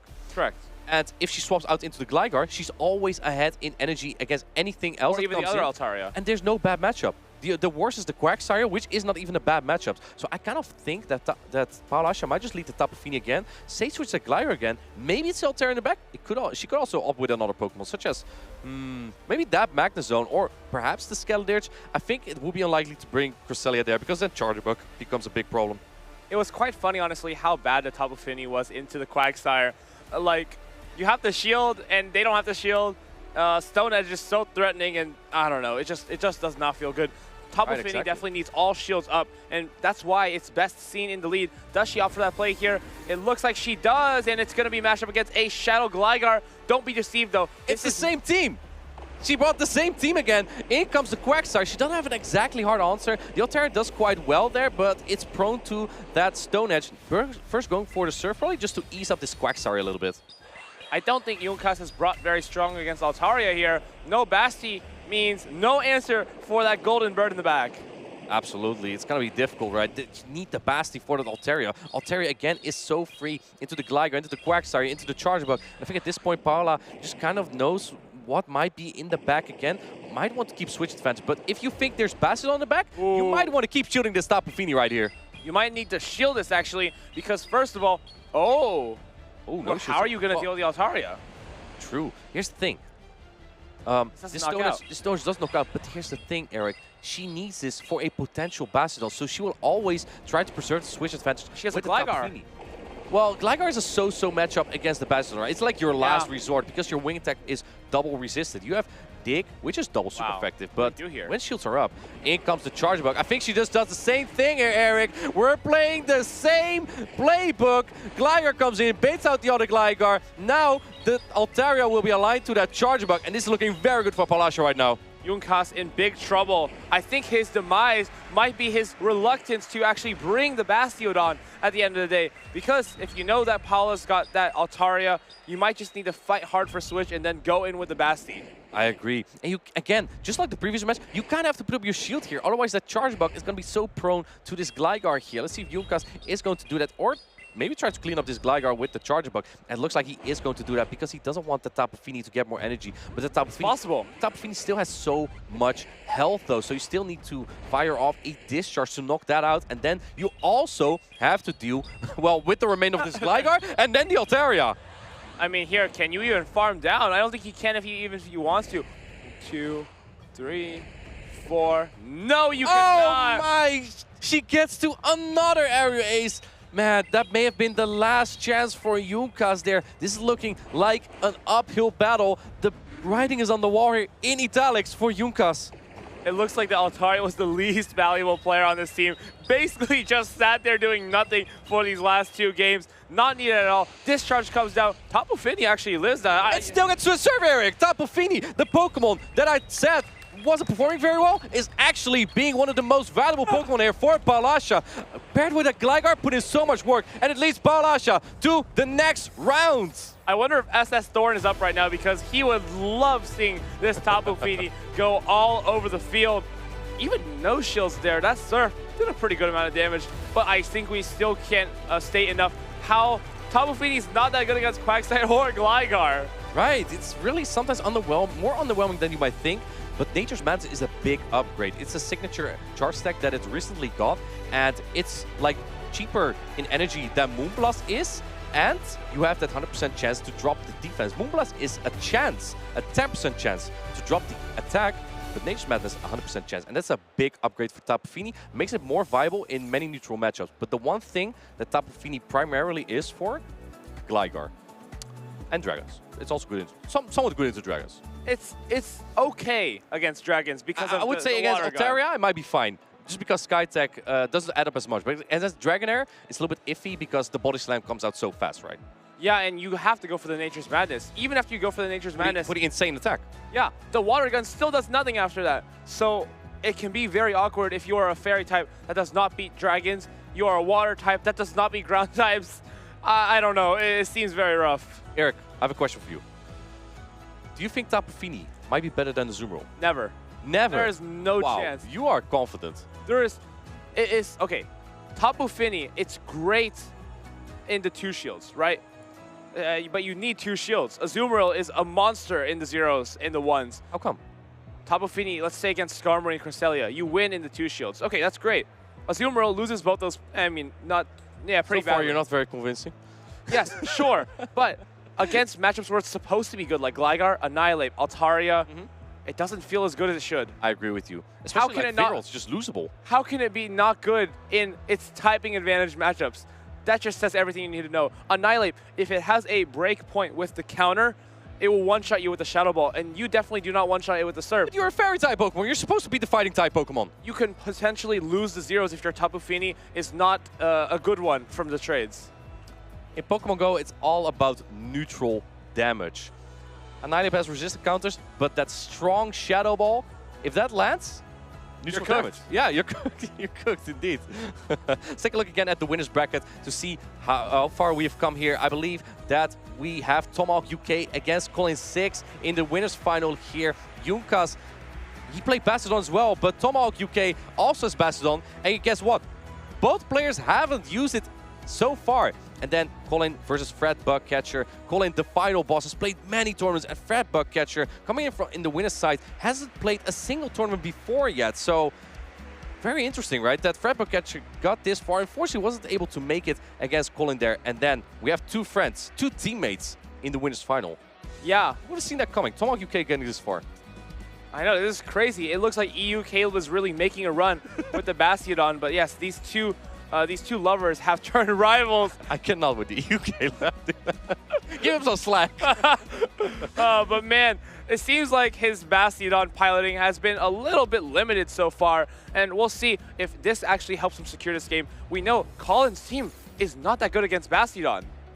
That's true, yes. The Skeledirge, Altaria, Cresselia, that's Altaria. That's 4. That's 4. So in Tomahawk's head, if you go into every game and you know there's a 100% chance that Basti will find one good matchup, then if you fight for Switch always, and you just RPS them in the back. You will always find a target. But so far, these players have all applied it as bench pressure. Here we see the teams, Tomahawk UK on the left side with the Shadow Bastion. And as we said, it looks really good into Colin's side. I think I would not be surprised if Colin will always bring like that Shadow Wishcash and or Shadow Magnezone, expecting the Bastion. And then Tomahawk is just going to play like Altaria every time, hoping to align it well on that Wishcash. I would say Magnezone is a great matchup for Altaria, but it's definitely more playable than a Bastion. If you bring the Annihilate and the Bastion together here, it covers Colin's entire team. So, with that being said, like, Colin has to get his lines right here. For Tomahawk, I feel like there's more opportunity for kind of neutral play because he forces his opponent to play RPS by having the Bastion. But that doesn't mean he has to play RPS. If he just neutrally manages his opponents with the Cresselia and the Altaria and the Quagsire that we've seen him do time and time again, this could quickly turn into a victory for him. Eric, I have a question for you. Is it really a victory with Bastion if you never use it? Is it a victory with Spice if you never use it? I don't feel like if you don't put the Spice in the pot. You're just playing with 5 Pokemon. Exactly. It doesn't count. It's not a full meal.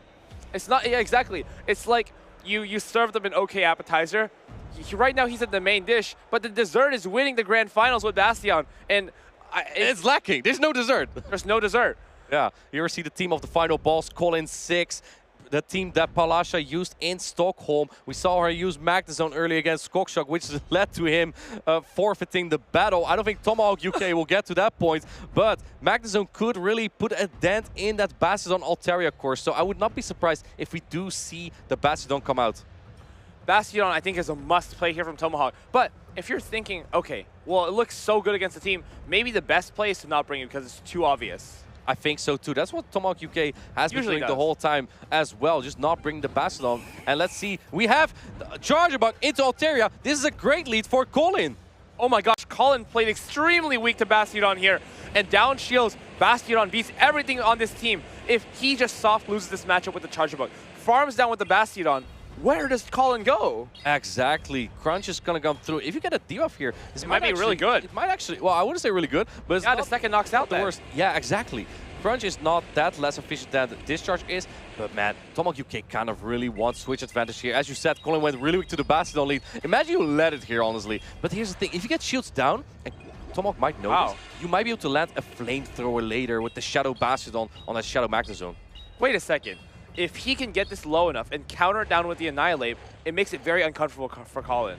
I think so too. Let's see what's happening here. Wait, is he farming down? Oh, Charjabug farms down that Altaria. Colin has a shield advantage, but no switch advantage. Oh no! Oh no! Here comes the Magnezone. Oh, it's the Executioner, Eric, with all this energy. And no shooting the Crunch. This is neutral though. This is neutral. That's huge damage. That's a lot of damage. And the defense draw. Here comes the Annihilate. Oh, it's gone! It's gone! It's bye-bye! Where's Magnezone go? It's still firing off this Wild Charge. Is this going to be shielded? And oh, yes, it's barely going to be shielded. Wow. But I mean, if you're Colin here, you have no play. The Bastion, unfortunately, 2 shields to the Cresselia's name, but soon Bastion will be finishing. Oh, and actually doesn't go for the move here, the Moonblast immediately, which means he can throw it back-to-back now. Exactly. Kind of an unfortunate for Colin. I think at this point you're only hoping for an Altaria in the back. Quagsire. It's now, or Quagsire. Instantly win. Yeah, I think, this is kind of tough, right? I think you hit the charge tech priority here as well. Knowing it's a nice slash, Colin's going to let it go. He's hoping for the Quagsire in the back, and now the Moonblast is being fired. This is going to knock out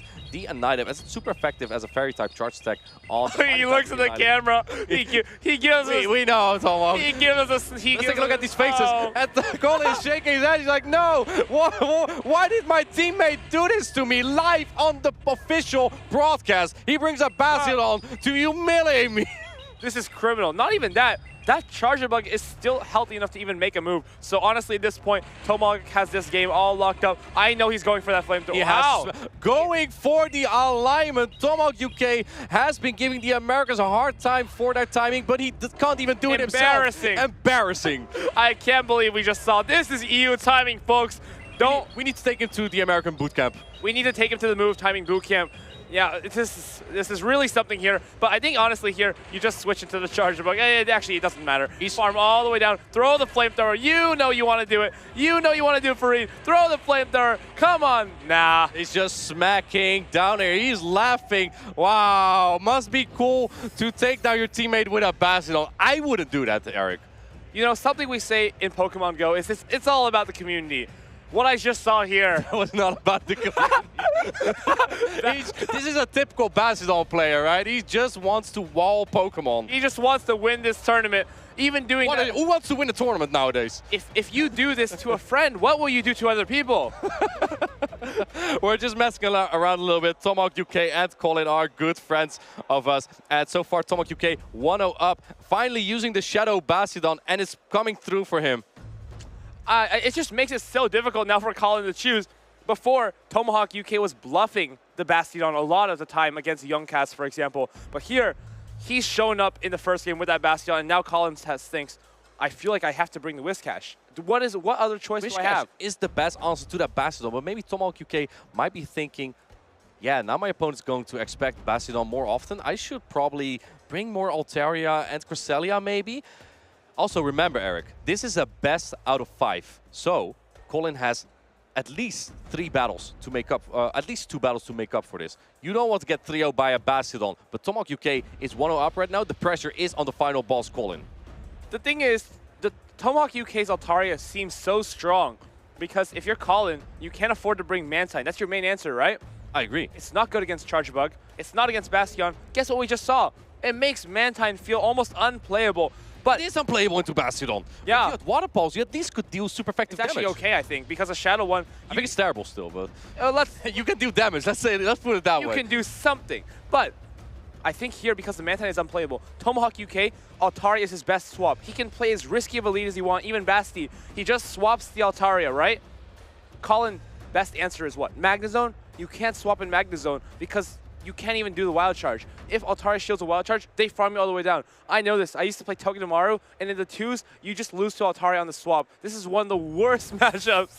Yeah, I agree. Here we go. Quagsire into Altaria. A terrific lead for Colin here. And Tomahawk UK did bring that Bastion again, but Colin is a little bit more prepared in the back now. I actually take that back because he got the Cresselia again, but this time he brought the Whiscash instead of that. I believe he had the Magnezone the other time. Let's see. Stone is coming through. Is Colin going to play for... What? He's letting that go. It puts the Altaria into the red.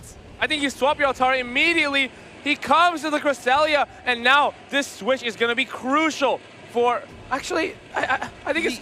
You need switch advantage. Yeah, you need it. You need it. You can't allow that Whiscash to approach your Bastion, but you also need this Altaria. It's the best thing against his team, and you want to keep it up so you can fight the Whiscash at the end game. Moonblast comes through in a 2-shield scenario. I think this is a little bit weird. I think if this goes through, you can actually farm down as the Altaria. What? Colin not putting up the shield. Moonblast connects. Can you now farm down one Moonblast? I think you can. I don't think one Moonblast knocks out the Altaria just yet. But because Tomahawk UK, we've noticed that his Altaria is not too health weighted, this Moonblast could put it into grass out range, which is very awkward. Exactly. Moonblast coming through. It is. Altaria into the red, but the side cuts don't add up. I think Tomahawk UK is just going to try to farm down, and it knocks down, goes down with the grass knot. We have switch advantage now. You know what that means. In comes the Sky Attack immediately. Tomahawk UK, you just know where you just know where you got 2 shoes down here. Wait, this is awkward, right? Because Whiscash, what do you do actually? Well, you swap in Quagsire, that's what you do. But Whiscash with a shield advantage is looking so good here. Yes, you have switch advantage with the Bastion on the Altaria now. The Bastion got no value. There's almost nothing on the Altaria left anymore.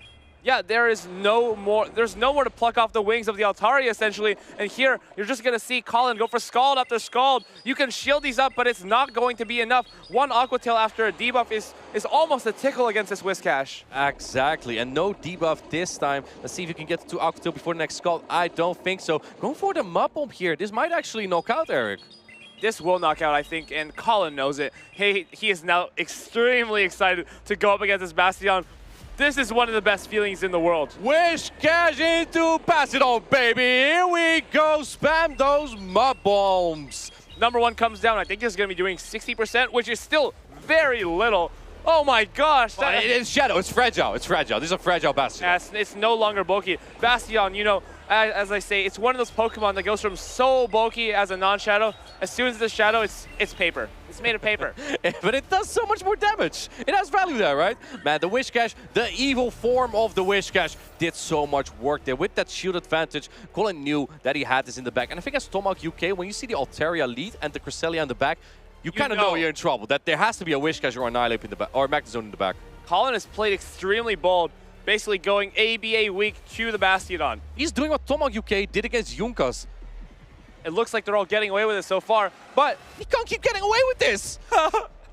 Exactly. Bastiodon, I think, is still a great lead because you can just swap Altaria every game. I don't know what is stopping him from doing that. You can play a risky lead, try to RPS your opponent, and then just bail yourself out with Altaria. So if you lead your Bastiodon into max zone, would you stay in that matchup? I think it's fine. You Really? always get a shield. I guess you can. And you have your Altaria in the back. The Your max zone Altaria- base is so much faster. Yes, I agree. That's a great point.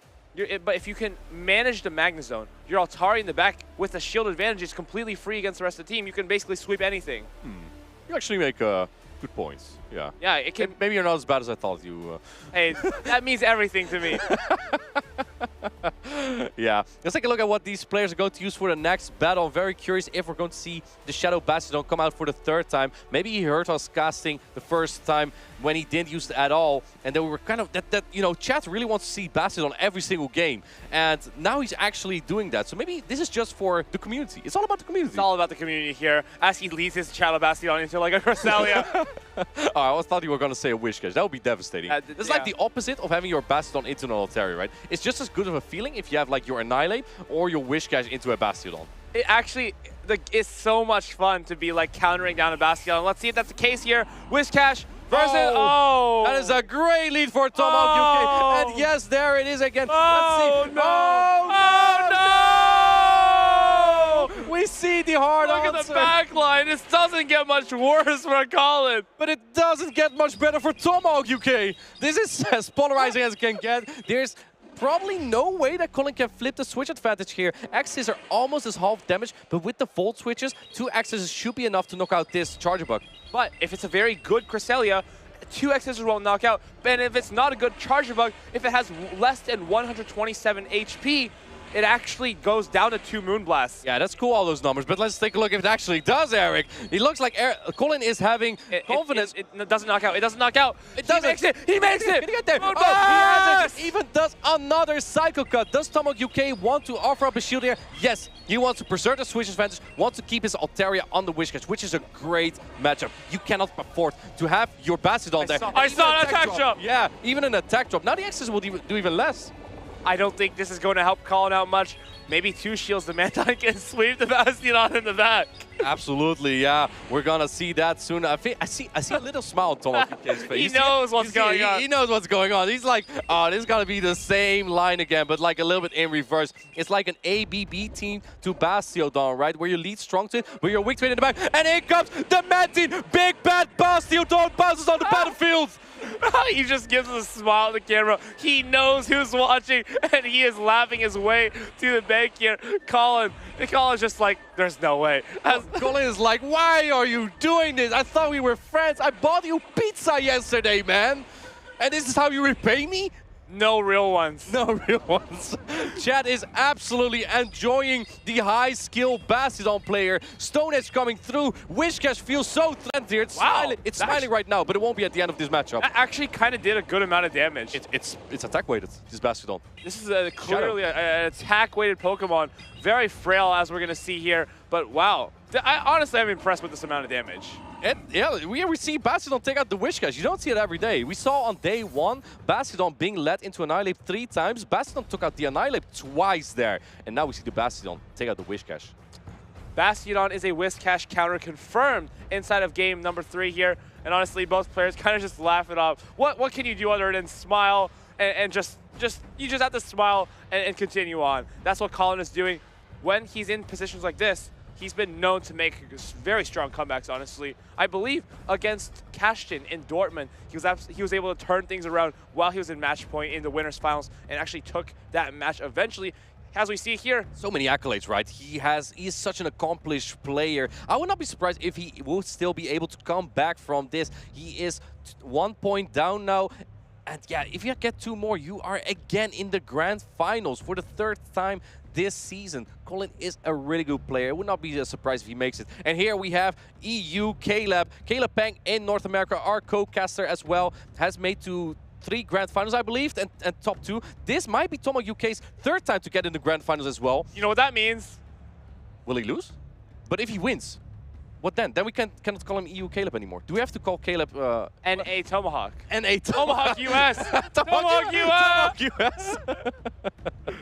Did you know he has a hawk named Tom? A hawk? A hawk named Tom the hawk. Tom, a hawk.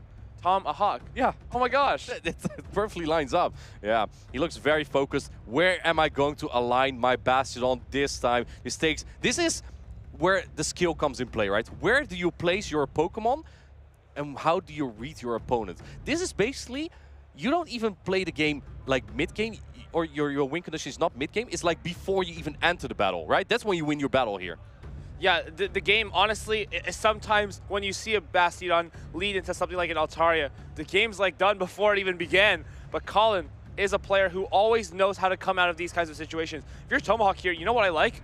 Not bringing the Bastion in the third game. I agree with you. I But don't also, think you can. I would also like to see the Bastion. I would love to see it, but at the same time, the most rational thing may be just not play it at all. But what we see in a Bastion into Altaria right now? What if that happens? That would be criminal. Let's take a look. We've seen Altaria. Wish Oh, no! Not again! And you were right, Eric. He's not bringing the Bastion this time. I think. Oh, it's perfect! Oh, it's perfect! Man, this is oh, so no! tough. Chargeable comes in, and it has, again, that super effective X-Scissor.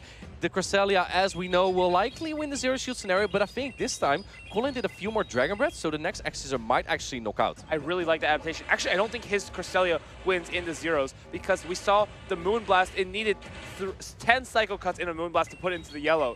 So therefore, Tomahawk actually lives this second Moonblast. Well, let's see if Tomahawk is going to risk that. I'm not sure if this Cresselia can get that Moonblast off. No, looks like Tomahawk UK goes for the X's now. And with the Dragon Breath, it's genius. It is genius. I love that adaptation. He might actually be a good player. We'll talk about it if he wins this, but so far it's looking pretty good. Let's see. I think you have to come in Magnezone here and go for the Tomahawk wagging his finger at Colin. You know what I have in the bag, right? It's not going to be the Bastion. It's going to be even worse. Colin here, he might be like, okay, maybe I have some play. Yeah, maybe he's going to find out in a core break that Altaria Bastion core with the Magnezone, but there is no Bastion this time. Going for the Mud Bomb, then swap in his Magnezone. Might have to hard swap it. Actually, no shielding this is a great play. Yeah. Because you don't want to give any opportunity for farm. Here comes the Magnezone. Here comes the Quagsire. Oh, no! Think of the casters! How do you commentate a hard polarizing matchup like this? The Quagsire is so good into this Magnezone. He's even going to shield this attacker here because it does so much damage. Go for the Stone Edge! Go for the Stone Edge! Oh, no. He has already taken the victory. There is no need to have a more. No, do it! Yes! He Stone Edges the Wish Cash, and it is Big Shield. Collins is not accepting this. You are not going to BM me this time. You know what happened when he BM'd Pablondinas in the finals? Did he lose? Huh? Did he lose then? What, he lost to me after he BM'd by throwing a Shadow Ball onto the Vigoroth. Oh, no. And he doesn't learn from his lessons. Another Stone Edge being shielded by Colin. Colin's trying to play this out, but it looks so helpless against the Altaria. No evil laugh this time from that Wish Cash here. It has that smile on still, but it's not going to have a lot of a fight into this Altaria. Going for the Mud Bomb. This is double resistant. Is Tomahawk UK going to shield this? And no, he doesn't shield this. Well, that's deflating. It doesn't do that much damage, actually. This is really an uphill battle. Not a battle you win anymore. Going for the Moonblast. What are these players doing? Was Bastion not enough here? No, he needs to take out his teammate entirely. This is all Clodsire business. Both players hugging it out, and Tomahawk UK moves on to the grand finals. Moonblast at 1 HP, 2 Stone Edges against the Wish Cash, and he says it's about the community. He says it's about the community. But meanwhile, Tomahawk UK, you just brought a Bastion into the grand finals. He is looking to be the villain here after taking down the final boss, and I think it's working. It is working. Yeah, Tomahawk UK right now has that villain look. Even looking at the judge, yeah, you know Bastion's gonna win this. Look at him. There he is. That's a pure Bastion player right now, right? EU K-Lab. He's in the grand finals for the 3rd time now. But this time, he has Bastion on his side. Not just Bastion, Shadow Bastion. This is the first time. I think this is like the first time we have a Shadow Bastion in the top cut at all. And now it's even in the grand finals. Wow. What a interesting development of the meta here. The casters winning. It's going to change. Casters winning the event after they've casted is coming true. It's all rigged. It's actually coming true. Yeah. Well, Tomahawk UK has been playing well, so I cannot say it's not like Earth or anything. You're playing NAIC next week. It's true. I only won one event. That's not possible that I do it again, right? Like, if I follow your trend, you won a tournament after you cast it, and then you went 0-2. Oh, I did not go 0-2. 1-2. Where? You lost to Heatran, whatever. I might lose to a Heatran as well. So in the NAIC now. I think that tournament I went 4-2. I will just say. Really? Yeah. Wait, do you want battles? Apparently, I'm not capable of winning battles. It's a hard truth to hear, but our players on the screen definitely do know how to win battles. That's why they're playing and we're behind the desk. Exactly. I don't think I would have made it this far with a Shadow Bastion. As much as we're roasting Tomahawk UK, our good caster friend, he's been putting up a formidable show. And yeah, let's take a look at the loose bracket, how far we have come on the other side of the bracket here. We saw the winners finals earlier, and now look at how far we are. We're in the loser semis. This is the EUIC champion against the Stockholm regional champions. In fact, we only... Oh my God. I was going to say we only have champions right now, but there's Tomahawk UK. Yeah, he's ruining it for me. As per usual. Anyway, this is so interesting because any of these three winning would basically make it that they are winning their second, or I mean, Miwido's won 1 million events. I feel like Colin has won a couple as well. Paula would be doing her second, and Tomahawk needs his first, but it's not going to be an easy road up for him. It could actually be the third win of Palasha because she won the special event in 2023 as well. I was there. It was great. Also in Italy, by the way. So maybe she could be performing extra well in Italy. You know, she refers to herself often as Paolaccia, which would be the Italian Palasha. Yeah, actually, the funniest... Maybe not. Paula, honestly, out of all of her tournaments this year, I think the one where she didn't do as good in was Barcelona. Her home city. Yeah, but when she comes to Italy, all of a sudden, best player in Europe. It's Paolaccia. Paolaccia here in Bologna. You will buy the pizza and the pasta. Yeah, but she's going up against all of T and Pizza here. Miwido, Colin, wow, Tomahawk. They're pretty good. They're kind of legends united. Yeah, I know. We're all here behind the desk. We wanted to give them a chance, and it's all about the community. It's all about the community indeed, yeah. Very excited to see Palasha play against. I mean, it's going to be a really good battle that we have here. Again, the EUIC champion on the left here. Actually, you see on the cam, I'm pointing the other way. It needs to be that way. And then we have Palasha on the right side with the Tapu Fini. How's Tapu Fini looking into Miwido's team? I think it has quite some play. Even the Cresselia. It wins in the twos. Yes, that's insane. Nature's Madness allows you to win the two-shield scenario. It's awesome because you actually live a Grass Knot and you can never just be cycle cut down. Exactly, yeah. So it's the same basically as Azumarill. Azumarill and Lantern both need 2 Grass Knots to be knocked out, but that's so awkward because you have to throw the second one. Even though Tapu Fini is significantly less bulky, you're still getting the advantage of the heightened attack though. On the other hand, if you look at both these teams, I'm kind of already thinking ahead. Which one of these teams would fare better into Tomahawk UK in just waiting in the wings in that grand finals? I think Miwido is this team it's really good against Tomahawk. He has 3 answers to the Bastion, and I would argue that the 3 Pokemon are like soft answers. I would not be surprised if the Shadow Alolan Sandslash gets farmed down by Smackdowns entirely in the 2 shields by the Shadow Bastion, just because it has more attack to it, right? Palasha, on the other hand, has the Tapu Fini and the Magnezone. Let's take a look here. We're gonna get game number 1 between these top-tier battlers. Europe's best. We have Skeletors into Magnezone. A terrible lead for Palasha. Oh no, look at the backlines. Where? Oh no! And then here comes the Sandslash. But, hold on. There's opportunity here. There's opportunity. Does she go? Oh, she baits. For the bait. No. I mean, we don't have one guy who never shields baits. This time he does, though. It is only the area ace. He doesn't like that exactly. Here's the thing. If the Alolan Sense gets a lot of energy, it can easily pull 2 shields from that Magnezone as well. Going for the Ice Punch here. Charge Security Tie on the dig. Let's see if Palasha is going to try and pull 2 shields here. Yes. Wait a second. If she baits again here, I think she gets to the dig. I think she gets... It's Charge Security already, so this is no dig. But even if she did, it would have been Charge Security. Whoa! The no shield! Here we go! Boom! Knocks out the Alolan Sensors, and Palasha flips the switch advantage. That's crazy! Wait a second, but maybe there's a vision. There's a vision. There's a vision. Okay. There's a vision. Wait a second. Going for the double air-ace. I love this play from Palasha and Miwido securing that Skeledirge. Wait a second. Most valuable Pokemon. We're waiting a second here, as Eric says. It's pretty good against Tapu. Paula's not waiting. She's going to try to get to another attack here. But there's so much play here, actually. For Paula? No, look at this. I mean, the Tapu Fini is not comfortable. If you eliminate this Tapu Fini here, and send it back to the Pokeball. Your Lantern all of a sudden becomes very good in the end game. I think you just go for another move. Can you get there? Yes, you do. And now, this is so awkward. It is awkward. This is Armin Voice kind of has to be shielded, otherwise the Magnezone gets incinerated down. No, no shields. Wow, what a crazy no-shield. No, oh, this is not the worst for Palasha though. If you can get to 2 Wild Charge, this fish might get fried.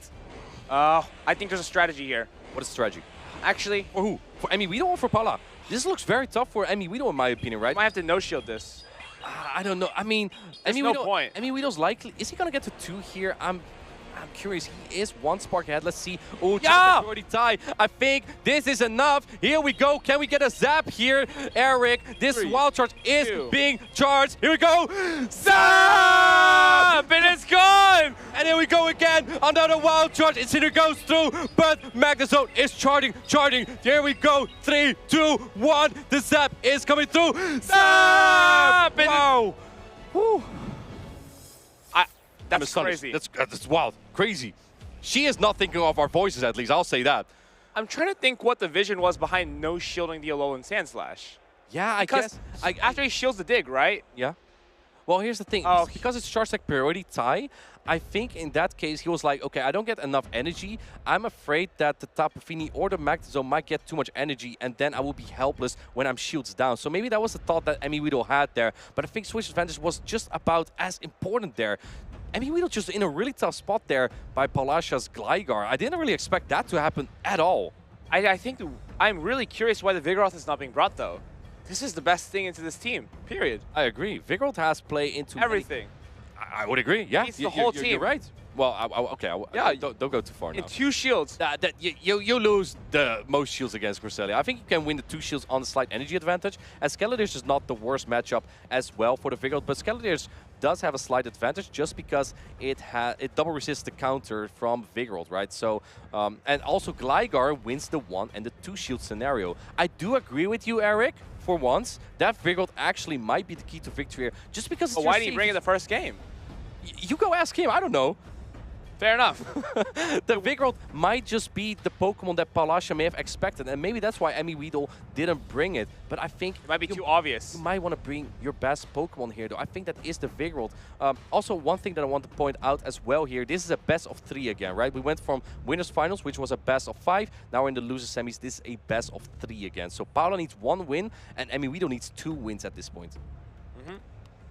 We've seen these players obviously in this situation a lot. Weedle back against the wall. Paula, it feels like her back is usually against the wall, but for once, she's in the driver's seat.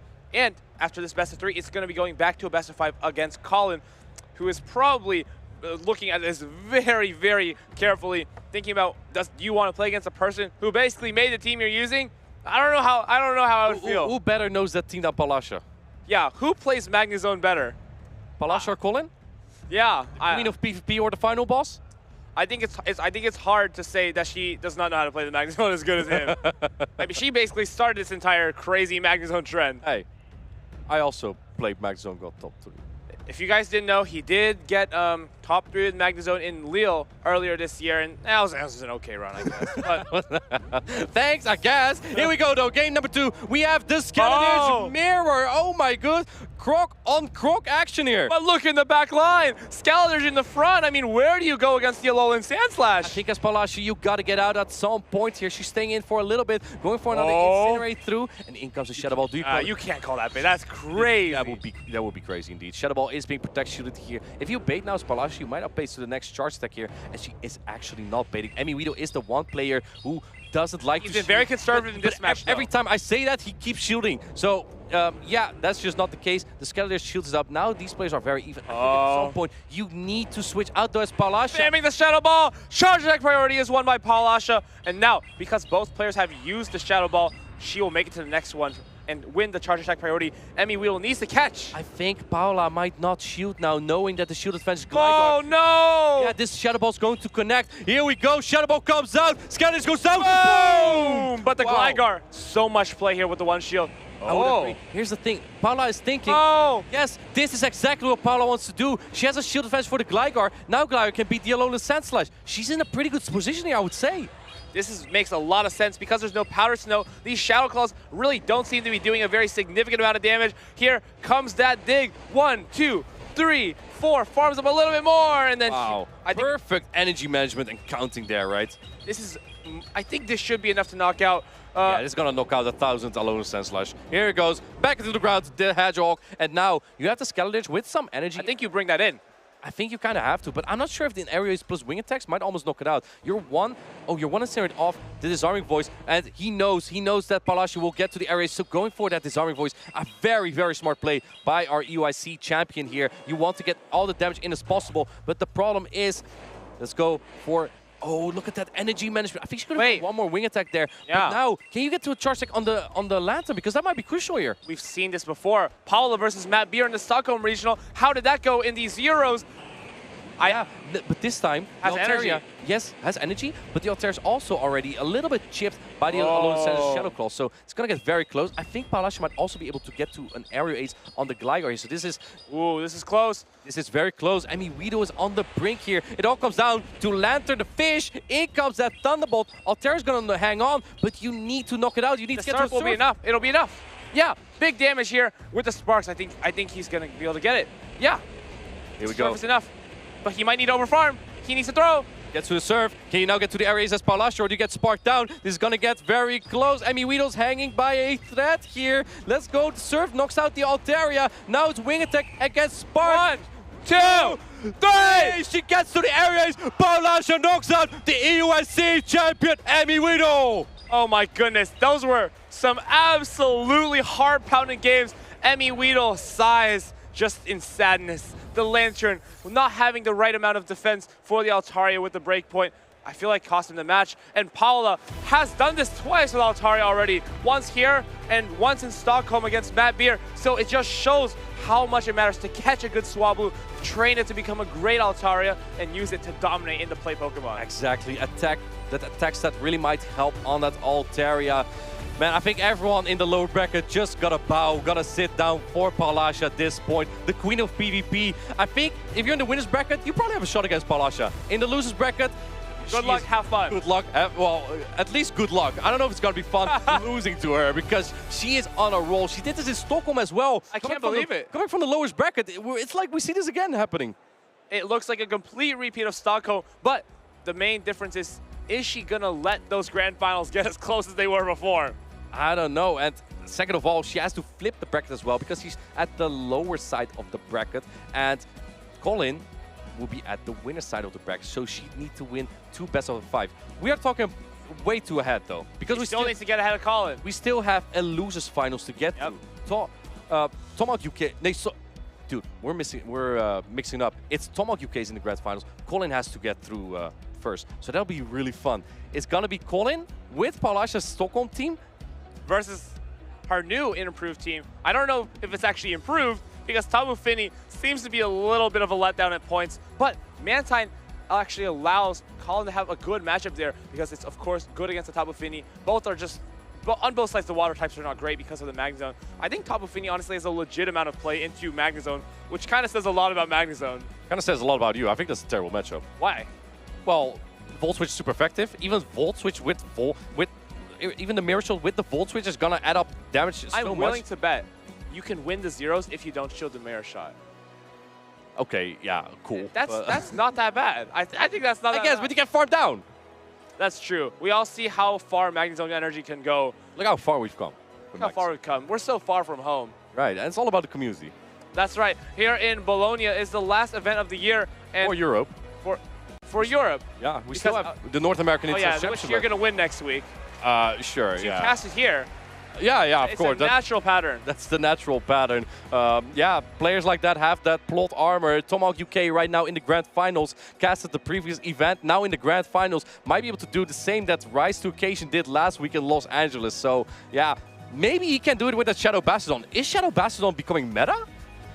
I cannot believe it. Australians around the world are just celebrating as they watch Bastion take over. I believe even last year in Worlds, The Australians made it quite far. Rob Drogo uses Bastion quite often. Triple crit as well. I believe he was the first player to win a tournament with Bastion as well. That was, I believe, the 2022 Perth Regional Championship. Right. Please correct me if I'm wrong. It was one of those. Yes. And Rob Drogo won it with a Bastion. He really loves like a Bastion plus Ghost score. And they pair so well, right? We usually see like Bastion pairs with like an Annihilate or a Trevenant. Makes sense.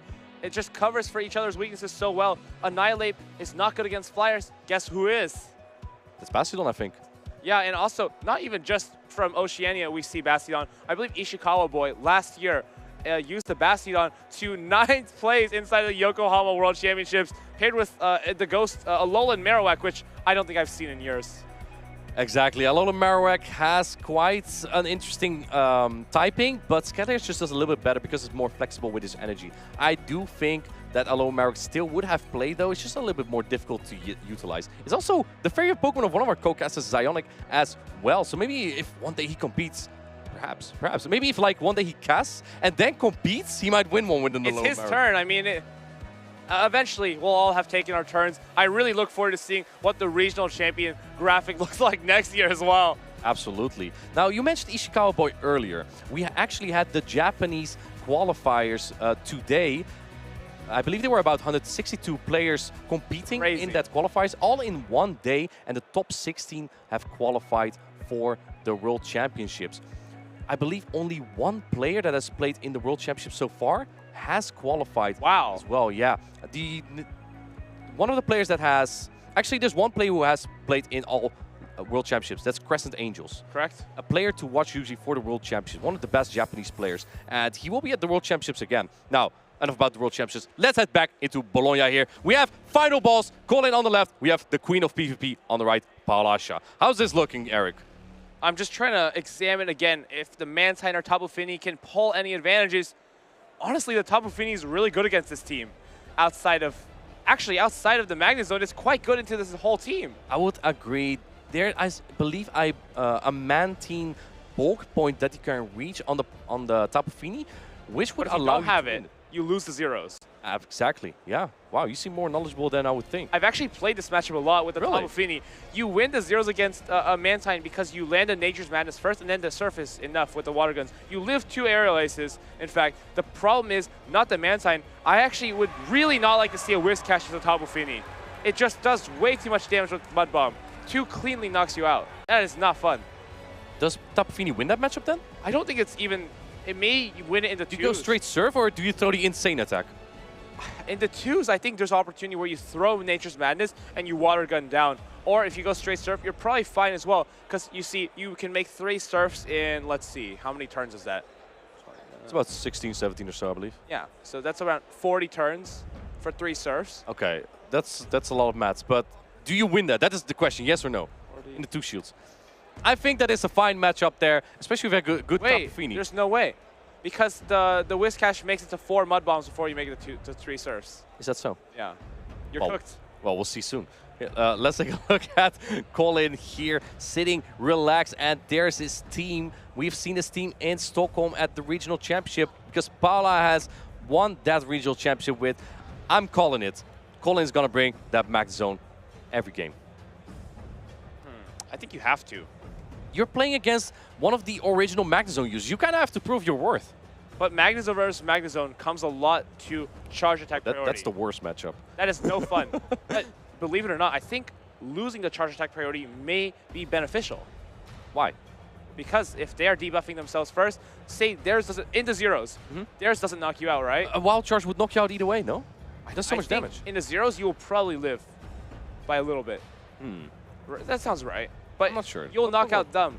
These Pokemon are quite fragile. Yeah, here we see the team from Paulasha, pretty similar in some ways. You see the Tapu Fini very unique to her new team with the insane attack, Nature's Madness, which is the signature attack now of all the Tapu Pokemon, and it has a 100% chance to debuff the opponent's defense. So has a lot, makes some matchups that already were good even better, and some matchups that weren't good, such as Cresselia, actually winnable in the 2-shield scenario.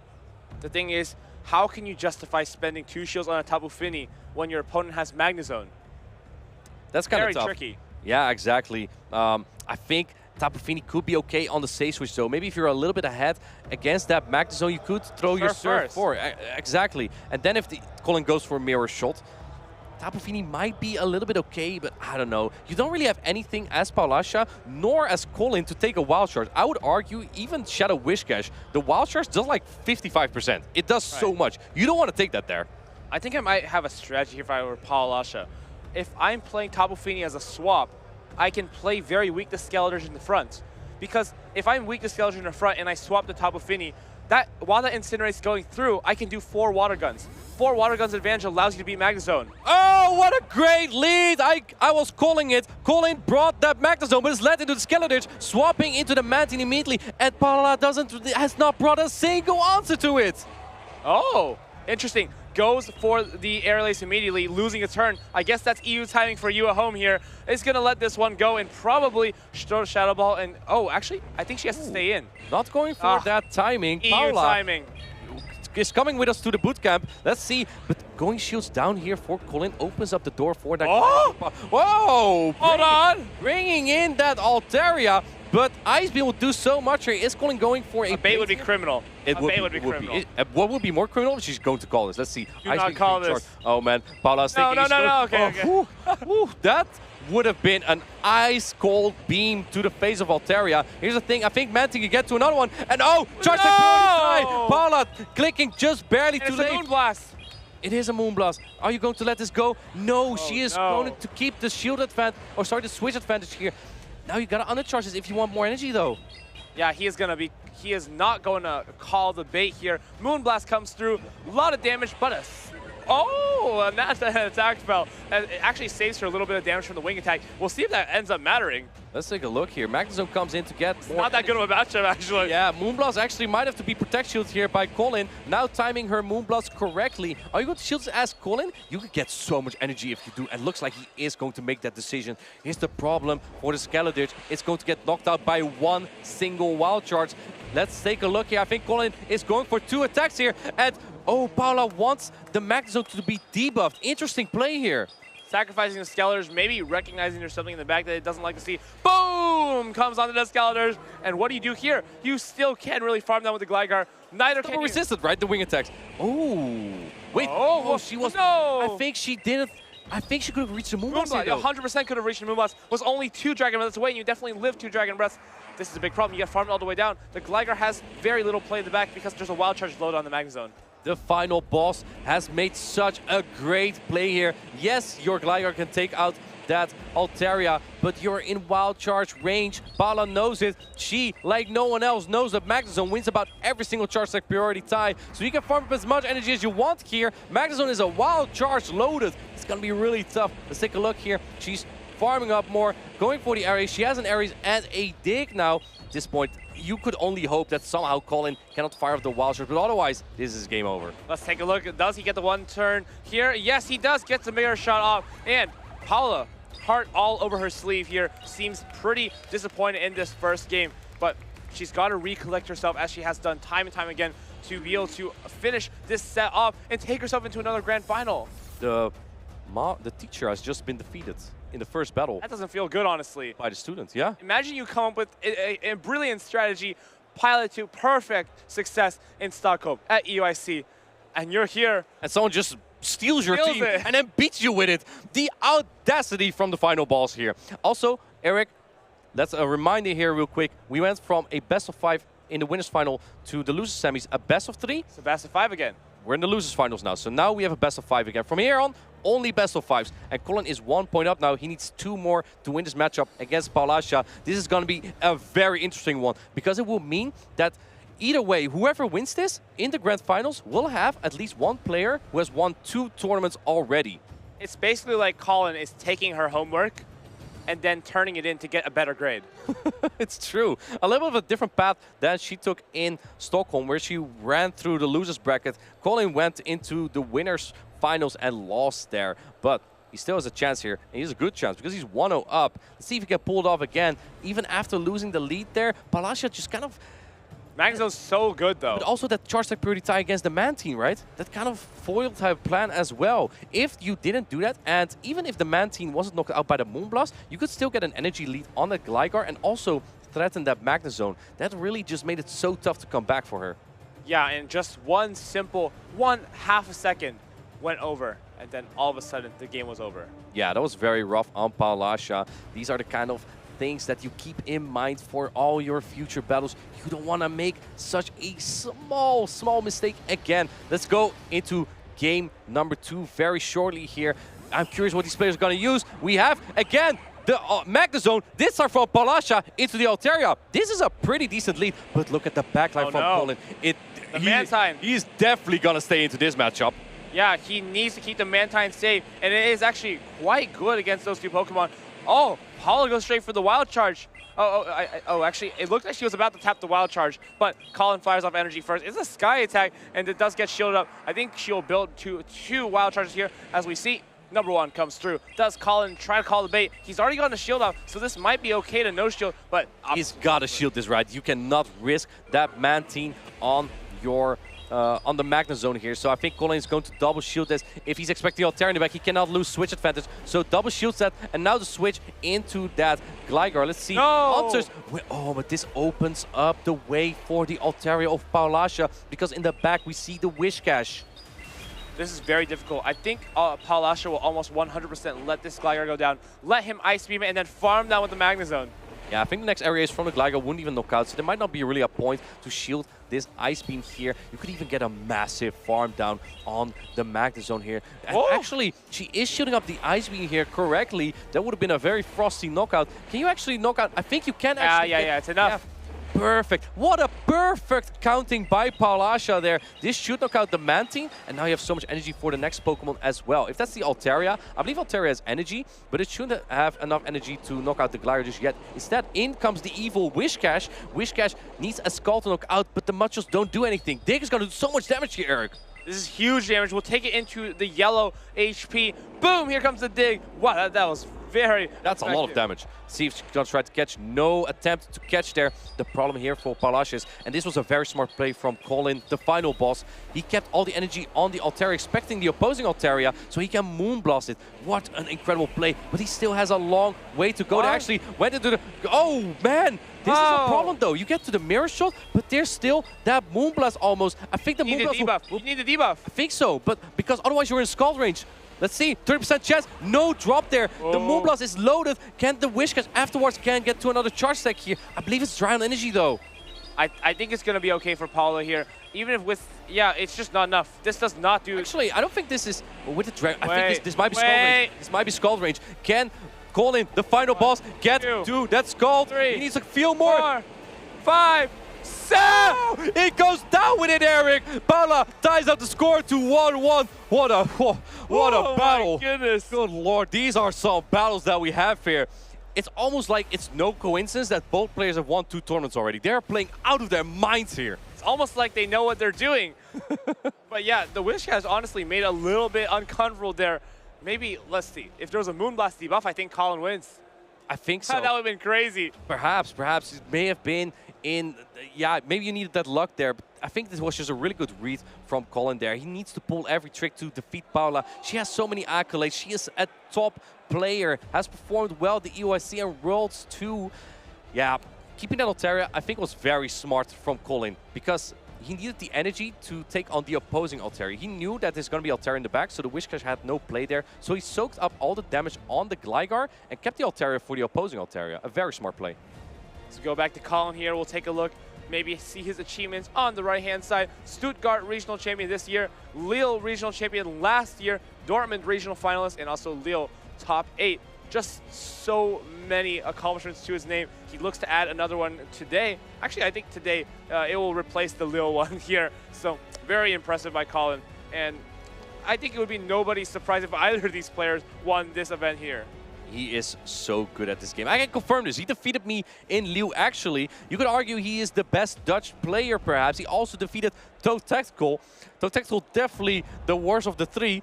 I'm kidding. He's our good friend and co-cast as well. We're just roasting our co-casters the whole time. You're sure that the best Dutch player is not Snoeman? Maybe when he gets this far as well. He actually wasn't at this tournament, was he? I don't think so. Yeah, he usually goes to many tournaments, but not this time. Now, Very curious to see what we're going to see this matchup. This time we didn't see the Magnezone from Colin, but from Paulasha. It's almost like if you bring Magnezone, you win the battle. Yeah, Magnezone has just been in a very oppressive force on any of these players' teams. Let's take a look. Oh, it's Tapu Fini into a Skeledirge. That's a great lead for Paulasha here. Let's see what Colin's going to do. Swapping into... Oh no! She made the wrong swap. She knows it. She could have swapped the Altaria into this Wish Cash and just hard counted Colin. But no, she brought in the wrong Pokemon. She might lose Switch advantage now. I think it's still okay. This Gligar can put a very good competition against the Whiscash of the debuff. Oof, the debuff. Never mind. She tried to go for that area before the Wish Cash could fire it off the Scald, but it was charged at priority now. It was debuff. Colin doesn't see a threat in that area. Arrow's here, actually. Yeah, at this point, you kind of need to land this to flip Switch advantage. It looks like Colin putting up his shields, going to try and flip this as well. And the less shields there are in play, the better that Mantine becomes as well against the Altaria. Yeah, Scald. Whoa, my goodness. This is a crazy overfarm. Goes to the double Scald. Charge attack priority. Now, I still don't think this knocks out the Gligar. If it's a good Gligar, it will survive this. Oh, just barely maybe. Let's see. No, it's not a good one. Yeah, I think she has that breakpoint against Lickitung, which requires a higher attack here. This Wish Cash will still get to a Scald here, throwing at the very end to ensure that if the Altaria would have gotten an attack drop, it would get all that far, right? So he's throwing at the very end of his HP here. I wonder if a Scald is more than 2 Mud Bombs, but it seems like he made the call of the Scald. Probably. Yeah, it was probably Scald is a little bit more efficient, but you can let us know in the Twitch chat if we are wrong, of course. Here we go. Skeledirge now on to the Altaria. This is not a great matchup for the Altaria, despite taking resistant Incinerates, because now you're in Disarming Voice range, and Skeledirge is definitely not in Sky Attack range. Yeah, Colin is just no-shooting this, knows that the Mantine might be the way to victory. In fact, if he goes shields down, the Mantine would be better with shields up against the Tapu Fini, and he knows that. There's one shield in play at both sides. Paulasha has already some energy on the Tapu Fini. Altaria barely hangs on. In comes the Mantine into the Tapu Fini. This is gonna be a tough one. I think it's up to Paulasha to maybe bait? I don't know. I think there's play here, but it could be very difficult. The Nature's Madness debuff will be very useful, as it will just bring the defense down of the Mantine. So look, I think if you're calling, you have to no-shield this, because the lose condition is shielding this, and then basically the next one goes through. Oh! Ooh. This opens the door. Say what? Say what now? The door is open. The door's open. Okay, but I think Colin might be able to get to 2 areas before she gets to another Nature. You still live this. You still live this, yes. But if he gets to another areas, I think with the wing attacks that might knock out, and otherwise the Incinerates after might knock out, because they still do a lot of damage. There's 5. Let's see who gets there first. I think this Nature's Match might knock out. Oh! He gets barely to that areas. Is this going to knock out? Yeah. Mantine doesn't like knocking out Pokemon according to Speediest Chief, but Tapu Fini goes down. That's crucial here, because if she got to that Nature's Madness, she may have won this battle. Yeah. And now it's 2-1 for the final boss. Wow, Colin was definitely not wanting to go down again after that match against Tomahawk. And this is a player who, honestly, when he goes down to the lower bracket, it often does not end well. So he's maybe proving everyone wrong and proving to himself that this is something he can overcome.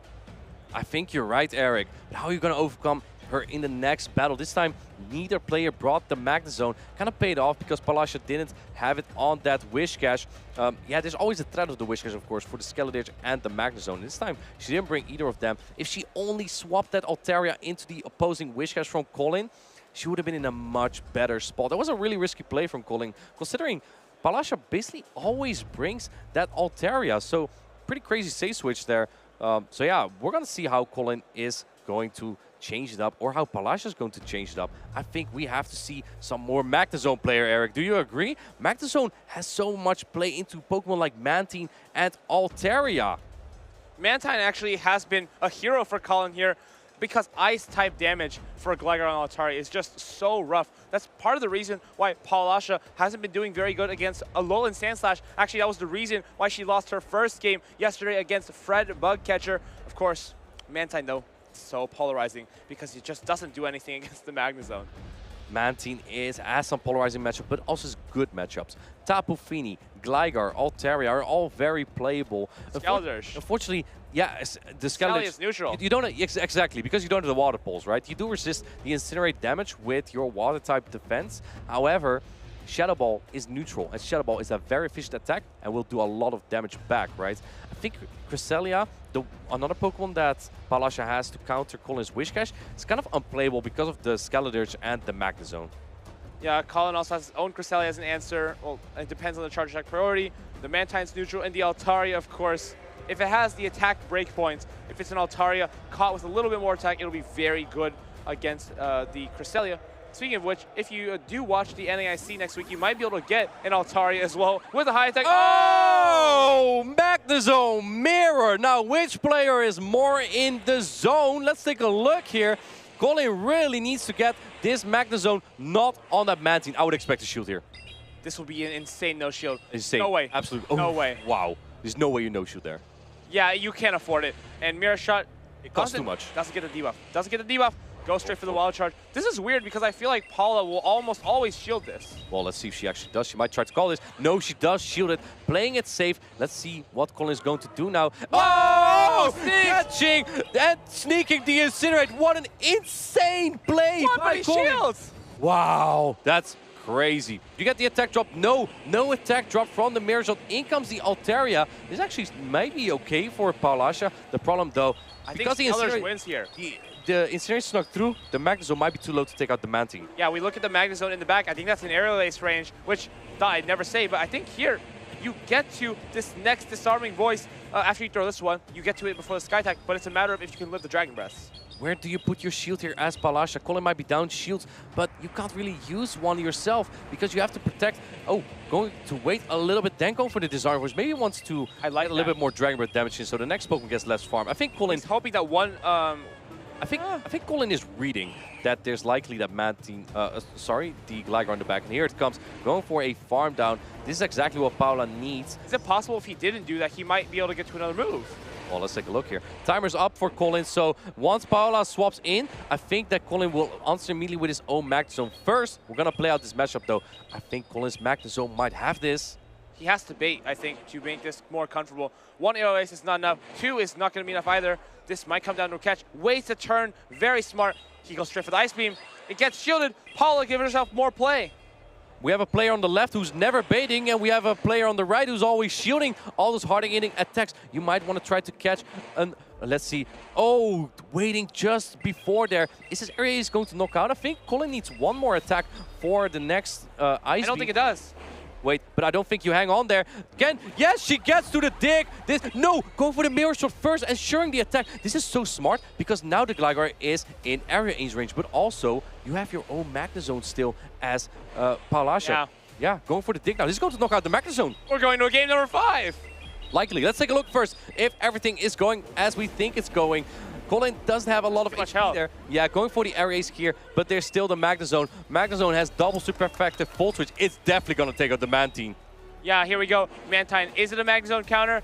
One Volt Switch later, we discovered it is not. Yep, there we go. The score is 2-2. Wow, the final boss versus the Queen of PvP. It's 2-2 right now, and the next game will be decisive between these top two battlers who have both won 2 championships already.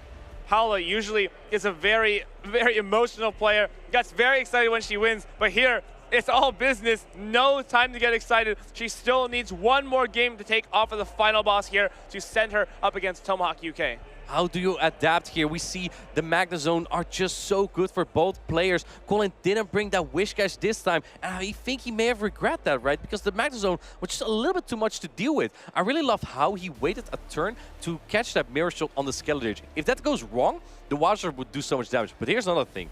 Let's say that Paula sees the Skeledirge come in, throws the Wild Charge, the Incinerate will just knock out the Magnezone. True. I think if Colin no-shield either of those Mirror Shot baits, he just wins this game cleanly.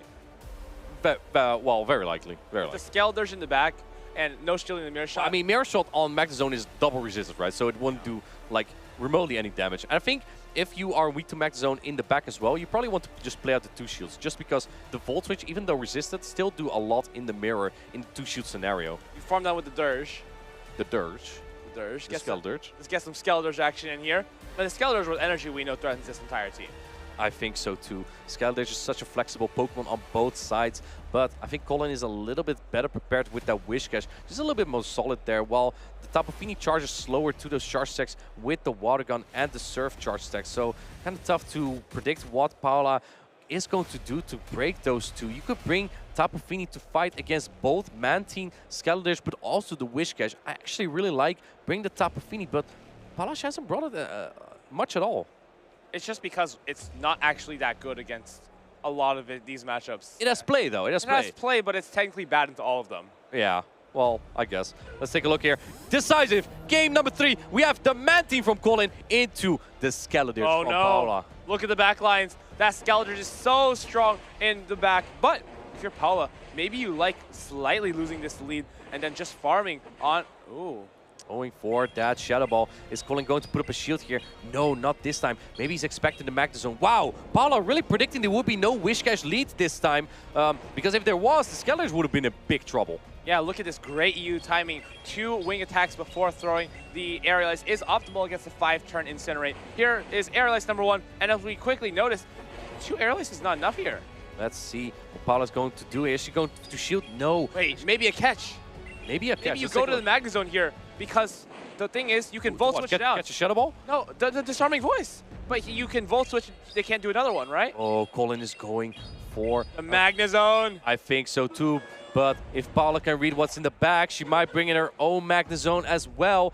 And Magnezone on Magnezone actions really comes down to shields. Oh man, that Incinerate doesn't land just because the duration of Incinerate is longer. Oh no! Oh man, she makes the wrong call here. We see the Magnezone. Mirror shot. You cannot have your Skeletor on this Altaria. I think Paula might be predicting something else in the back here. In comes the Wild Charge. You gotta shield this. Yeah, because otherwise it would do so much damage. I think here you can feel free to let the Magnezone go and sweep with the Skeletors. Yeah, let's see. It beats anything in the back, basically. Charge stack priority time on the Sky Tech here. Colin is forced to put up a shield. I'm not sure if it's going to give you more play. If you can pull like 2 shields as Palasha, maybe there's play, but I'm not sure if Paula's going to shield this because swaps right to the Skeletor. She has her own Magnezone. You cannot shield this. It's going to knock out. That's it. In comes the Skeletor. Let's take a look here. Paula knows the Magnezone is going to get melted, and that means Magnezone is going to go for one more mirror shot here, hoping that this will give her a chance to get to a Wild Charge. That might be her only chance at this point, but it's gonna. I don't think this is possible anymore. Colin is all smiles. I think this is the happiest I've seen him the entire day. But we can hear the crowd. They are absolutely electric behind the stage here as all of Ian Pizza is ready to cheer on their teammate into the grand finals up against Tomahawk UK. Caleb. EU Caleb. Okay, EU Caleb. That's right. Okay, yeah, sorry, okay, my bad. Okay, no worries.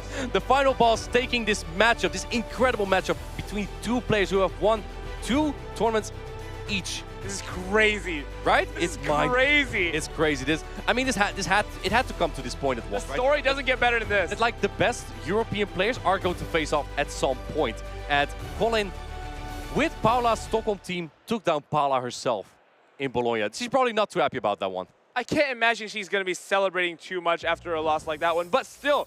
Still a medal. Still a medal, and I think she's no stranger to that. But the thing is, when you've won 2 events, anything less than that is a little bit hard to go home on. But of course, nothing short of an incredible run from Paolasha. Another long lower bracket run, I would say. And we really are excited to see her play at Worlds and show what her region has got. She started the day at the lower bracket again, just like in Stockholm. Colin started the day in the winner's bracket. He lost to Tomahawk UK. He's now on to the grand finals. Then he had to play Paula, who swept all her way through that lower bracket. And now they meet again. Tomahawk UK against Colin. This might either mean that we cannot roast Tomahawk UK anymore for winning a tournament. I'm cheering for Colin then. Or Colin might be the one European player to win 3 tournaments. Wow. Wow. So we have EU Caleb, and then this would be what? EU Rise to Occasion? EU Caleb, and then maybe EU Dunebug? That makes sense. Dunebug also won 3 regionals. Yeah, see, we're cooking. Yeah, we're doing pretty well here, I think. We're trying to make the stream relatable for people in both regions. It's all about the community. It's all about the community. Connecting Europe and North America, 2 regions, they just love each other. And they're so happy when people from the other regions do good in their events. Yeah, you could hear by how quiet the crowd was when you won. I definitely can't doubt that. But at the end of the day, it's all fun and games until the World Championships. That's where we really see which region is the strongest. Yeah, last year that was NA by far. They Top had three. Top three were from the US. Top 4 also not Europe. Was the fourth player? Was that Elche? Elche. It was Elche, yeah. The Latam player who knocked me down. Yeah. Europe got to 5th place, but before that it was Dancing Rob, who also made an incredible lower bracket run. It can be any region though. Australia also has great players in like Valiant Vish, Rick Flarian, in Latam, Jakobovic, of course, a player who has won 2 championships. How could I forget that? Thank you. Thank you for saving me. And then in Latam, players like Ventuski, Lindos Rarjev, Lindos Steinar, Zardi, in North America, Doombug and Laljet. That's all going to the World Championships. And they're all going to be battling each other. The thing is, in the World Championships, I always feel like it's the player that you expect, like not a clear favorite to win. There is no favorite at the World Championships, dude. Everyone is good there. I think right now most people are saying Doombug. I would argue Doombug has a good shot, but I would also say Colin. Everyone has a chance. Colin. Any one of these events. Listen, if Colin can steal a team, he wins the World Championship. Yep. Or gets far at least. You know who builds some of the best teams? I would say, honestly, Tomahawk UK. No way. I think so. You just Shadow Bastion. And it's working. Oh, you have a point, I guess. He prides himself. He went 0-2 at Worlds last season. Let's make sure everyone knows. Let's make sure everyone knows. Let's hear from those 2 players together. We have Abi ready for an interview with Colin and Tomahawk. Take it away. What a tantalizing way to go into the grand final. That last best of 5 had me on my toes. It was won by Colin though. I am Kaunzivius and joining me here is Colin and Tomahawk, our finalists for this special event. Colin, the first question is for you. You've had a lot of games today. How are you feeling? Are you still up for it? I'm definitely still up for it. The first time against Free didn't go as well, so I'm up for some revenge. Yeah, you must have learned from that experience. We all watched you have a very difficult time against that Bastion, but now you know what to do. I hope so. I'll try to figure it out. He has no idea what to do. Tomahawk, you seem very confident. This, as you told me earlier, is your 3rd grand finals, but the first one going from the winner's bracket. This gives you a huge advantage because you have an opportunity to experiment a little bit. Maybe. I'm very happy that it's Colin. It's something that we've joked about for a long time. Every single regional that we attend, we always say, oh, we're going to meet each other in the grand finals. It'll be fine. And this is the first time that that's happened. So like, I'm just very happy at that moment. Yeah, I'm glad you have this friendship and you share this friendship, but I hope for your sake that you leave it right here just before you get on stage because you need to go at each other. For sure. I want that 3rd regional. I know he's aiming for his first one, so it'll be tough. I'm looking forward to it. It will be a great achievement for both of you as well. For example, for you, you will be the first battler in Europe who gets the 3rd regional title. Of course, this is a special event, but in the end, it is still a title. You are going for the first one. So, who's more hyped for it? It's going to be tricky. Colin has now, because he's beaten Paul Asher, I think he will now finish the leaderboard at the top for EU. So that's a pretty insane achievement already, and obviously 3rd. For me, as Colin says, it'll be my 3rd attempt at a grand finals. This time, first from the winner's side. A gold medal is, I do want it. Want it. I'm going to let you guys, take your time and get prepared for the grand finals. But both of you, since you are such good friends, do you have any final words to say to the audience before we get to the grand finals? Yeah, of course. I always want to thank my teammates, Team Pizza, for all the help and all the support. It's awesome here in the final here now, and I'm just looking forward to it. Yeah. I guess Colin has the keys to our hotel, so I hope we're friends afterwards.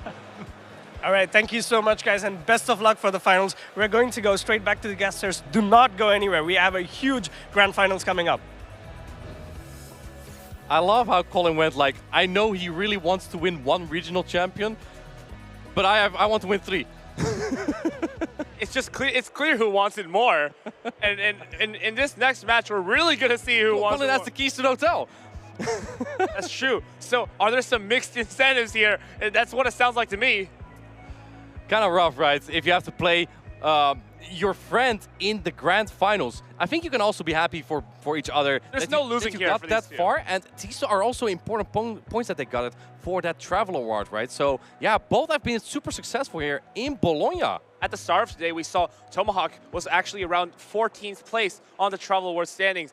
This is going to skyrocket him into hopefully a better chance for him to eventually get that travel award at the end of the season, which basically all these European trainers are going to be stagnant on the leaderboard, considering I think only you are going to the North American International Championships. So I will be the only one who maybe still has a chance. It also means someone might be pushed out still of that travel award race. It's not over yet. It's not over yet. We have come a long way this season. We actually have a video for you to recap a little bit of the season. Don't go anywhere though. We have a really good grand finals coming up.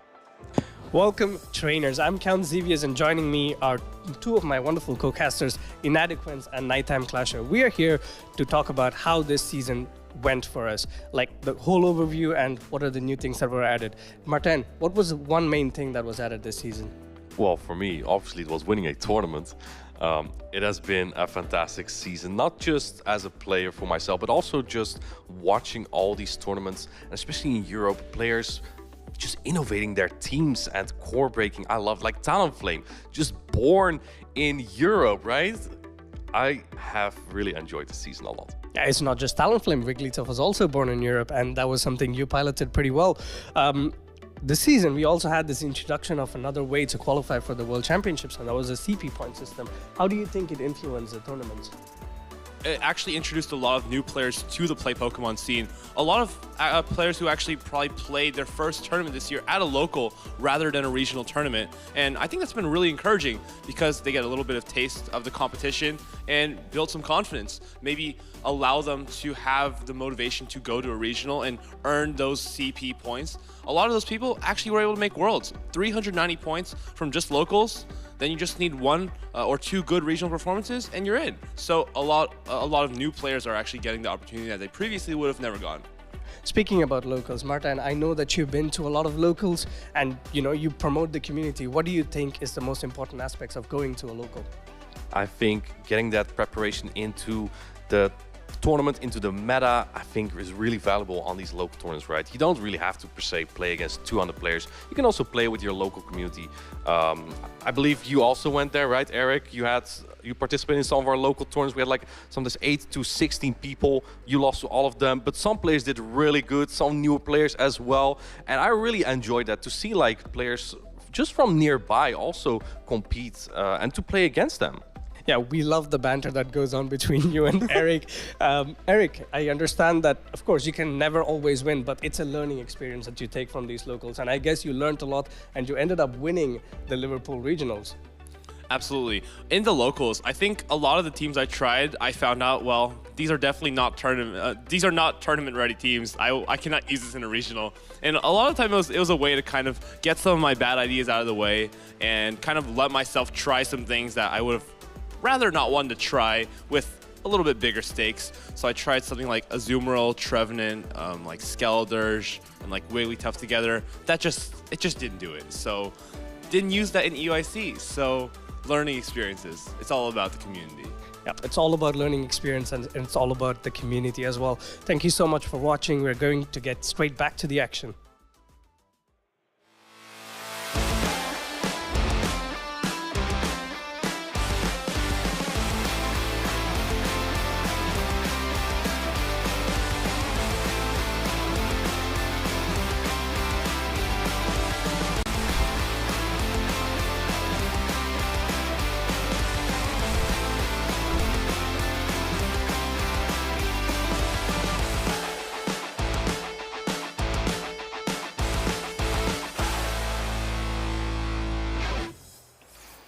Pokemon trainers, do you know what time it is? It's finals time!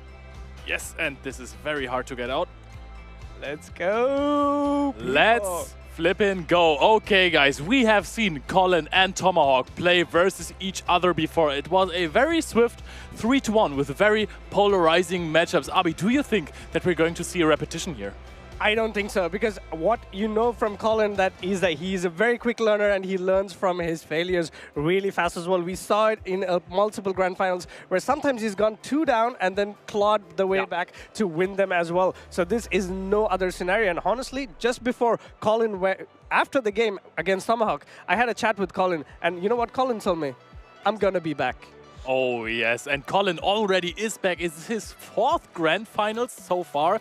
Tomahawk has been in 2 previously. He has lost both of them. And if there is a trainer that will steal another victory from you, it is definitely Colin 6, one of the best trainers we have in Europe, in the entire world. He has just previously beaten Paul Ascher, who also has proven to be one of the strongest trainers we have out there. It is going to be the pinnacle of Pokemon Go, and we're going to see a lot of Bastiodon probably. Yeah, and not just that, on the other side we have Tomahawk. He's vying for his first regional title. Yes, it's a special event, but it's still a title that you want to claim. 2-time finalist as well, and this is his first time, as I mentioned before, that he's going from that upper bracket. That is a huge advantage. Yeah, and all of the trainers that he lost to in finals are extremely, really good. We have seen Kokshak already on stream, and of course we also have seen Nighttime Clasher on stream this weekend. Phenomenal caster, even better trainer. So both of these trainers, Colin 6 and Tomahawk UK, are absolute beasts when it comes to tapping their screens. So what I think is going to be great to see is that how Colin can deal with this battler fatigue, because he's had a long run of games today. Best of 5 against Tomahawk already, another best of 5 against Polosha, and they were sweaty games, but we have our teams here. We see Tomahawk's team going up against Colin running that Shadow Magnezone, but Tomahawk having that extra little amount of spice with that Shadow Bastiodon. Yeah, Shadow Bastiodon looked phenomenal before. We haven't seen too much of it on stream from Tomahawk up until that winners finals against Colin 6. Tomahawk, of course, was able to lay back for 3 rounds in a row, watch his opponents play. Not like he hasn't seen Colin 6 play before, but he could analyze the way he plays this team. Yeah, but it's as I think one of our friends, Tactical, has pointed out, and a fellow caster, Tactical, has pointed out, is that it doesn't matter. Some people react to certain scenarios differently. Some people have battler's fatigue. When you go play more and more games, your thought process kind of gets a bit fatigued. But some people kind of thrive on this. The more battles you play, the more in the zone you get. And that's exactly the zone Colin's Magnezone would want to be in. Oh, very, very good. Colin is so strong. His technical play is on point. There were situations in which he has actually shown on the matches on stream that he can make mistakes. I'm going to talk about it. The Dortmund finals, I think he led 2-1 against Arceus Aurelius, and he had to only press the flame charge to win the game, but he pressed the fly, didn't knock out a Registeel, and then lost the game afterwards and got reverse swept. Yeah, but as we just talked about this, right? The standard distribution curve, there was a luck component, a bad luck component involved in Colin. But then again, in game number 3 against Paula, there was a luck component where Paula went into the Gligar. But I think these 2 trainers are ready to give us an amazing grand finals. We're all pumped up. These 2 trainers have locked in, and let's see what happens here. It's a Magnezone into a Cresselia. This is a great matchup for Colin. Oh, this is looking really good for Colin indeed, and he has gone really strong against the Shadow Bastiodon this time with his team. However, Tomahawk hasn't even brought it to the table. Yep, that is a big heads-up play from Tomahawk.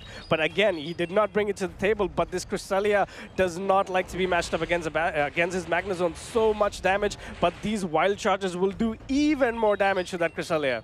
Yep, first Wild Charge being thrown. Is this a bait? Is this not a bait? Tomahawk UK decides to shield it. The good thing is Colin has very neutral play in the back if he keeps this. But oh, this is a catch on the Charger Bug. This is going to be resisted. However, it is going to deal a lot of damage as well. This is the problem with catching against Pokemon like Magnezone, is that it still did have the HP of the Charger Bug, but in comes this Cresselia. Cresselia does have access to this Moonblast. Moonblast is enough at this range to knock out that Charger Bug, or at least put it in the red. In comes his X-Scissor. X-Scissor is going to deal super effective damage. However, Colin predicts the Bastiodon in the back, but there is an Altaria. Colin preserves the Shadow Whiscash for the Bastiodon that isn't there. Altaria is going to be able to Dragon Breath it later on in the game. Does Colin know it yet? Does he suspect it at all? Oh man, this is kind of what he learned from the last game as well, that Bastiodon is always at the back, but unfortunately this time around it is not at the back. So going into the Cresselia, this means that there should be something that Colin has to do to kind of get this Cresselia back safe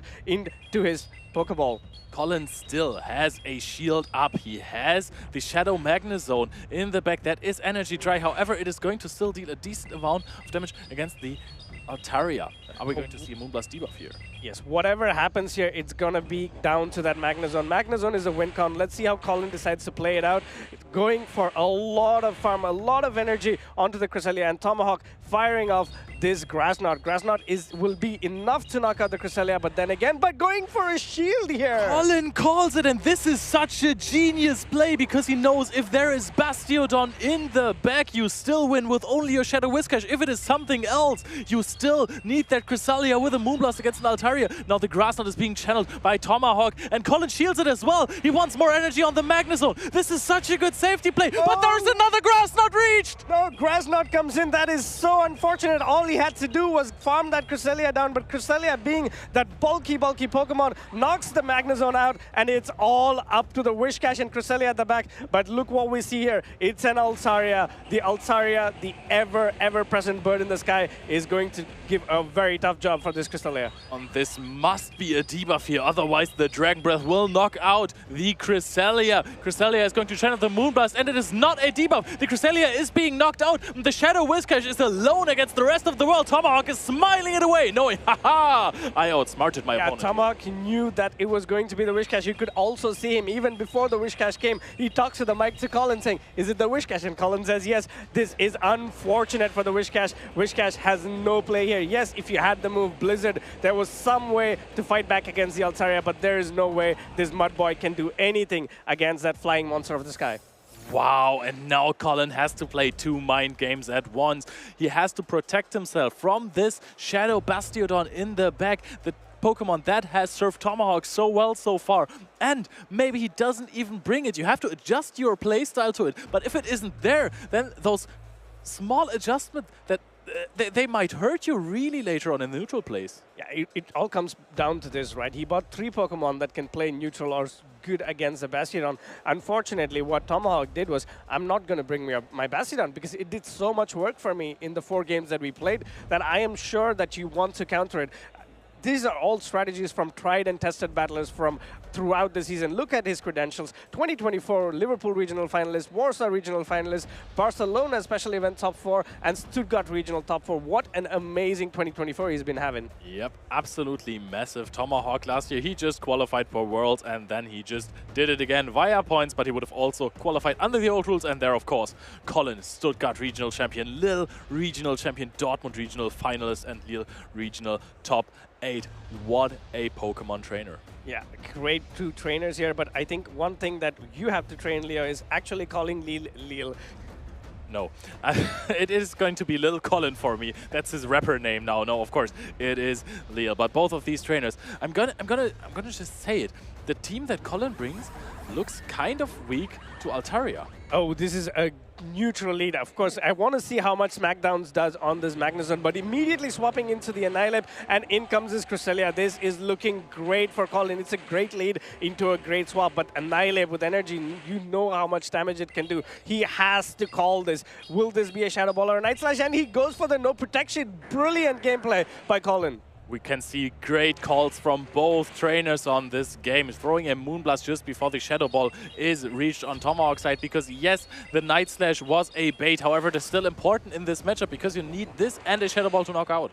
Yeah, this is very interesting on how Tomahawk wants to play this out. Ideally, he would want this Cresselia to go shields down in this matchup so that the Bastiodon can get a super effective attack onto the Magnezone, and that's exactly what he's going for. Gets the first shield, but this means that the Cresselia is in the driver's seat, especially because Colin called that Night Slash bait. And now this is a Grass Knot bait. It gets shielded. Even if it didn't get shielded, he could have gotten a nice little Psycho cut down. Farms up to the Moonblast. Charge attack priority event goes for the Shadow Ball again. Is this a range where you can farm down the Annihilate? I kind of doubt it. Oh man, Annihilate takes out that Cresselia, but this is looking really, really risky here. In comes the Wishcash. Wishcash, of course, has great matchup against the Bastion and also does not have a bad matchup against the Quagsire. This is a great heads-up play by Colin, but not shielding this Night Slash is going to put the Wishcash so low. Yep, that is true. However, I think that Tomahawk really needs to align the Shadow Quagsire on to the Shadow Magnezone. Otherwise, it is going to run Rampage. Now, the Shadow Whiscash has a lot of energy. And even with this low HP, it is really, really strong against the Shadow Bastion. Yeah, so it not only has HP, it also has a protection to hide behind. So this is great position to be in if you're a Colin. Let's see what happens here. In comes the Quagsire. Quagsire is immediately going to be met with this called on charge attack priority, won by the Quagsire. This has to be a shield from Colin. Well, and I wonder why this was a shield, why he threw on charge attack priority. He's now going to go throw that Scald. The question is, will he reach the next Mud Bomb before Tomahawk is going to reach the next Aqua Tail? I think he does. He is 3 away from the next Mud Bomb, which potentially will be caught on the Bastiodon. 4. Oh, he's actually 4, and it's going to be charge attack priority. A catch here, and is this going to cost Colin the game, or is it going to win him the game? This is going to deal a really sizable amount of damage. It's Shadow on Shadow. Boom! What a great amount of damage, but this Magnezone will get to this mud shot, but going for this... Oh! Wow, and this is going to secure the game for Tomahawk, no?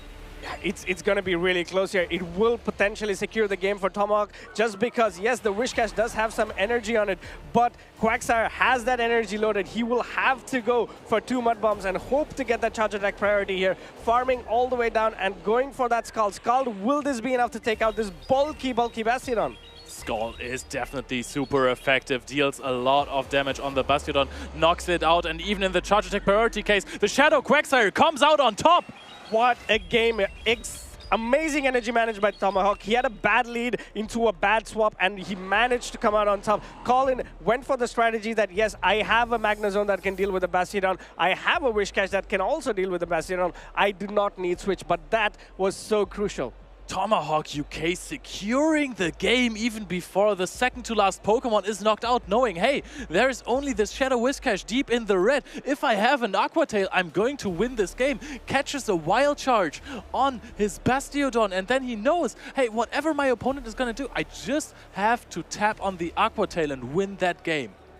Catch point. Yes, sorry. What I would have personally preferred, or something that I would have liked Colin to do, was shield the Cresselia and immediately swap into the Wishcash, because he is strong against Bastiodon in the lead and at the back. So that swap would have potentially got that Quagsire out of the way, and then Magnezone would have had a great time. Plus, he would have had that Cresselia to get rid of for Colin later into the game. That could have been a way that Colin could have played it differently. Unfortunately, Tomahawk gave no chance. Yeah, that is also a very, very good point. I think also that Colin could have gone for double Mud Bomb, even though I don't think it would have quite knocked out. Scald is definitely the more energy and damage effective attack. Yeah, double Mud Bomb would not have knocked out. What would have happened would be a worst case scenario is where, yes, you have your Magnezone there, but it was so low in HP, and Quagsire could have potentially farmed it down, or even worse, Smackdown down by the Bastiodon. Yeah, oh, that would have been actually painful to watch. Bastiodon, this time, even when it is positioned against a Shadow Whiscash and Shadow Magnezone, is doing well. This is a very important moment in the game. Tomahawk 1 win away from getting his first champion medal here. Colin needs to think of all of these games as a best of 1. He needs to win every single one of his following games to reset the bracket and go into a grand final reset. Both these players have one chance, one opportunity to take it all. Absolutely. Tomahawk, he has the match point. It is not even 3 p.m. here, and we already might crown a winner of the Pokemon Go special event here in Bologna. Yeah, special event indeed, and what a special event we have had here. Both these players locked in, and we see a Cresselia into an Altaria. This, as we know and as we have been educating through the whole stream, is an attack weight dependent matchup on the Altaria, and also in certain cases the bulk point for the defense of this Cresselia as well. But I'm gonna say that Colin has quite the neutral play here, and in the back, it is looking rather good. The Shadow Whiscash can deal with the Shadow Quagsire and definitely can deal with the Charger Bug. The Altaria is also looking quite good in those matchups. Yep, and it's a huge heads-up play by Colin there, thinking that, all right, maybe he doesn't bring the Bastiodon again and going for a very risky player. Cresselia, however, takes that Moonblast and will get to another Moonblast. Tries to catch on the Charger Bug, but unfortunately, Colin takes even more energy and goes into the Altaria. We've seen Tomahawk play this match out differently multiple times here, but Crunch has the ability to debuff Altaria's defense, and if it does, then this match will be completely different. Yep, Crunch is really, really good in this matchup, especially because you charge so fast to it as well. Gets the debuff. The second Crunch would knock out. We're going to see a Sky Attack being thrown by the Altaria. Is Colin willing to invest a shield into the Altaria, or is he giving away the Altaria? No, maybe we have to find out here. Crunch comes in. Will Colin pull up a shield? Because yes, if he does pull up a shield, we know that there's a great matchups for Altaria at the back, but Colin doesn't. Wow. This does not KO. That is so close. Will this be enough? Dragon breathing down that Charger Bug. Altaria doing Altaria things. This Altaria is an absolute monster. Altaria from Tomahawk. I'm saying Altaria a whole lot here is coming in. Dragon breathing down the mirror match. He's already almost tapping at the Shadow Quagsire. Wants to be there. Doesn't get the catch. The Moonblast is being thrown by the Cresselia. Do you really want to bring a Quagsire in here now? Well, I was just going to say, does Tomahawk call the Whiscash at the back? He does not. That Moonblast, if it was shielded, would have given the Whiscash no opportunity to get back into this game. But here we go. This is going to be extremely close. Sky Attack comes in. A Protect Shield being pulled up for the Whiscash. It is the last Pokemon, the last stand Colin has against Tomahawk. Colin does not want to take any further damage. It's going to throw the Shadow Skull. It is going to be resisted. However, this is still powerful enough to take down the Flying Dragon. And now the last matchup, Shadow Quagsire comes in here, starts mud-shotting, reaches to that Aqua Tail. We're going to throw a Charge Attack priority here against the Skull, but Colin isn't falling for it. Yeah, Colin is not falling for it, not shielding the first Aqua Tail. This is rather special for me, because if you get the Skull debuff, then that's exactly where you want to shield it. Going for the Mud Bomb. Will Tomahawk shield? No shielding the first move here. I think Colin's strategy is going 3 Mud Bombs. That is the win con here. 1, 2, 3 Mud Bombs. Yep, that looks like a good win con for him. Throws the next one, has to be shielded here, but the Cresselia is also at quite a lot of energy at this point. So if this is going to be thrown, swaps in the Cresselia, tries to reach for the Grass Knot. Is this a window for Tomahawk? Yes, this looks like a great window for Tomahawk. Is the Whiscash 4 mud shots away from that Mud Bomb? Will it get there? Let's go there. 1, 2, 3, and 4! That is Charge Attack priority for the Whiscash, and this should be enough to knock that Quagsire, giving Colin 1 point and a way back into this Grand Finals. Oh, really, really strong. We have been missing the Shadow Bastiodon here. Is Tomahawk shaking right now? Because this might be yet another reverse sweep right here. Colin is looking strong in this one. The neutral the play, the better the Colin. That was very well played by Colin. It's a great example of energy management. Getting that extra mud shot on the Whiscash, understanding that, all right, it's a Quagsire at the back. I need a few extra mud shots to make sure I win this. And then knowing exactly what he needs to get to that Mud Bomb. It was beautifully played. It was almost as a symphony. Because Cresselia was 1 away from the Grass Knot as well. Yeah, Bellissimo. Forced his opponent to throw. This was just peak gameplay by the good old Colin. So we're going to look at the teams one more time. Annihilate, Shadow Bastiodon, Cresselia, Charger Bug, Shadow Quagsire, and Altaria. I did not expect Bastiodon to be the standout Shadow Pokemon this tournament, but actually it kind of also is the Shadow Quagsire, right? It has been everywhere.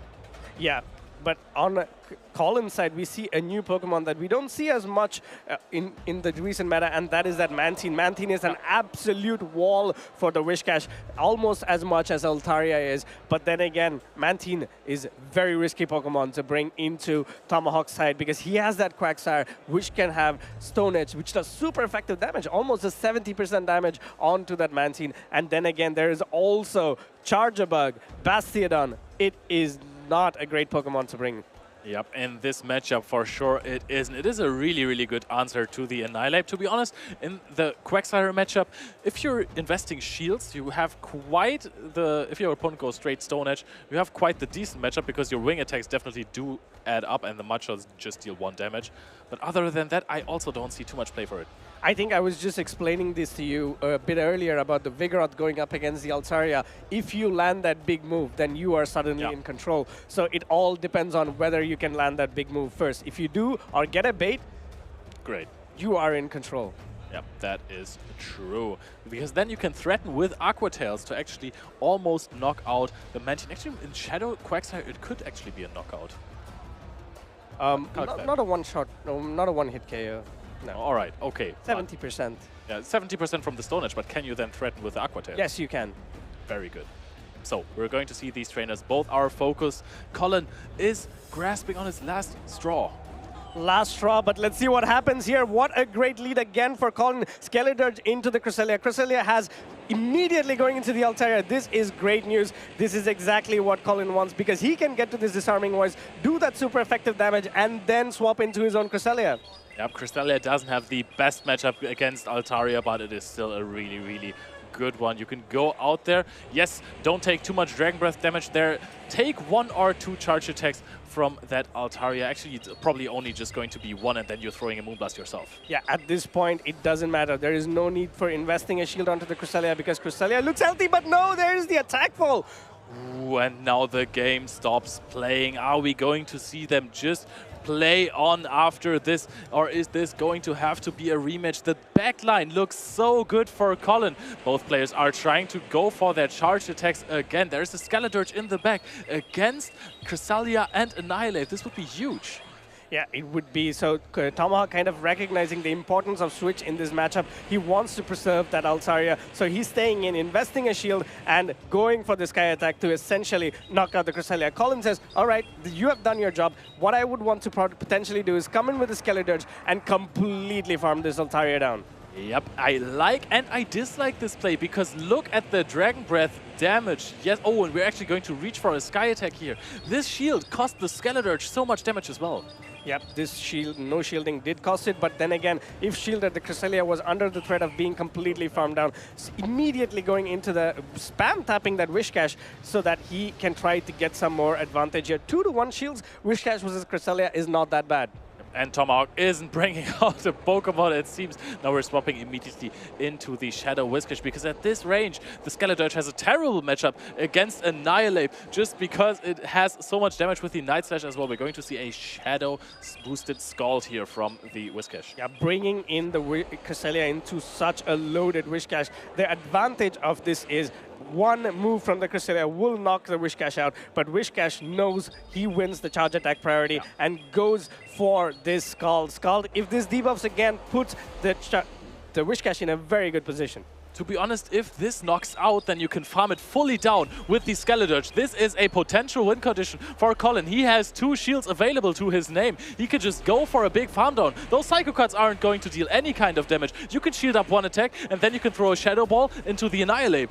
But he needs to get that farm down. Slowly and steadily, the Psycho Cuts are adding up. Not to mention the counters that will be coming in from that Annihilate. Will this be enough? 1 more Incinerate. That's all he needs to be able to do some work against this Annihilate. Going for the Night Slash, immediately getting shielded by Colin. Colin had clicked on that Shadow Ball. Yep, this is so incredibly close. The Shadow Ball is going to connect here into a shield or not. Is Tomahawk calling a Disarming Voice at this point? He is not. He's calling the Shadow Ball. How fast is Colin going to be into the Shadow Ball? He is going to actually reach it. Throws the Shadow Ball into the Annihilate. Is it going to be the 2-2? Shadow Ball comes in, and this will be enough to knock this Annihilate back into the Pokeball. And there we go. 2-2. Colin coming back strong against Tomahawk UK. And we're going to see some discussion sparked about this matchup for sure, because at some point the game has seemed like it had some connectivity issues. So we're going to discuss this with the judges. For me personally, it looked like after a little stop, the game just continued as usual and looked great for me. Yeah, I completely agree with you there, but let's see what the judges say. Of course, they have the opportunity to slow this game down and look at it from multiple angles. Yeah. We do not. For us, it's very live, and we cannot make the right call sitting here. Yeah, I was trying to scream at the screen that we're looking at, so that was maybe don't take my judgment as granted here. But yes, this was very, very well played out by Colin, going for the Scald in the charge attack priority against the Cresselia. Yeah, it takes a lot to make sure you keep track of energy, especially when your Pokemon is so much ahead, right? And this is a game number 4 of the Grand Finals. You need so much experience to make sure you can come here and do well and not make mistakes. Both these trainers, as far as I understand and know, did not make a single mistake so far. Yep. The thing is, I might have spotted a little one. There's the possibility that it was a mistake from Tomahawk to throw at the Charge Attack priority event against the Shadow Whiscash, because after that you could farm up a little bit more energy and maybe get to 2 Charge Attacks against the Skeletorch. However, I don't even think that that was possible, because after throwing the first Grass Knot, it was extremely low. I think that was just 1 Incinerator. It was, in a way, one of those times where the Scald debuff worked in the non-debuff favor, because if the second Scald had debuffed the Cresselia, the Grass Knot would barely have not been enough, maybe 2 or 3 Psycho Cuts on there, but again, it is a 50-50 call, and in the end, as I said, normal distribution curve, it evens out. Yep, the Skeletorch was the absolute MVP in the first few games. We've seen a little bit more of Shadow Magnezone trying to really get in there, trying to get onto this Bastiodon or just force shields, get some pressure on with those Shadow boosted wild charges. This didn't happen in this game. Colin shifted his strategy, and Tomahawk, he kind of looked like he was a little bit too afraid to bring the Shadow Bastiodon. Yep, I think it's in a way the reversal of what happened in the previous winners final. Because Tomahawk just went for the Bastiodon all the time, right? Yep. And now he wants to take a step back and then, all right, I'm 2-0 up, so I'm in a position where I can take risks. That's probably what was going on in his mind. And we saw 2 times in the winners final that Colin did not change his strategy, and that proved fruitful for Tomahawk. But this time around, Colin is like, is that the game you want to play? I can play too. The thing is, if you are in the position that you're 2-0 up and you think, okay, I can take risks now, wow, this is risky. Because now he lost 2 games in a row. Does he want to go back to his true and tested strategy that he has used before? Colin might call it. You might actually lose this best of 5, and then you will have to recover from that. It is going to be a really, really tough one for Tomahawk. Yeah, but one of the things that's kind of important in these games is, let's say, you saw Colin thinking, all right, you've put Bastiodon in the back in all the games we played in the winners final, right? And then the game he bought the Whiscash into the lead, it was met with the Altaria. So one of the biggest things when you play Pokemon, like, let's say, polarizing Pokemon like Bastiodon, is that it's all about the mind games. Can you get into your opponent's head, and can your opponent get into yours? Once that happens, then it's all about alignment. Will that Whiscash go on to the Bastiodon, or will that Annihilate go on to the Bastiodon? That's just it. It's all about alignment later. Yeah, I wish Tomahawk was a little bit more in my head, because then I would for sure make some better decisions during my tournaments. But that is not going to happen anytime soon, I suppose. So, what do you think is going to happen for Game 5? Are we going to see a Shadow Bastiodon, or what would Avi do? Oof. If Abi was good enough, Abi would be there. But then again, what I would potentially try to do is understand the fact that game number 4, Tomahawk went for the strategy where he lured out the Cresselia to neutralize or have a lot of play for the Annihilate at the back. Colin understood that and came up with a completely different approach to it, letting that Cresselia go, keeping 2 shields on the Skeletorch, completely trusting it, right?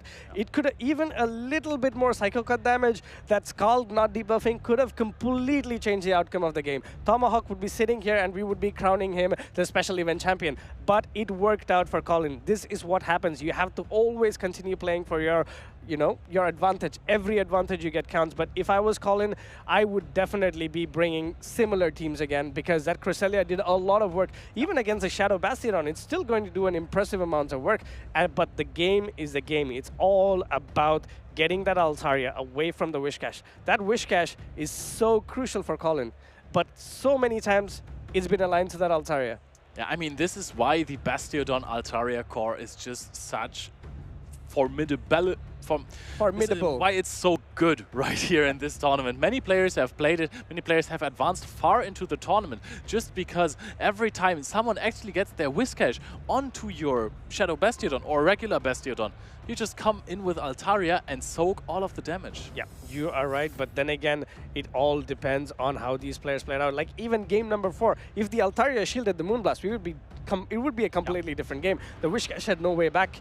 but not shielding that Moonblast gave Whiscash a win con. Yeah, and also you could see how important it is for Colin to keep that Whiscash healthy, because he could have charged up a little bit more energy, but no, he threw directly after 6 mud shots a Scald to knock out the Altaria, because the Dragon Breath damage is just so important. By the way, we are going to see that this is not a rematch. We are going to see a 2-2 in the Winners Grand Finals. Tomahawk UK versus Colin 6. Okay, you have to compose yourself now. For Colin, it's the best of one. Tomahawk can still afford to lose this. I know I'm saying it like he wants to, but no, he doesn't. He has the option of going into the bracket reset and still pulling it off against Colin. But when you play Pokemon like Bastiodon, the more games you play, the more difficult it is to execute it, because your opponent slowly and steadily knows what you want to do, with that Bastiodon, and that's exactly where it comes down to. Yep, Tomahawk might be really nervous. He has been in this position, in this exact position before when he played versus Nighttime Clasher, where he thought he would easily get a 3-0 sweep in the Winners Grand Finals, but he just didn't. He lost the game, he got reverse swept in the Grand Finals, and now he's sitting opposed to Colin 6, who has won 2 regional champion titles already. This is going to be really, really tough. He's done it before. He has destroyed him in the Winners Finals. Can he do it again? Do you think Tomahawk can go for this tried and tested strategy of throwing in the Charger Bug and hoping to see the Whiscash as a counter swap that he did in the Winners Final as well?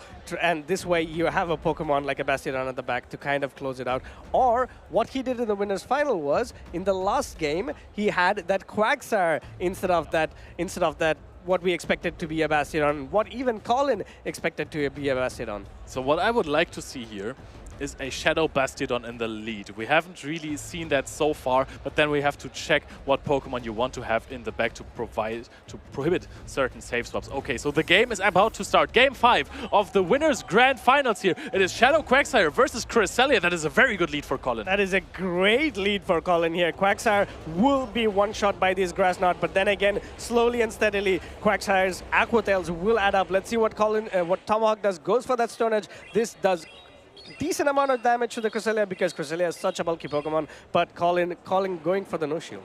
Oh, Cresselia is so good here. Does not get caught here on this one, and to be honest, Cresselia is a fantastic save swap for Tomahawk UK, because he needs that Mantine later on for the Altaria. Yeah, he definitely needs that Mantine later on, but we have to see that the Cresselia is already a little bit chipped down from Colin. In comes his second Moonblast. Will this Moonblast get a debuff for Colin? Because if it debuffs, then this matchup will be hugely in favor of Colin. I just called it. Wow, this is huge. Tomahawk really needs to get an attack drop back here to even the field. Colin 6 coming in with the clutch attack debuff. Now everything seems to be against Tomahawk UK. Will Colin throw the next Moonblast before? Oh, he's actually going for a Grass Knot here. 2 Grass Knot might knock out at this range. Colin recognizing that he needs 2 moves to knock out Tomahawk's Cresselia, so going for that Grass Knot, which is a little bit more energy efficient and a little bit more cheaper than the Moonblast. In comes his Grass Knot, but then again, Tomahawk's Cresselia also needs 2 moves to knock out Colin's Cresselia. This is going to come down to who can get to the second move faster. Yep, and it is, for me, looking like Colin is going to be there immediately. Knows the switch timer isn't up for Tomahawk. Is he going to shield this? Alignment might be crucial in this one. You never want your Shadow Whiscash on the Altaria. Tomahawk actually investing a shield. Is this going to come down to a Psycho Cut farm down after all? I am not sure if that is even possible, because it's a Cresselia. In comes his Grass Knot. Grass Knot will be enough to knock out the Cresselia, but it is going to be crucial which Pokemon comes in here when Tomahawk sees the next Pokemon, and it's a Mantine. Moonblast coming in. This Cresselia was loaded with so much energy. This is the second Pokemon, that third Pokemon that it's doing damage to. Yeah, but it is going to be debuff damage, so not too much, and this might be a full farm down. This Mantine might actually go 1v2 with a shield advantage against the Quagsire, and the Altaria is going to throw the first Aerial Ace before the Aqua Tail is reached. But of course, you want to prevent a Stone Edge from hitting you first. Yep, Aerial Ace comes in here. This is of course neutral, but with the recent buff for Aerial Ace, it's doing quite a bit of damage. Mantine has so much energy to spare here. In comes this Aqua Tail. This is a bait, and Colin unfortunately pulls up a Protect Shield, but Mantine is still so far ahead in energy. Yeah, this Mantine just really needs to knock out this Quagsire. Tomahawk UK only has one shield available. The only thing he needs to do to win this game is connect an Ice Beam onto the Altaria. There's going to be the Altaria swap in. Now this is a dangerous range. Can he Dragon Breath down the Mantine before it gets to the second Ice Beam? First Ice Beam comes in here. Will Tomahawk call this? He does not pull up a Protect Shield, but in the very last second pulls it up, negates all that damage. Dragon Breath slowly and steadily adding up. Will this Mantine get there? Will this Mantine be able to get to that Ice Beam? And it does! Oh, Mantine goes for the Ice Beam. Does it knock out the Altaria? This is double super effective damage. It is going to connect. Right now the damage. Boom! Altaria is out of the playing field here. Quagsire comes in, but no it's way! Not enough. Colin flips the bracket 3-2, and we're going to have a bracket reset into the grand final. What a way to come back into the tournament. This did not look like it's gonna be a bracket reset. 2 swift games in the beginning. Tomahawk looks like he would just continue where he stopped in the winners finals, where he won 3-1 against Colin 6. Now Colin just won 3 games in a row, completely resetting it. Now it's 0-0 again. The odds are so even right now. Yep, it's completely even. It's now another grand finals on its own. We just talked about how calm and composed Colin is, right? He had that approach in the previous tournaments as well. Tournaments where he's won the grand finals, where he's 2 matches down and coming to go 3-0 afterwards. So we have Colin, who's ready to take it all, and Tomahawk, who wants to do everything in his power to stop Colin from being the first ever European 3-time champion. I was gonna say Tomahawk has done it before, but this he simply hasn't. He seems to have a weakness for those grand finals. He really wants to win this one, and I believe that he has the skills and everything he needs, all of the tools that he can actually pull this off. Colin has now reversed the bracket, and it is looking very good for him. The momentum is definitely on the side of Colin 6, but Tomahawk still has quite some tricks up his sleeve. Yeah, of course he does have quite a lot of tricks up his sleeve, but then again, as you said, the momentum is with Colin's sides. This is mostly because of the fact that he's played so many matches, right? Yeah. He had a very, very tricky best of 5 against Polasha. Of course, there was a little amount of luck there, but then again, it doesn't matter. In the end, it doesn't matter. He managed to win, and he managed to win good, and now he is in the grand finals, completely throwing Tomahawk off his game by that 0-3 sweep. Sometimes you win, sometimes you don't, but sometimes you do win. And he actually pulled it off 3-0. And this Mantine was incredibly good in this last game. We saw it. It just went 1v2. The Whiscash wasn't even part of this game at all. It just had a little bit of a shield advantage and an incredible amount of energy to pull it off against the Quagsire. Because we said it earlier, you beat Quagsire with Mantine if you have shields available. Doesn't really matter. And then it actually got to the Ice Beam versus the Altaria with the shield up as well. It was magnificent. It was magnificent, absolutely. I think me saying Mantine did not have a lot of play against this team, it was wrong. It might have been wrong, yes. But we're going to go into a very, very short break. You know, the trainers need some rest before this big matchup. But we're going to hype you up a little bit more for the reverse bracket of the grand finals with a trailer for Worlds. Pokemon fans, trainers, and communities worldwide, welcome to the Pokemon World Championship.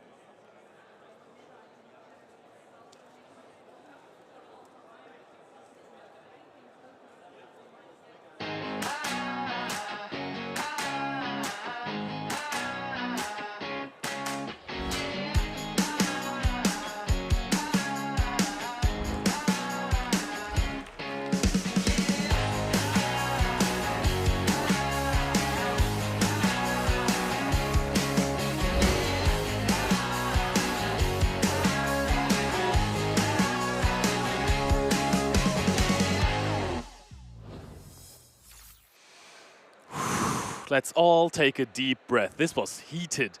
Colin reversed the bracket after being 2-0 down versus Tomahawk UK. It looked like everything was against him, but he actually pulled it off. And now we're in for a fresh, new best of 5. Yeah, man, that was great set of battles to watch. It had us on our toes. Actually, it had us on the edge of our seats because we are not standing. That is indeed true. Actually, I'm touching the seat with my I am toe. not as That is- tall as Leo, unfortunately. Yeah, that is definitely true. However, those trainers are bringing some spicy Pokemon. We haven't seen a whole lot of Mantine this weekend, and actually, many trainers might have made the wrong decision because Colin 6 is sitting there with his Mantine. It is working wonders for him, while Tomahawk has brought the Shadow Bastiodon, which has been the star of the show. He hasn't brought it as much in the grand finals, and maybe that was the downfall of his winning streak. In a way, I think Bastiodons, let's say, a very long time ago, did win a regional.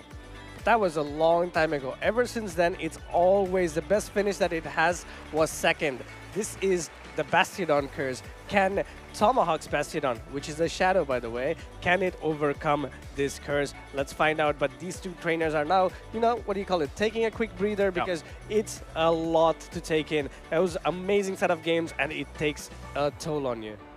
Yep, that is true. I don't even understand how Colin managed to pull that one off. Trusting in his Pokemon, went for many 1v2s. In the second game, or the second to last game actually, the Skeledirge pulled off a 1v2. Might have even been a 1v3. And now in the last game, the Mantine went in with a 1v2. That was really, really strong. They actually played these matches to perfection. And now we're going to see the accolades of those trainers again.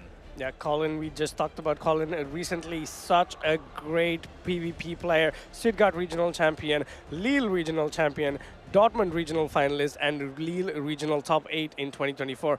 What an amazing player.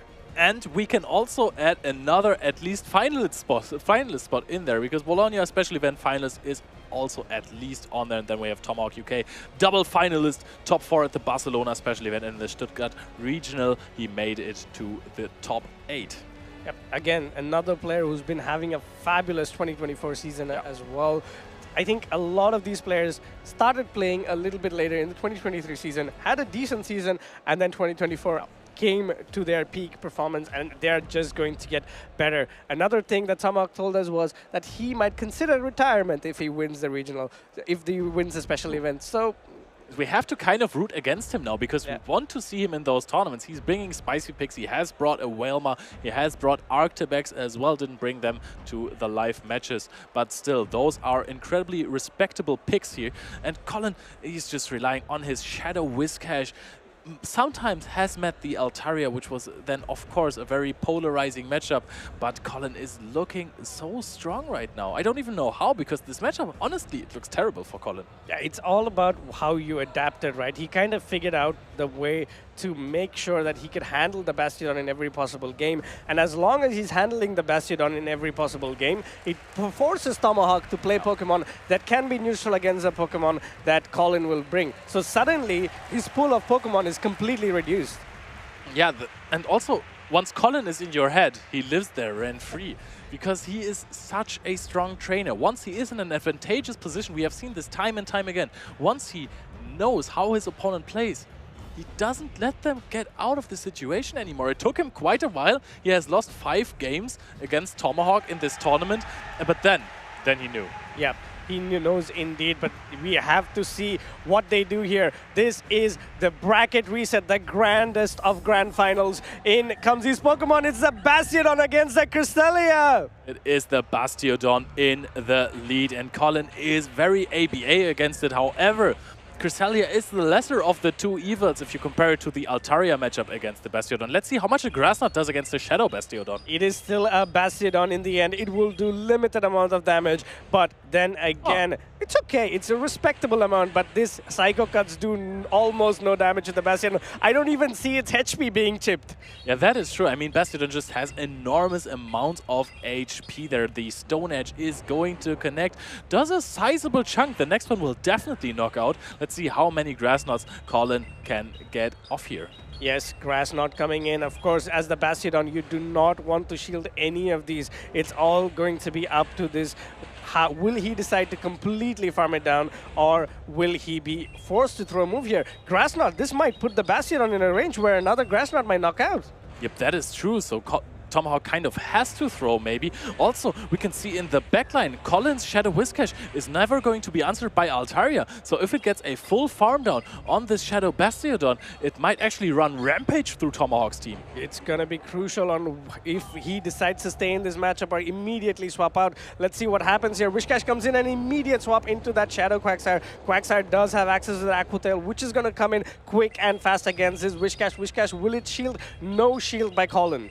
That is kind of interesting. I want to see how Colin proceeds in this matchup, because I was thinking that you would immediately pivot out into the Altaria to have an aligned timer there to dominate this Quagsire matchup with shields and then try to swap out into the Shadow Whiscash as soon as the Bastiodon comes back. Skull comes in and it gets that attack fall, the 50% chance working in the favor of Colin and going for the Skull again, but Tomahawk knows his counts, going with that charge attack priority, no shielding the Whiscash, putting everything on that Altaria. This is a great heads-up play from Colin. It will all come down to, can this Altaria Dragon Breath down that Bastiodon? This Scald will put the Quagsire into the red. An immediate swap into the Altaria is what I'd expect.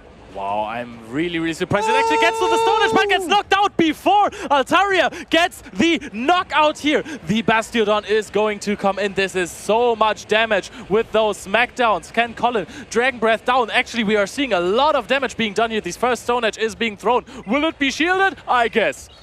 Of course, you guess shield comes up and Stone Edge's damage is completely negated. Bastiodon is still there, still doing a ton of damage onto this Altaria. Will the Altaria able to Dragon Breath down? No way. So close, and it gets a complete Dragon Breath down. We have the Annihilate with one shield, but how can it hide? Where can it hide? This will be a Moonblast. This is gonna knock out if it lands, and it lands! Oh, it barely doesn't knock out. However, it deals enough damage, so it's in Dragon Breath range. Colin 6! Dragon Breath is down a Shadow Bastiodon. How can you stop him? What a amazing play there by Colin, staying in that matchup with that Cresselia, making sure that Bastiodon is in a range where the Altaria can deal with it, throwing that Whiscash into that matchup, making that Shadow Quagsire go all the way down to the red. Luckily, the Dragon Breath was enough before that Stone Edge connected. Have we possibly found a disadvantage of running the Shadow Bastiodon? Because the loss that you take from playing against the Cresselia, or the win that you do, is a very soft one. And you're actually in a range where with one shield, an Altaria can farm you down. The Altaria, don't get me wrong, was also incredibly low just from those smackdowns. But if you were a normal one, you would have dealt so much more damage with multiple more smackdowns. That was I think both of us were literally on the screen watching every HP of that Bastiodon go slowly and steadily down to those Dragon Breaths, and it was great to watch. As you said, it is interesting to see the matchup of Bastiodon versus Cresselia, because there's two big disadvantages here. The Cresselia's damage is adding up with the Grass Knot, and what's worse is you have to throw a move. You need to be almost energy dry against that Cresselia, or you get another Grass Knot, and that would put you in even worse position. And almost energy dry for Bastiodon means that you are never ever going to use a charge attack again. It was incredible how Colin just played this, knowing I will Dragon Breath down this Bastiodon, and then I'm gonna have two charge attacks, even throws the Moonblast, doesn't go for the safe double Sky attack, because then I think the Annihilate would have had the chance to actually counter down the Altaria. This was incredible. He needed that Moonblast to connect. It was perfectly executed by Colin. But what's another important thing here is now Colin has 4 wins again in a row against Tomahawk. Yeah. 4 wins, nothing to stop him in between. All he needs is 2 more, and he will be the special event champion. Yeah, that would be his 3rd title, and actually the 2nd one in one season. We've never had that before in Europe. And this is Shadow Magnezone into Shadow Bastiodon. Tomahawk not wanting to switch up his strategy in the lead there, goes out immediately into Altaria. And now Colin 6 is going to throw a wild charge and dip.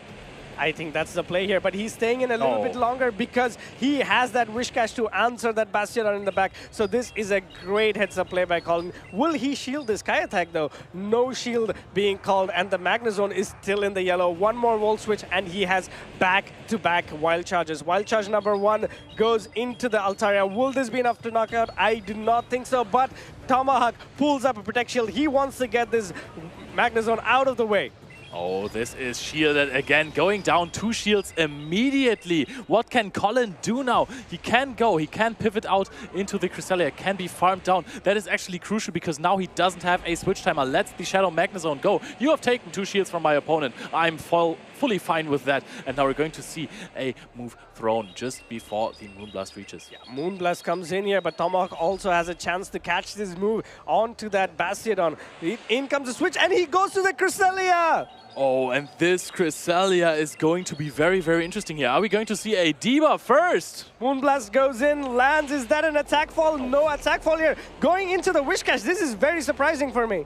Yeah, I can see why, because you know there is a Bastiodon in the back. That means that you can safely use your shields here on that Cresselia. You're going to deal a little bit more damage, actually a lot more damage with those shadow boosted skulls here. This is going to be very, very strong for Colin. He wants to use those shields, he gets to. Yep, Scald coming in. This is, as you said, going to do a significant amount of damage, but it's all going to come down to, can this Cresselia get to 2 Grass Nuts? Based on the damage that Scald did, I do not think it can. Let's see what Wishcash does. Goes for that Protect Shield, and I would assume Colin would farm it all the way to the maximum, get as many fast moves as possible before he throws that Scald, and that is exactly what he's doing. One more, and goes for that charge attack priority. Oh. Goes for this Mud Bomb. Is this enough? Yes, it's a Shadow Wishcash, but then again, it is a Cresselia. It has significant amount of HP. Will this knock out? Yes, it does! Huge knockout for Colin 6 weeks. Immediately throwing the Scald debuff. Scald, he knows, hey, I need a debuff here. I don't want to take too much damage or else it's going to maybe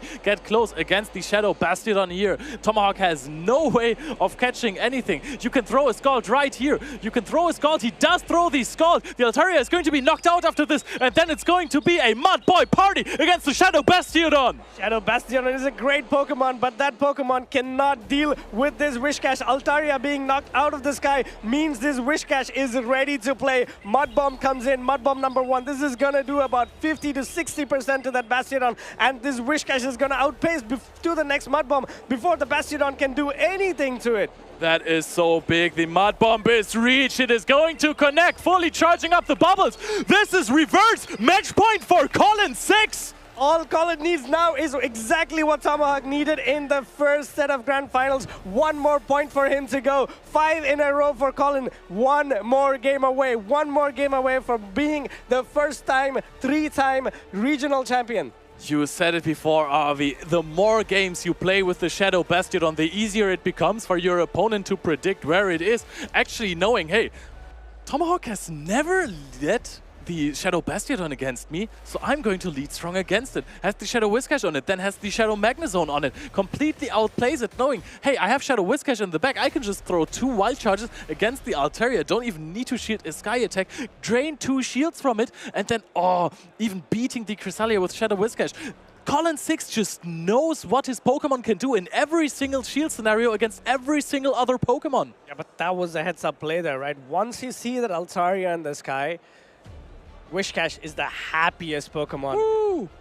Wishcash is the happiest Pokemon. Yeah. Once you see that Altaria in the sky, once it's gone, it's done. The game is over. Because all the Pokemon on Tomahawk's side is going to take neutral or super effective damage from that Wishcash, and that's exactly what the Wishcash did. Another thing that I would like to note is Collins moved from trying to, let's say, predicting the Bastiodon in the back to playing neutral against the Bastiodon. Yeah. One of the things that we saw as well is that Cresselia in the lead, which did a great job. It did not get rid of the Bastiodon, but what it did was neutralizing the Bastiodon.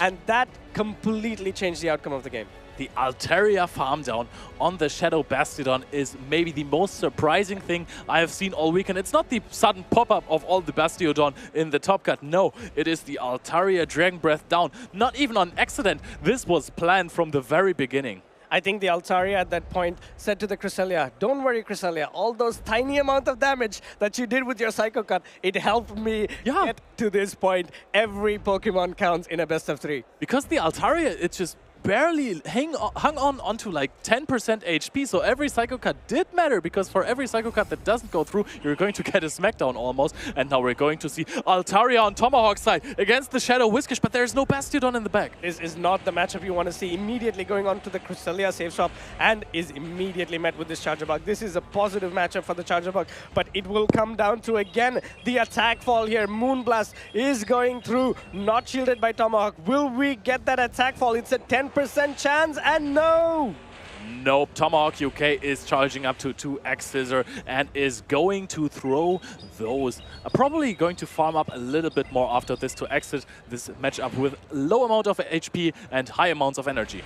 Yes, and going a little bit more, I think, there. But this X-Scissor would be enough to knock out the Cresselia, unless the Cresselia has a lot of defense. Let's see what happens here. Does it survive with the HP? No, unfortunately not, but in comes the Whiscash. Whiscash, however, does resist a lot of these moves that the Chargebug stores, but the X-Scissor is neutral, and this means that slowly and steadily, this Chargebug is going to chip down on this Whiscash as well. Preserving HP on the Chargebug was well played by Tomahawk, because this is now also going to diminish the HP of the Shadow Whiscash. You're absolutely right about that. Probably going to be a no-shield because, yes, you have the Altaria in the back and Shadow Quagsire can clean up whatever is coming after that. I doubt that with this situation where you have an energy disadvantage even, you're going to be able to 1v2 with Shadow with the Mantine. Yeah, it's going to come down to can Colin call those Stone Edges. Here comes the Air Lace. This is slowly and steadily going to add up against the Whiscash, but he will also have to deal with that 2-shielded Altaria at the back. In comes the Quagsire. Quagsire slowly and steadily charging up to a lot of energy and immediately going for that Stone Edge.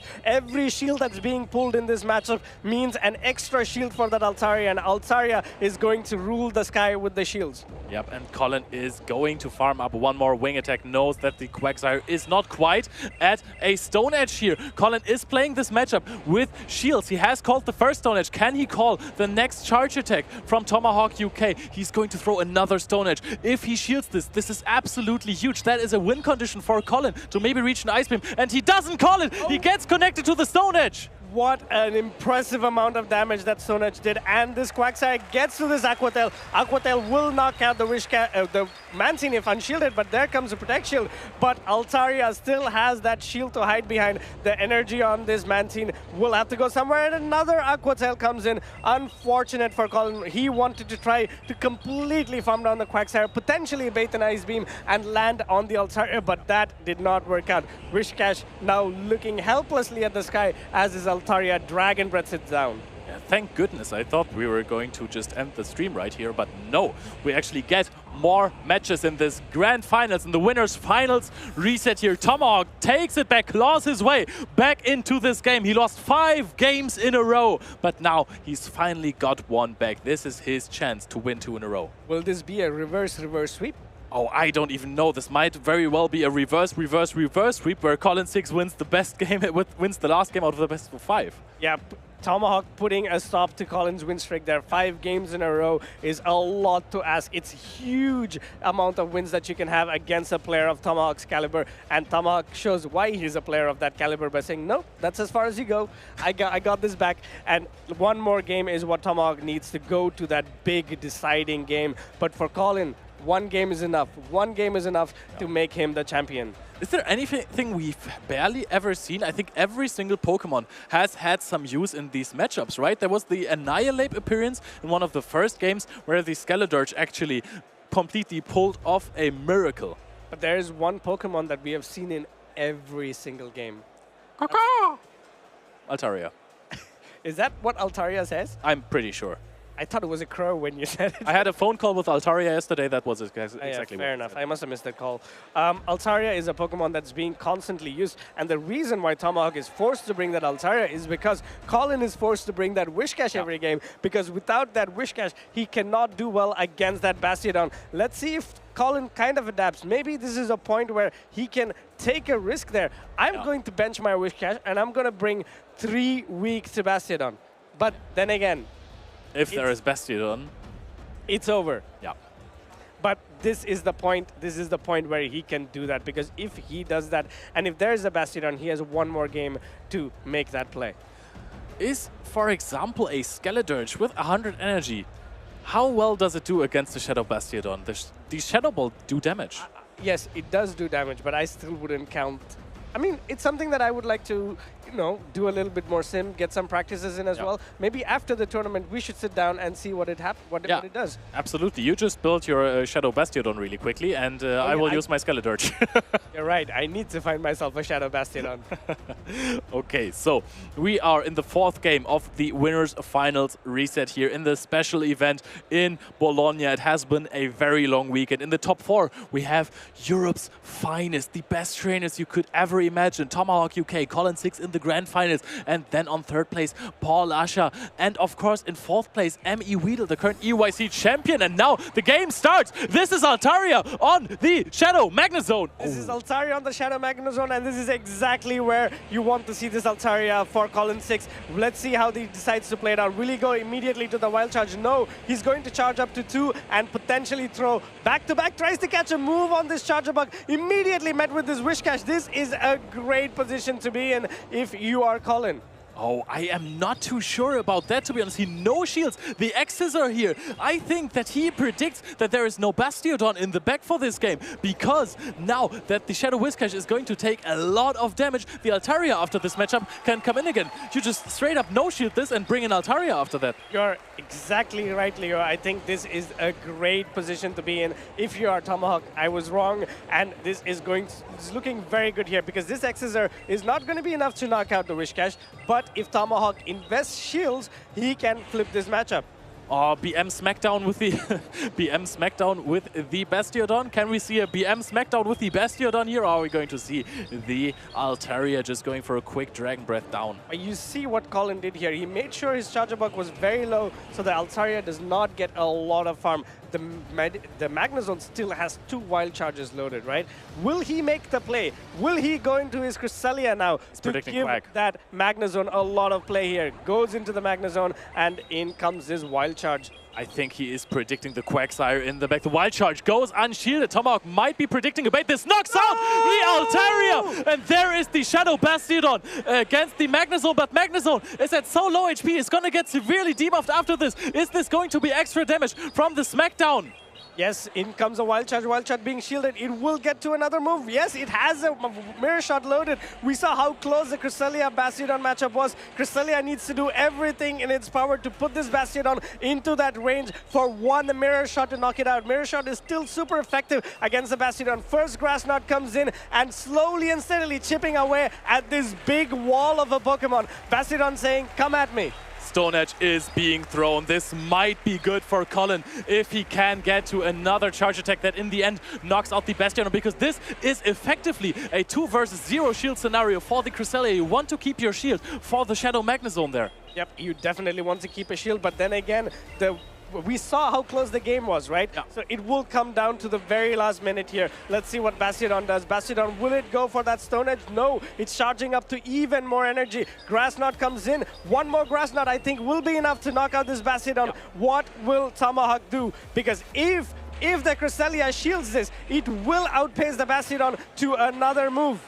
The Stone Edge is going to connect. This would not even knock out the Cresselia. However, Colin is very close to another move. Tomahawk would have to definitely shield this one here. The Grass Knot is going to be thrown. This forces a shield. Is it going to be overcoming the Shadow Bastiodon without the Whiscash? Can we actually see a Magnezone win here? Does he switch in the Magnezone immediately? No, he actually goes to farm down a little bit more. He gets connected with the Stone Edge after this. Stone Edge goes in here. This will knock out the Cresselia. Does that Magnezone have that mirror shot? The mirror shot would be enough to knock out the Bastiodon. Oh, the Cresselia lives! And a dream, but the Cresselia does not get to the Grass Knot. Magnezone will come in, and that mirror shot lands! Colin 6! The mirror shot is going to connect on the Shadow Bastiodon, and he takes this game! Colin 6 has done it before, he has done it again! He is a 3-times champion!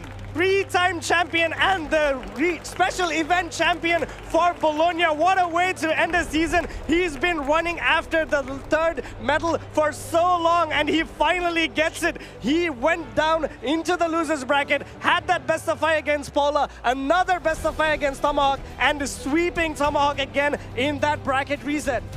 Colin 6 is an absolute madman. This was insanity. He got destroyed by Tomahawk in the winners finals. He got 3-1 this one game that he won. It looked a little bit, we didn't even know how to describe it, but he looked so helpless in this best of 5, and now he was down 2-0. How?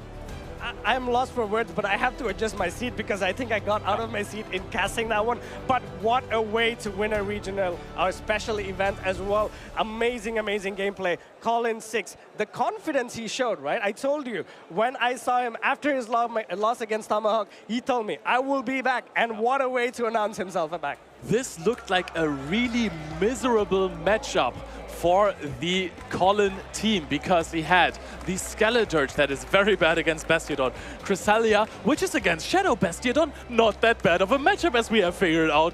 The Mantine is horrible, and Altaria as well. You don't want to be in there. Yeah, that's exactly. It's something that Colin learned as well throughout the first, I think, 4 games he played against Tomahawk, where he lost 3 in a row. He kind of said, all right, my Cresselia doesn't look half bad into the team. What can Colin bring in? The best Pokemon that he can bring in is the Charger Bug. And to be honest, in Game 3, it didn't look that great. In Game number 5, it didn't look that great for Colin. But that Wild Charge knocking that Altaria, yes, we've been advocating, yes, run Altaria with a lot of attack, yes, run Altaria with this and that, but this is one of those times if that Altaria had a lot more defense or HP, it would have survived to take a move onto that Magnezone. And it was even a charge attack priority, if I remember correctly, and that would have been a knocking out Moonblast. That shield that didn't have to be used for Colin was very, very important back there. This Shadow Magnezone carried him to victory. Guys, Shadow Magnezone is a meta Pokemon. It has won back-to-back European tournaments.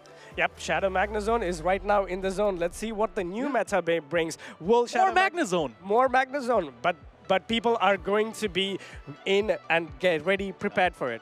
Yeah, okay, guys, we have seen Colin win this amazing Grand Finals, and let's actually check out what opponents he has gone through in this tournament, in this winner's bracket. Actually, that's not even too much of Colin, right? Actually, it is. He beat Fred Bugcatcher, then he lost to Tomahawk UK, and then he just came back into the Grand Finals, got the 3-2 and got the 3-1. There were 2 Bastiodons in Day 2 in the winner's bracket, one from Yunkas and one from Tomahawk. Unfortunately for Bastiodon users and Bastiodon lovers, Bastiodon can only get you so far, and the curse of the Bastiodon continues. It cannot seem to be winning a regional title. Yep, Bastiodon is just a Pokemon. You said it before, the more you play it against it, it is easier to predict where it is going to be. It is easier to find solutions around it. In this case, it was even special. It was a Shadow Bastiodon, so the matchups change a little bit, and later on it was identified. Cresselia can soft lose against the Shadow Bastiodon. Bastiodon will be energy dry. Yeah. You saw that in game number 1 as well in the bracket reset, and the last game where the Cresselia gave the Bastiodon the run for its money. There's nothing the Bastiodon could have done. It's a positive matchup, but suddenly your Cresselia is trying to win that matchup, and that is not the position you want to be in. I would like to understand later when we have our interviews, when Tomahawk's cool down a little bit, on the reasoning why he ran a Shadow Bastiodon over a normal Bastiodon, because if he had the normal one here, man, this game was over. Yeah, I mean, even then there would have maybe been other opportunities for Colin to win the game, but let's talk a little bit about Tomahawk. He is the champion of hearts already. He has been in Grand Finals thrice now. This must be a very, very disappointing spot to be in, being so close to winning those events and never really getting that gold medal. But let me assure you guys, Tomahawk UK is one of the best trainers that is around in Europe and maybe even in the world. Yep, and I am sure he will be back, and he will be one of those top contenders next season, or he might actually be a top contender in Worlds as well, where he can go all the way to take the title. You never know. You have so many people that do very well over the course of the season to completely annihilate in Worlds as well. But what I would like to say is it's all about consistency. We saw him being consistent throughout the season, which shows that he can completely hang with the top trainers. Yes, losing the finals is not the best feeling, but he must take pride and heart in the fact that he's competed with the best and he is one among the best. I thought it was all about the community, but apparently it's also all about the consistency. You can see that in the Travel Award race, where he did really, really well. I think he actually might have gotten it after this one. He was very close. We will see and find out later on when the graphs are updated. Not today, by the way, but Tomahawk has performed fantastically over the entire season in this tournament as well. One of the best trainers. I can only repeat it. Yes, of course, but there are also other trainers who made it into day 2, and these are trainers who made it in the losers bracket. We would like to take a quick look to mention these trainers and commend them for their amazing performance. These trainers are Miweedle Patoman, where Miweedle trumps Patoman 2-0. Unfortunately for Patoman, that's where his round ends, and going to beat Fred the Bug Catcher, finally having his end at Polasha, who was trumped by Colin. And Polasha played versus Young Cass before, who is also running Shadow regular Bastiodon, who played versus Tomahawk before, and Cockshack lost to Polasha before that as well. Miweedle versus Polasha. I talked to Polasha before the match because the players are always backstage. They're waiting to get on for the next featured match, and she said, yeah, it's over for me. I can't beat Miweedle. The team matchup is so bad for me. The Shadow Alolan Sandslash was my only loss on day 1, and this time she overcame this problematic Pokemon for her line. We talked about it, right? It's the one that separates the top competitors from every other PvP battler is that they learn, and they learn quickly. We saw how bad that matchup was with Paula. We saw it on stream. She was completely devastated by the end of it. But coming back against a similar team for Miweedle and doing 2-0 to Miweedle, that is how champions play, and that's what champions are made of. But then again, Polasha, who is, let's say, the original pilot of that Shadow Magnezone, losing to Colin, running Polasha's team. Yeah, exactly. She just drafted the perfect Shadow Magnezone team, and Colin also just took it to a win. And I'm gonna be honest, when I'm seeing Polasha versus Miweedle here, a 2-0, I am just reminded of the EUIC finals, where Doonbach had this incredible run coming from North America into the European tournament, saying, hey, I'm going to take this title and I'm going to bring it to NA. And then there was Miweedle in the grand finals. Miweedle, amazing contender as well. But what it's all about today is Colin. Colin, the 3-time champion, the first 3-time champion for Europe. And that is an achievement you can never take away from Colin. That is absolutely true, and I think he's going to go for more. Colin is a player who is just so incredibly consistent, and I think what stands out for him is how smart he is playing. It is not fancy catches or fancy mechanics like the charge attack priority catch that Inadequance did in the special event Utrecht final. He is never going for those fancy plays. He's just drafting plans that are better than the opponent's plans. He takes risks and he just plays out the games like he wants them to. He controls his opponents. You know, sometimes it's all about keeping it simple, silly, right? So it's always that you make a plan and you execute it. How you execute it, it will come based on practice. And these players have practiced throughout the tournament. But that said, we have the final standings of these players, and let's take a quick look at it. Ooh, that is a very, very cool graph. Look at all the Cresselia in the second spot there for Colin, Tomahawk, Polasha, and Miweedle. The Altaria are also there. In top 8, we have 7 Altaria. Whoa, what an impressive amount of Altarias. I think it would have been great to see this graphic with just Altarias in the first slot, just to see the other flyer, which I think is Karmory. So many Altarias, so many Cresselias as well, and 2 Shadow Glygars. We see how far the Shadow Gligar has fallen from grace. The advent and the intervention of Altaria and Skarmory completely shutting it down. That is something that happens over the course of the season, right? Yeah. These teams do look similar to what happened earlier, but slowly and steadily they move a little bit to the left and a little bit to the right, and then suddenly something new happens. Wait, excuse me, there is one Pokemon missing in the first 3 teams. Can you spot it? Is that the Umbreon that you're talking about? No, I'm talking about no Lantern. Oh wow, that is true, but these 2 teams do have electric type coverage with the Magnezone. I think running Magnezone and Lantern would be a little bit risky. That is true, but I mean, I referred to it yesterday already earlier. Lantern could maybe use a debuff. What about a 55% debuff on Surf? No, huh? no. Let's make it happen, guys. No. I remember talking about this 3 years ago, about Lantern getting Surf. And I never thought it would happen, but it did, and it completely broke everything. Give it a debuff, guys. But also, what we have is another minigame that us casters are playing. We have the caster fantasy draft, and of course, there's always going to be someone who earns the bragging rights. Abi, take it away. Yeah, earns the bragging right. I earned it. I predicted Colin to do well, and that's exactly what happened. Colin taking that championship. It was a very close run between me and Leo. Leo still had Tomahawk, but unfortunately... Actually, that wasn't even my calls. It is confused with the ones from Martijn. But guys, I will take it. Yeah, Leo called Tomahawk early, and what a call we made. We were crashing the grand finals, and it was our draft picks who actually did well in the were in the grand finals as well. Exactly. I never doubted Scaffo, Tomahawk, or Paul Lasha. I didn't definitely vote for Logan Rocket, Pablondinas, or Dianowski, who all didn't perform that well in this tournament, while also being great players. You did a great job picking these three trainers, because all of them made it today too. For me, only 2 did, but unfortunately, I picked the winner. Yeah, that is true. Eric also came in there with Emmy Weedle. It seems like, to be honest, my picks were Logan Rocket, Pablondinas, and Dianowski, you know? I was the only one who didn't get someone in Top Gun. Yeah. Or in the top 3 even. Yeah, that was unfortunate. But then again, it's all about the draft. You can never pick the players you want in this setting because we go through one by one. In this draft, Inadequence got the pick first. That's why... Oh, I got the players I wanted. You got the players. They just didn't do what I wanted. I also got the players I wanted. I just went with Mr. How do you call it? Mr. Safe, Mr. Stable, Colin, because I knew he would. Yeah, the end boss. I knew he would do well, and that's exactly what happened here.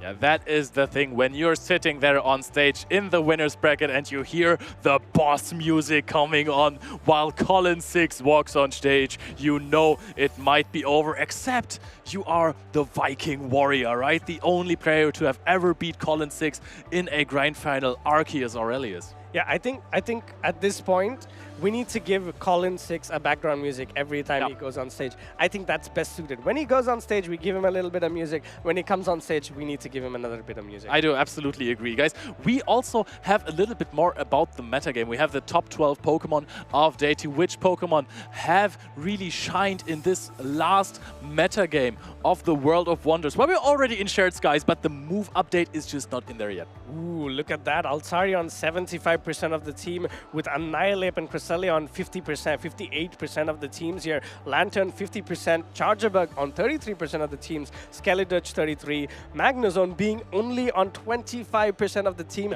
but it was in both the teams on the losers final and the grand final. Was Skarmory in both of these teams? No, Magnezone. Yeah, exactly. I was going to say, Skarmory, the next Pokemon that was maybe bullied out of the top 3 by all of those Magnezone and all of those Skelidurge. And there's also Vigoroth that might have been answered too often with Annihilate. Shadow Gligar on the downfall with 17%. Shadow Quagsire, incredibly cool pickup from trainers for this weekend. And of course, also a Shadow Alolan Sandslash, which we haven't seen too much. Also, I want to mention, we have just seen the top 8 trainers with their Pokemon, and there was 7 out of 8 Altaria in the top 8. Avi, you're very good at math. Give me the percentage for 7 out of 8.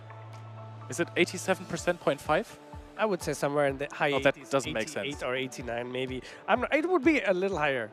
Anyways, I'm not very good at math, guys. He's just giving it to me. Oh, I thought you were talking so much about math earlier. Anyways, those are the most popular Day 2 Pokemon.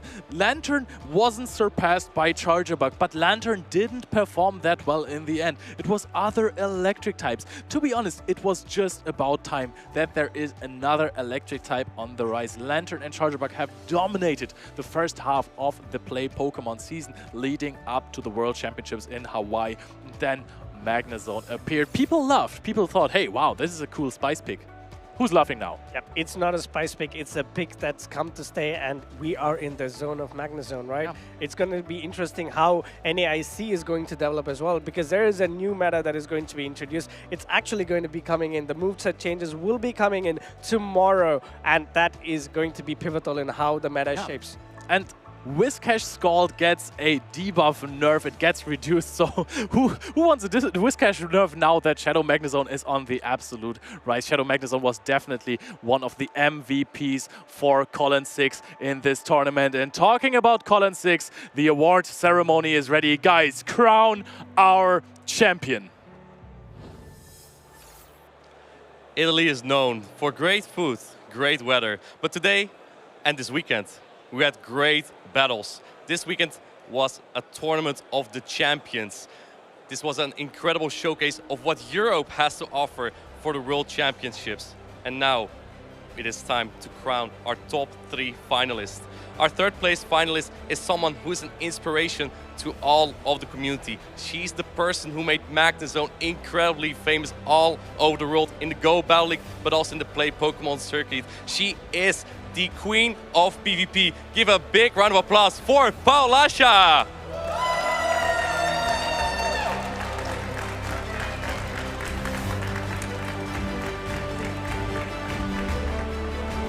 Congratulations, Paulasha, on another fantastic finish. I believe this is about your 5th top cut in about 7 tournaments. Incredible.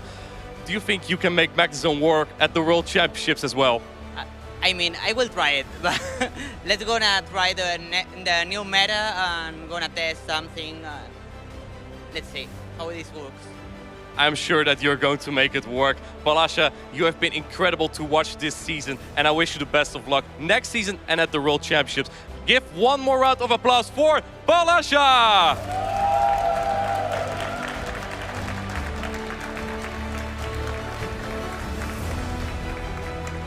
Our second place finalist has taken us by storm this season. He has evolved from just a competitor to a content creator, someone who has been pushing for the community. It's all about the community here, and he's been trying to make new players find their way into the competition and into the community. He had the plot armor to do very well this tournament. We have in the second place, give a big applause for Tomahawk UK!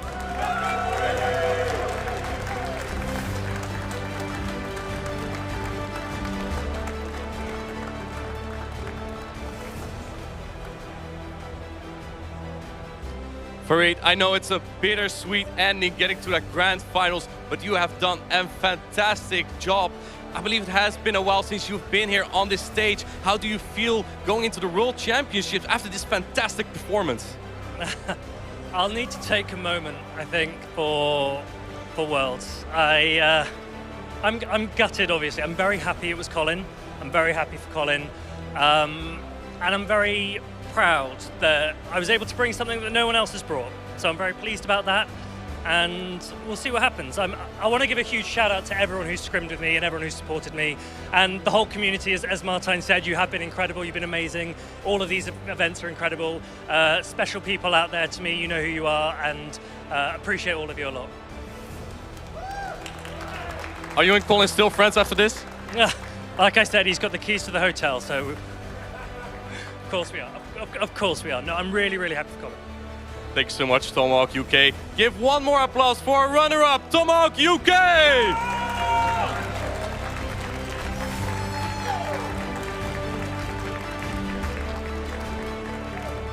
And then our grand champion, a fellow Dutchman. He has won tournaments before. This is his 3rd time that he won a tournament. He's also the best at making other teams work. He is Colin Six, your grand champion. Give a round of applause.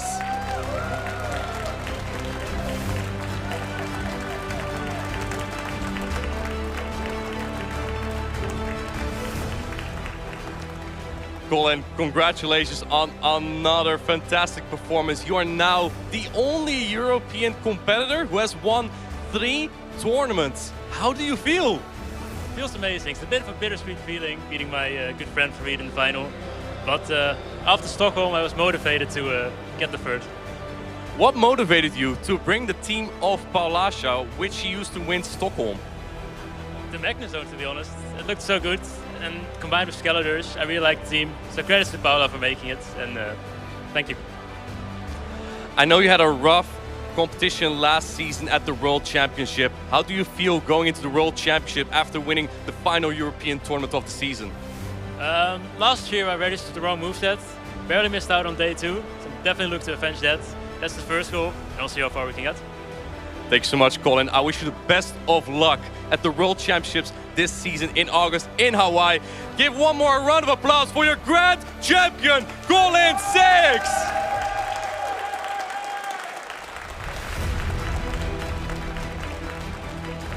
It has been phenomenal to see all these champions play, to see all these friends play, to see the community come together at these tournaments. It was the final tournament of the European season. But we have more to talk about. We're going to wrap up soon, but don't go anywhere, otherwise you'll miss out on other information.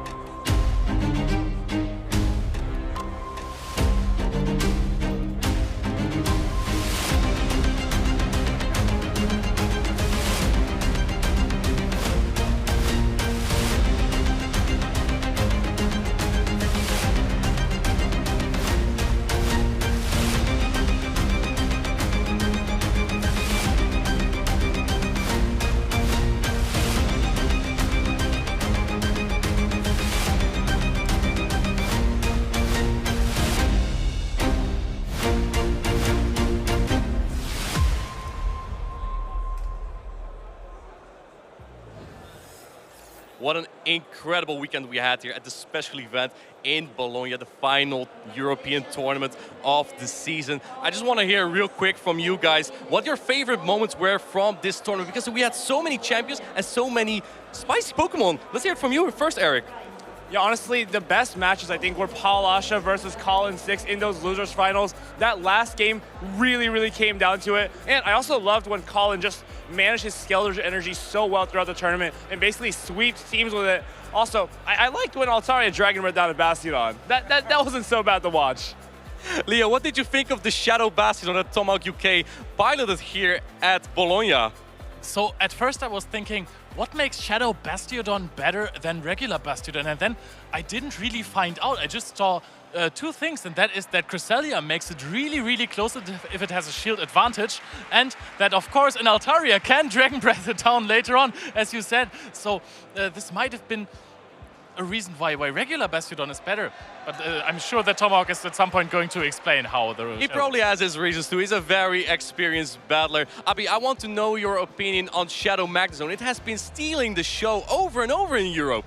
It's all because it doesn't have a solid counter. We saw one solid counter the whole tournament, and that was that Shadow Hippowdon, and it was a really close game. But then again, Magnezone came on top. There is nothing that can stop it.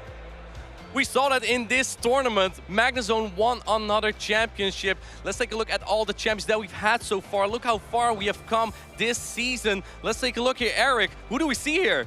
It looks good to have the entire graph finally filled out. We started with ZZ Wireless actually using a Pelipper.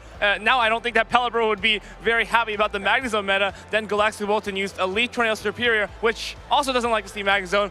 Potterman used Charmelo, Ninetales, and I'm starting to see a pattern. And of course, Colin, myself, Arceus Aurelius, our co-caster Inadequates, and then to finish us off, we have Colin 6 again. We have Polasha as well. Those are two top trainers using the same team as well. The last two events in Europe have been won by the same exact team. And Shadow Magnezone was the absolute crown of it. And another fun thing about this, Colin is now 2 times on this graph, as we see. He did it with the team of someone else. He won the first tournament this season, Stuttgart, that he won. He won it with Tomahawk UK's team, and this time he did it with Paulasha's team. It's also funny because in North America, we see Doombug and Lal Jeff switch it up, and this time we finally have someone who also has won multiple tournaments. Let's take a look again at the championships we've had so far and to come, because we are pretty far in the season here. Man, it has been a long season and it was a very fun season. But what we have left are 2 amazing tournaments to come. We have the NAIC coming up in New Orleans, and that will be the last stop for all these competitors to make before they head out to Worlds with their hopes and dreams to be crowned the world champion. It is what all these competitors have been working on all season for that most prestigious tournament of all season. Yeah, it has been a phenomenal couple weekends that we had in Europe here, right? And also in North America, all over the world, really. But there's more Pokemon action that we have. Not only the North American International Championship, we also have more shows on Twitch, on the Pokemon Go Twitch. Sorry, not just the Pokemon Go, also in the Pokemon Twitch channel. Let me stop you right there, Martine, because we are celebrating Water-type Pokemon on Tuesday. Look at that Quagsire, just look at it. It is having so much fun. Cherish it. And also, of course, all the other Water types. But our trainers here in this tournament have certainly celebrated the Quagsire. Then we have the NAIC preview show rerun on Wednesday. And on Thursday, you're going to see Pokemon Battle Frontier, the anime, happening in the Hoenn region. And of course, we've said it 1,000 times this weekend, there is going to be NAIC on Friday, Saturday, and Sunday.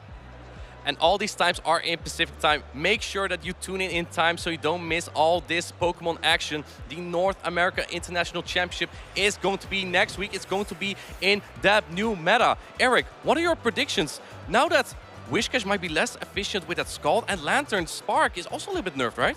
This weekend, it's almost like we saw a little bit of a preview of the new Mudboy to come. Quagsire really dominated the competition, was just a little bit short in the grand finals.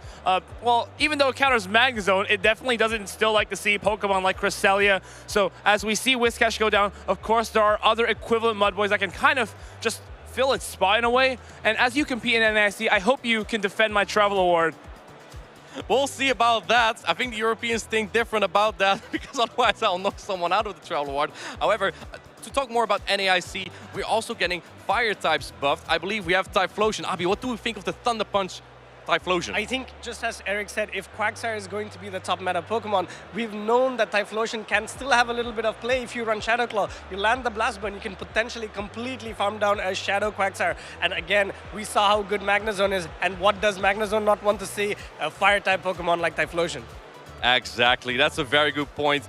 Yeah, Leo, I just want to ask you the final question about the new meta in the North American International Championship. I know that you love this Pokemon as well as much as I do. It is Wigglytuff. It is getting the charge attack Swift. What do we think about Swift? It's going to be a lower cost energy now. I mean, we don't know how much lower it is going to be. I was so sure you were going to ask me about Scrafty, which is my favorite that gets new attacks, but Wigglytuff is still going to be an absolute monstrosity. Less Whiscash and less Lantern. They seem like neutral matchups, but they are very spammy and very bulky, so they cause Wigglytuff some trouble. And Wigglytuff doesn't really want to see those. So, is it time to wiggle in America? I might wiggle in America. It's going to be an incredible show this weekend. And also, those movesets update will be live tomorrow in the Go Battle League. You can already try those Pokemon out before we actually see them at the North American International Championship. Make sure that you follow us on Instagram, on Twitch, on X, on Facebook, and on YouTube. Use hashtag #PlayPokemon so we might feature your post on the broadcast. We'd love to do that. We've already seen myself riding an Araquanid. We've seen Tomahawk UK on a Talonflame. We've seen Eric on a Heatran. We love all the things you post. And also make sure that if you don't want to miss any of the action, that you follow us on YouTube and on Twitch. If you do miss it, you can still watch it back there. And on YouTube, there's much more Pokemon content there as well. So yeah, it has been an incredible weekend so far. Make sure again that you follow us so you can watch on Friday. The North American International Championships starts on Friday. And yeah, that's gonna be incredible. I think that is it from us this week. Do you have any last words, Abi? It's just been a great season, and I'm looking forward to watching NAIC and Worlds. It's going to be a great way to end the season. Any last words, Leo? Go crush it next week, Martine. Any last words, Eric? I will not be using Wigglytuff at Worlds, so don't worry about bringing your counters. I'm saying that so you can win. A big thank you to everyone who has made it possible to make all these broadcasts happen, to make this competition happen, the production, the tournament staff, everyone involved, my fellow co-casters here. It has been a phenomenal season. Stay tuned for some Day 2 impressions, and we will see you next week at the North American International Championship on this channel. Pokemon fans, trainers, and communities worldwide, welcome to the Pokemon World Championship.